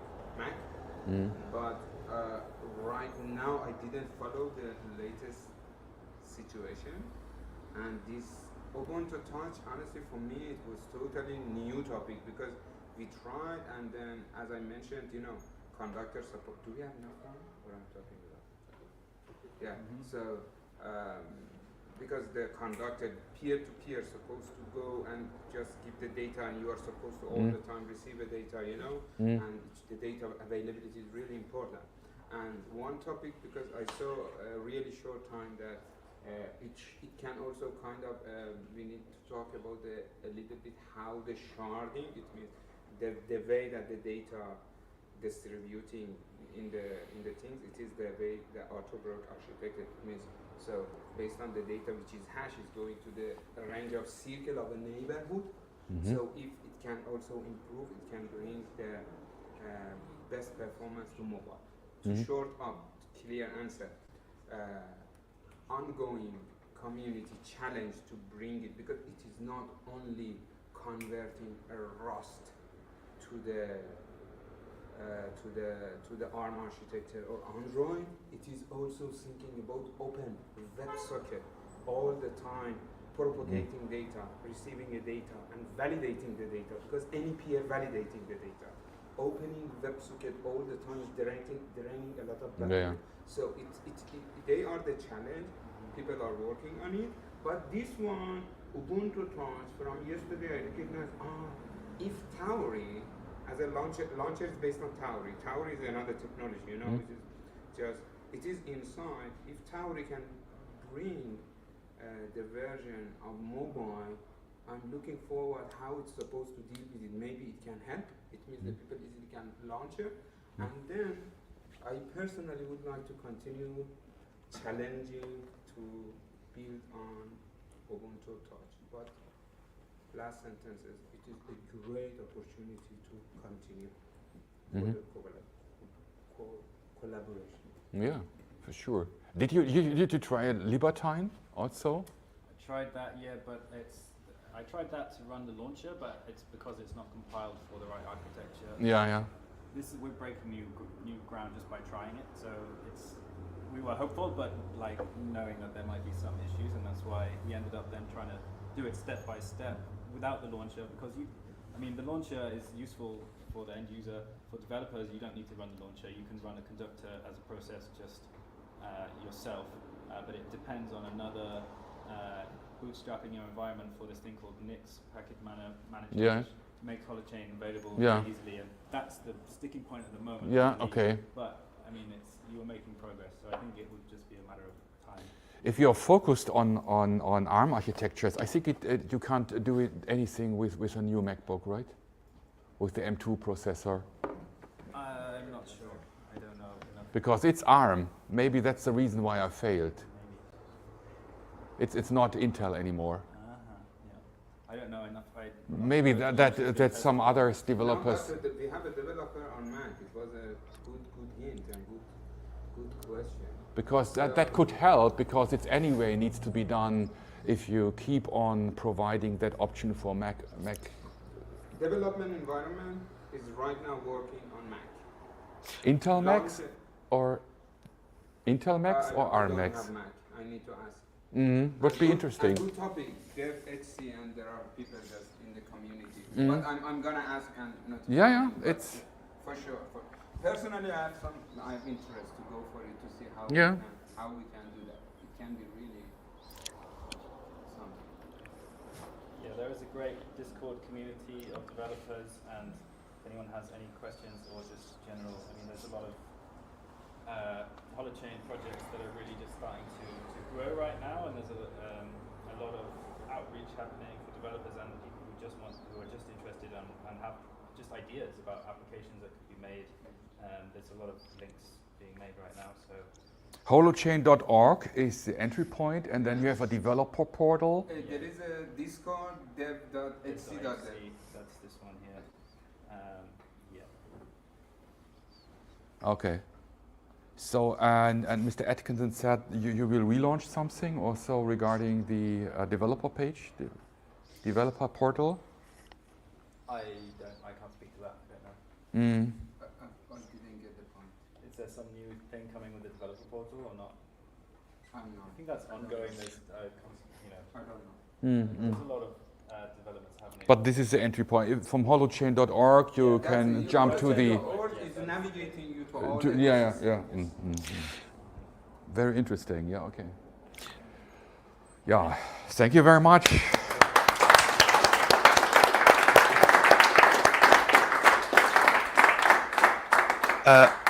Can I quickly? So the many questions is a sign that I'm interested. So Mr. Inkinen maybe has made it. Yeah, I finished it. I managed to figure out what was wrong. But I also actually just quickly want to ask the Holochain people one question. What is the thing that needs like porting to ARM64? Because I just tried to actually compile the launcher myself, and it just said that path matching bins holochain ARC64 unknown Linux GNU not found. And I wasn't like sure. What does that even mean? Are you trying to run a package from the Holochain launcher releases? No, I downloaded the source code from via Git and switched to the one of the tags or the latest tag. I checked out that and then run cargo build. Okay. We've been trying in parallel to run this thing, so we probably know as much as you do about this. But please, anything you have on this, please get in touch so that we can collaborate and maybe get this thing running. Because yeah, definitely, I can spend some time maybe trying to figure it out at some point. Although I'm not running on Ubuntu Touch or Android either. I'm running on Droidian, but also. Maybe like Droidian might be a good way the lowest hanging fruit in like porting software like Holochain on Volla Phone, because it's what's the nearest thing that you can have to like a desktop operating system or desktop Linux on the Volla Phone, I think. great, that sounds amazing that you're working towards that also. So yeah, I also noticed actually that there was a small. I think there was around the time I had my presentation. There was someone on Telegram. It was Josef Milich asked also that ask also that our audio profiles switch to when phone calls are being answered on the QD. Actually, so I actually forgot to mention that, but yes, it does work. It does switch the audio profiles. When you answer a phone call, it will switch the audio to the modem mode and to the earpiece automatically. It is using for that call AudioD, and the phone application calls call AudioD via dbus. So now about the hackathon there, I figured it out. It was yesterday I was using the Finnish keyboard layout, which doesn't support it didn't support like preemptive text suggestions. So I didn't know that actually they broke this thing, but I managed to fix it by actually just disabling the preemptive text suggestions for only the one text field. So that fixed it. So it now works again. You can see it that when I type, for example, C, it has these options. When I type further, for example, if I type chat here, it will have the chat applications. It will match to the category in the desktop entry that says chat, and also so messaging and Telegram desktop are shown, and we can also launch them just by clicking here. And also it can also search for phone numbers like this, and just type a phone number and it detects the phone number. Contacts are probably going to get supported when we have a contact system. I made it so it's pretty easy to extend it now. And when you're typing and you want to stop typing, you can just use this gesture to get back to the home screen. So that's basically what I achieved.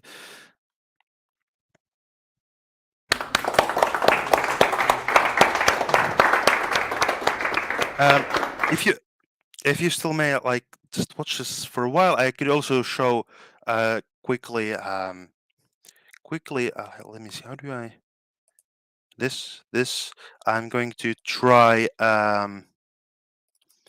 show another screen. Did you get the screen there? I have no idea if this actually. Works it or not? Yep. What am I doing? Sorry, I'm having some technical issues myself. What am I doing? Okay, that worked. Ah, yeah. Okay, so here we can see the GitHub page of the project. I just so the modifications I made, they are currently on the shell on a different branch here. So this is what I did basically.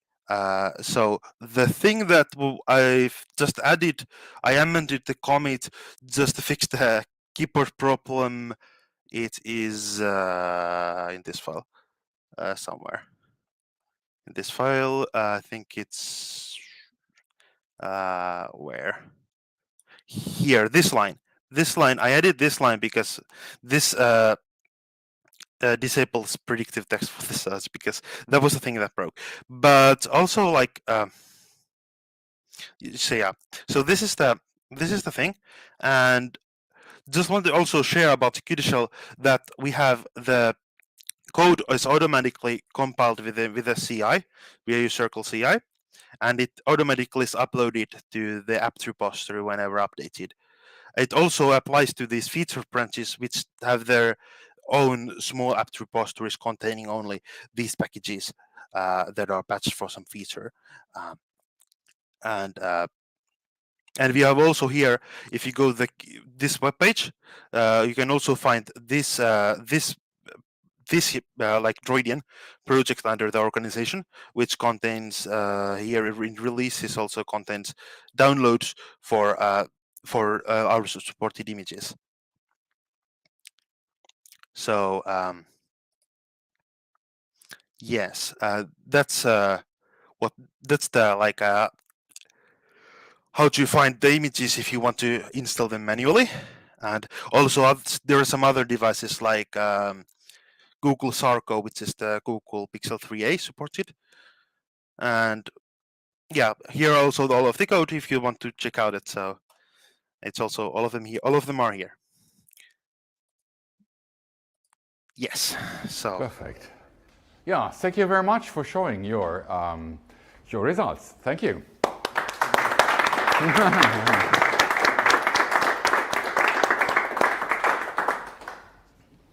Sure. Now we have we come to the end, and we should talk about prices. So we would like to give away Volla Phone X23 and Volla Phone 22. I think we have 4 people that have spent time in that hackathon. I think we increase it and double the prices. Who should become the Volla Phone X23? Maybe we can ask the participants online who is interested in a Volla Phone X23 and who would like to have a Volla Phone 22. Maybe we have some, we can ask them. And please also send me at from our general email address info@volla.online what you have done with the link to the source you have published. You can also reach me out at Telegram. My nickname is Mark Aurel, _Aurel. That is my nickname at Telegram. As a philosopher, I've chosen that name. So you can send me also what you have done via Telegram. With Mr. Winkler, we are anyway in contact with Telegram. And what would you prefer? I prefer the 22 version because I can use it as a development device. Perfect.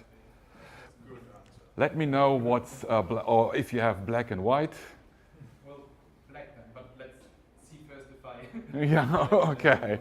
So send me. And you would prefer? Can we give you a gift? Sure, that would be great. Me personally, I drop my phone almost daily, so the rugged one, no, not really, but the rugged. The rugged version would be the best one, yeah. And yeah, what's the people that are online?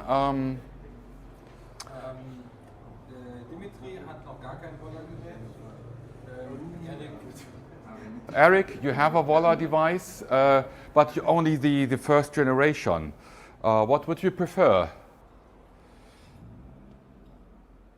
Is he online still? Cooking chat. Yeah. So give me a note. What would you prefer? Yeah. So I think it's always great to get that inspiration, and maybe we have met a new developer for our team. I learned today. So that's the way how we are staffing. And yeah, thank you very much for your patience to be here. I hope that you had a lot of inspiration, what's going on with the Volla community, with Volla and its products, and its the Volla phones, the Volla OS as an operating system, and a kind of outlook what may come, as we heard today. So, nochmal in Deutsch, herzlichen Dank, dass Sie teilgenommen haben. Ich hoffe, Sie haben auch ein bisschen Inspiration mitgenommen, auch ein bisschen, ja, die Atmosphäre von Aufbruch. Wir haben zwar 2020 gestartet mit dem ersten Produkt, aber wir stehen am Anfang. Hier bewegt sich sehr viel. Bin Ihnen dankbar für die Inspiration. Sehen Sie uns nach, wenn wir manchmal nicht ganz so schnell antworten können auf Kundendienstanfragen, auch das wollen wir beheben. Wir werden wachsen, können dann auch mehr einstellen. Das wächst so organisch. Let us make a last round of questions. Maybe a last comment you would like to say, or a last question to me in German or in English. Anyone who has a further question or comment? Mm-hmm. So I would just say it's such a vibrant community, lots of bright minds, beautiful people. So this is my first time, so I simply love it. So great job. Thanks. Yeah, thanks for coming. Thanks. I'm looking forward to joint success. Yeah, I have a question. Yeah. First of all, thanks for everything, and I wish a really big success for the mission you started. And the question I have, the strategy that we see in the mobile producer, so they are just, it seems there is a just ongoing producing a cell phone, just they keep people addicted by a device. So between a different version, generally nothing new is just coming, it's just bringing some greedy of buying new hardware. I really would like to know what is your strategy about the releasing a new devices. You are waiting to improve good progress on the hardware, or what is the strategy for bringing a new version of devices? Yeah, so our strategy is, I don't know it really to translate, it's Langlebigkeit und Langwertigkeit. It's, I don't like the word sustainability because it's so often used. So my intention is to have, to offer devices that are, keep the value for a long time, and that you can use also for a long time. So we have for sure need to be compliant by law to a warranty of 2 years, but our objective is to, so far it's possible, to provide updates as long as possible for a device. So the people that have backed our project in 2020 and have the Volla Phone of the first generation, they should benefit also from all innovations that we bring in to the major releases of Volla OS. So on the one hand, we have the hardware that should be sustainable, langlebig, langwertig, and I need to admit that I also love it to make nice product that I have in my hand. It's a personal feeling of success and having made something real. It's also something that satisfies me. It's something else to just have a software.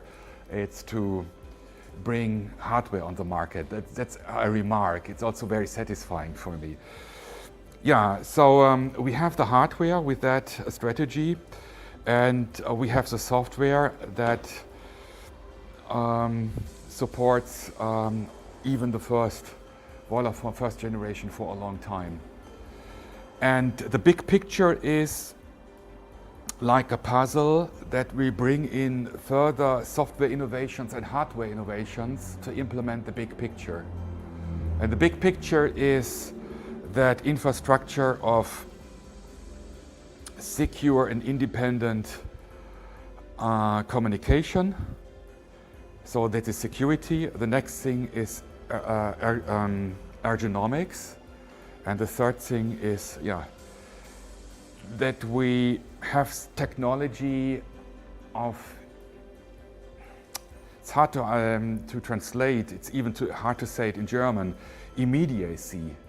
So, mein Wunsch ist, eine Software zu schaffen und Mensch-Maschinen-Schnittstelle, die eher getrieben ist als Vorbild und Vergleich wie Papier und Bleistift. Also, dass ich unmittelbar interagiere, dass also Technik und die Komplexität eher in den Hintergrund tritt. Und das ist ja auch das ganze Philosophie oder der ganze Hintergedanke von dem Sprungbrett, dass ich Dinge unmittelbar, sehr schnell einfach erledigen kann, ohne zu sehr gefangen und gebunden zu sein in der virtuellen Realität. Denn das, was zählt, das, was wirklich ist, die Menschen, die uns umgeben, die realen Werte, die wir erschaffen, das ist außerhalb der digitalen Welt. Könnten wir jetzt sehr lange philosophisch darüber diskutieren. Ich hoffe, ich kann mal Helfer besuchen und das präsentieren. Meine Dissertation hat sich im Wesentlichen damit beschäftigt. Also, the big picture, and you can expect from hardware and software that step by step I would like to implement that big picture.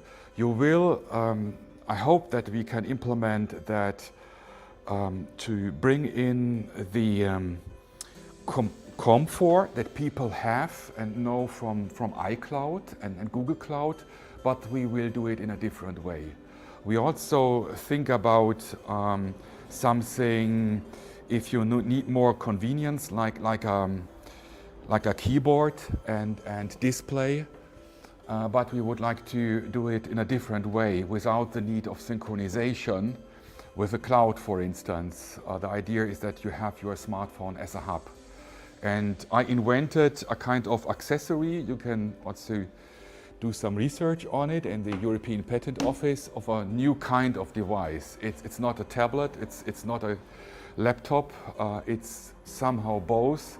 So you can expect that I try to implement that big picture in different steps: security, simplicity or free mind, and ergonomics. You have some things that should be solved. Many people are using laptops, but the disadvantage of a laptop is that the screen is attached to the keyboard, and if people work on it, they have their back not in a proper position. So I invented something, and you can expect something what happens on the market. But we need to do it step by step, because I have no exit strategy for the Hallo Welt system. So, and that's also the reason why I couldn't, the reason why I know I have exit strategy is because I don't want to sell the company, to keep the promise of privacy for long term. So if we sell it to big tech, then the promise is away. So, and the challenge is that we don't have venture capital to grow fast. But maybe it's even not a bad idea to grow with the community. It's more sustainable, it's more organic, and we need to grow step by step, but it's maybe a more robust way. It's not the how I call it, the pyramid system of investors that found a new startup, and then they have the A round, the B round, and the C round, and in the end, someone else is paying for it if they go to stock. Or so. But the business model is never working because of venture, just because the company is working because just of venture capital. So I'm different. I want to do a different approach. To make a product with and for the consumers that is useful, and I would like to grow with the consumers. And it's a gift for me, for all of you that you are here, and all the people that are online that backed our company in an early stage, that gives us their trust. It's all about trust, as you say. In the Kickstarter campaign, the first time, 2020, second time in 2022, where we have been funded 1,000% of the funding goal. So that's awesome to experience, to make that experience, to grow with the community. Maybe this is a long answer and helps you to understand. Quick point. So it means, are you committing to have a back-to-work compatibility of your software? It means if some people mainly are not really rich to buy all the time a fresh device, if you update the OS, blah blah blah, are you going to? Yeah, that's the key. Always for all the. Yeah, that's currently the intention, and we started with Volla OS 9, 2020. So, and we plan now rollout. We're starting the rollout in this month for Volla OS 12. And if you buy a stock Android somewhere in the supermarket or electromarket, you have maybe one major update, and you have support for 2 years. And this is what this is my point of view on sustainability, that it means that you have a long-term updates.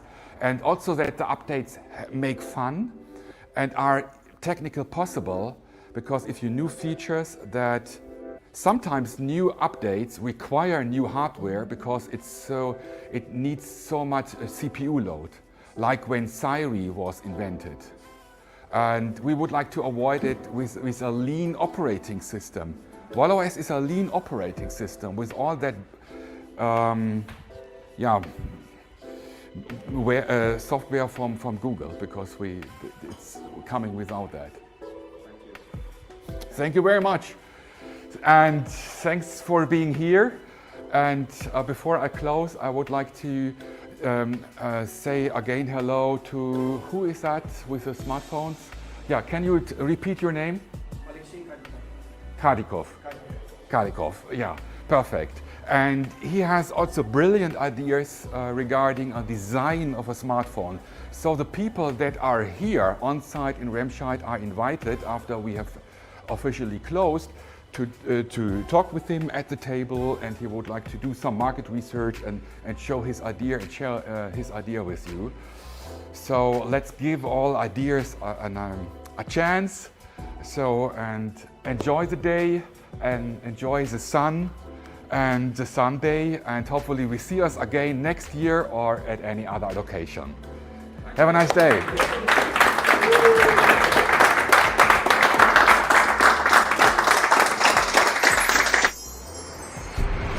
Does it also annoy you how much time you spend on your smartphone, all the notifications, the countless apps? Are you also tired of big tech and security agencies watching you, what you do, where you go, who you talk to?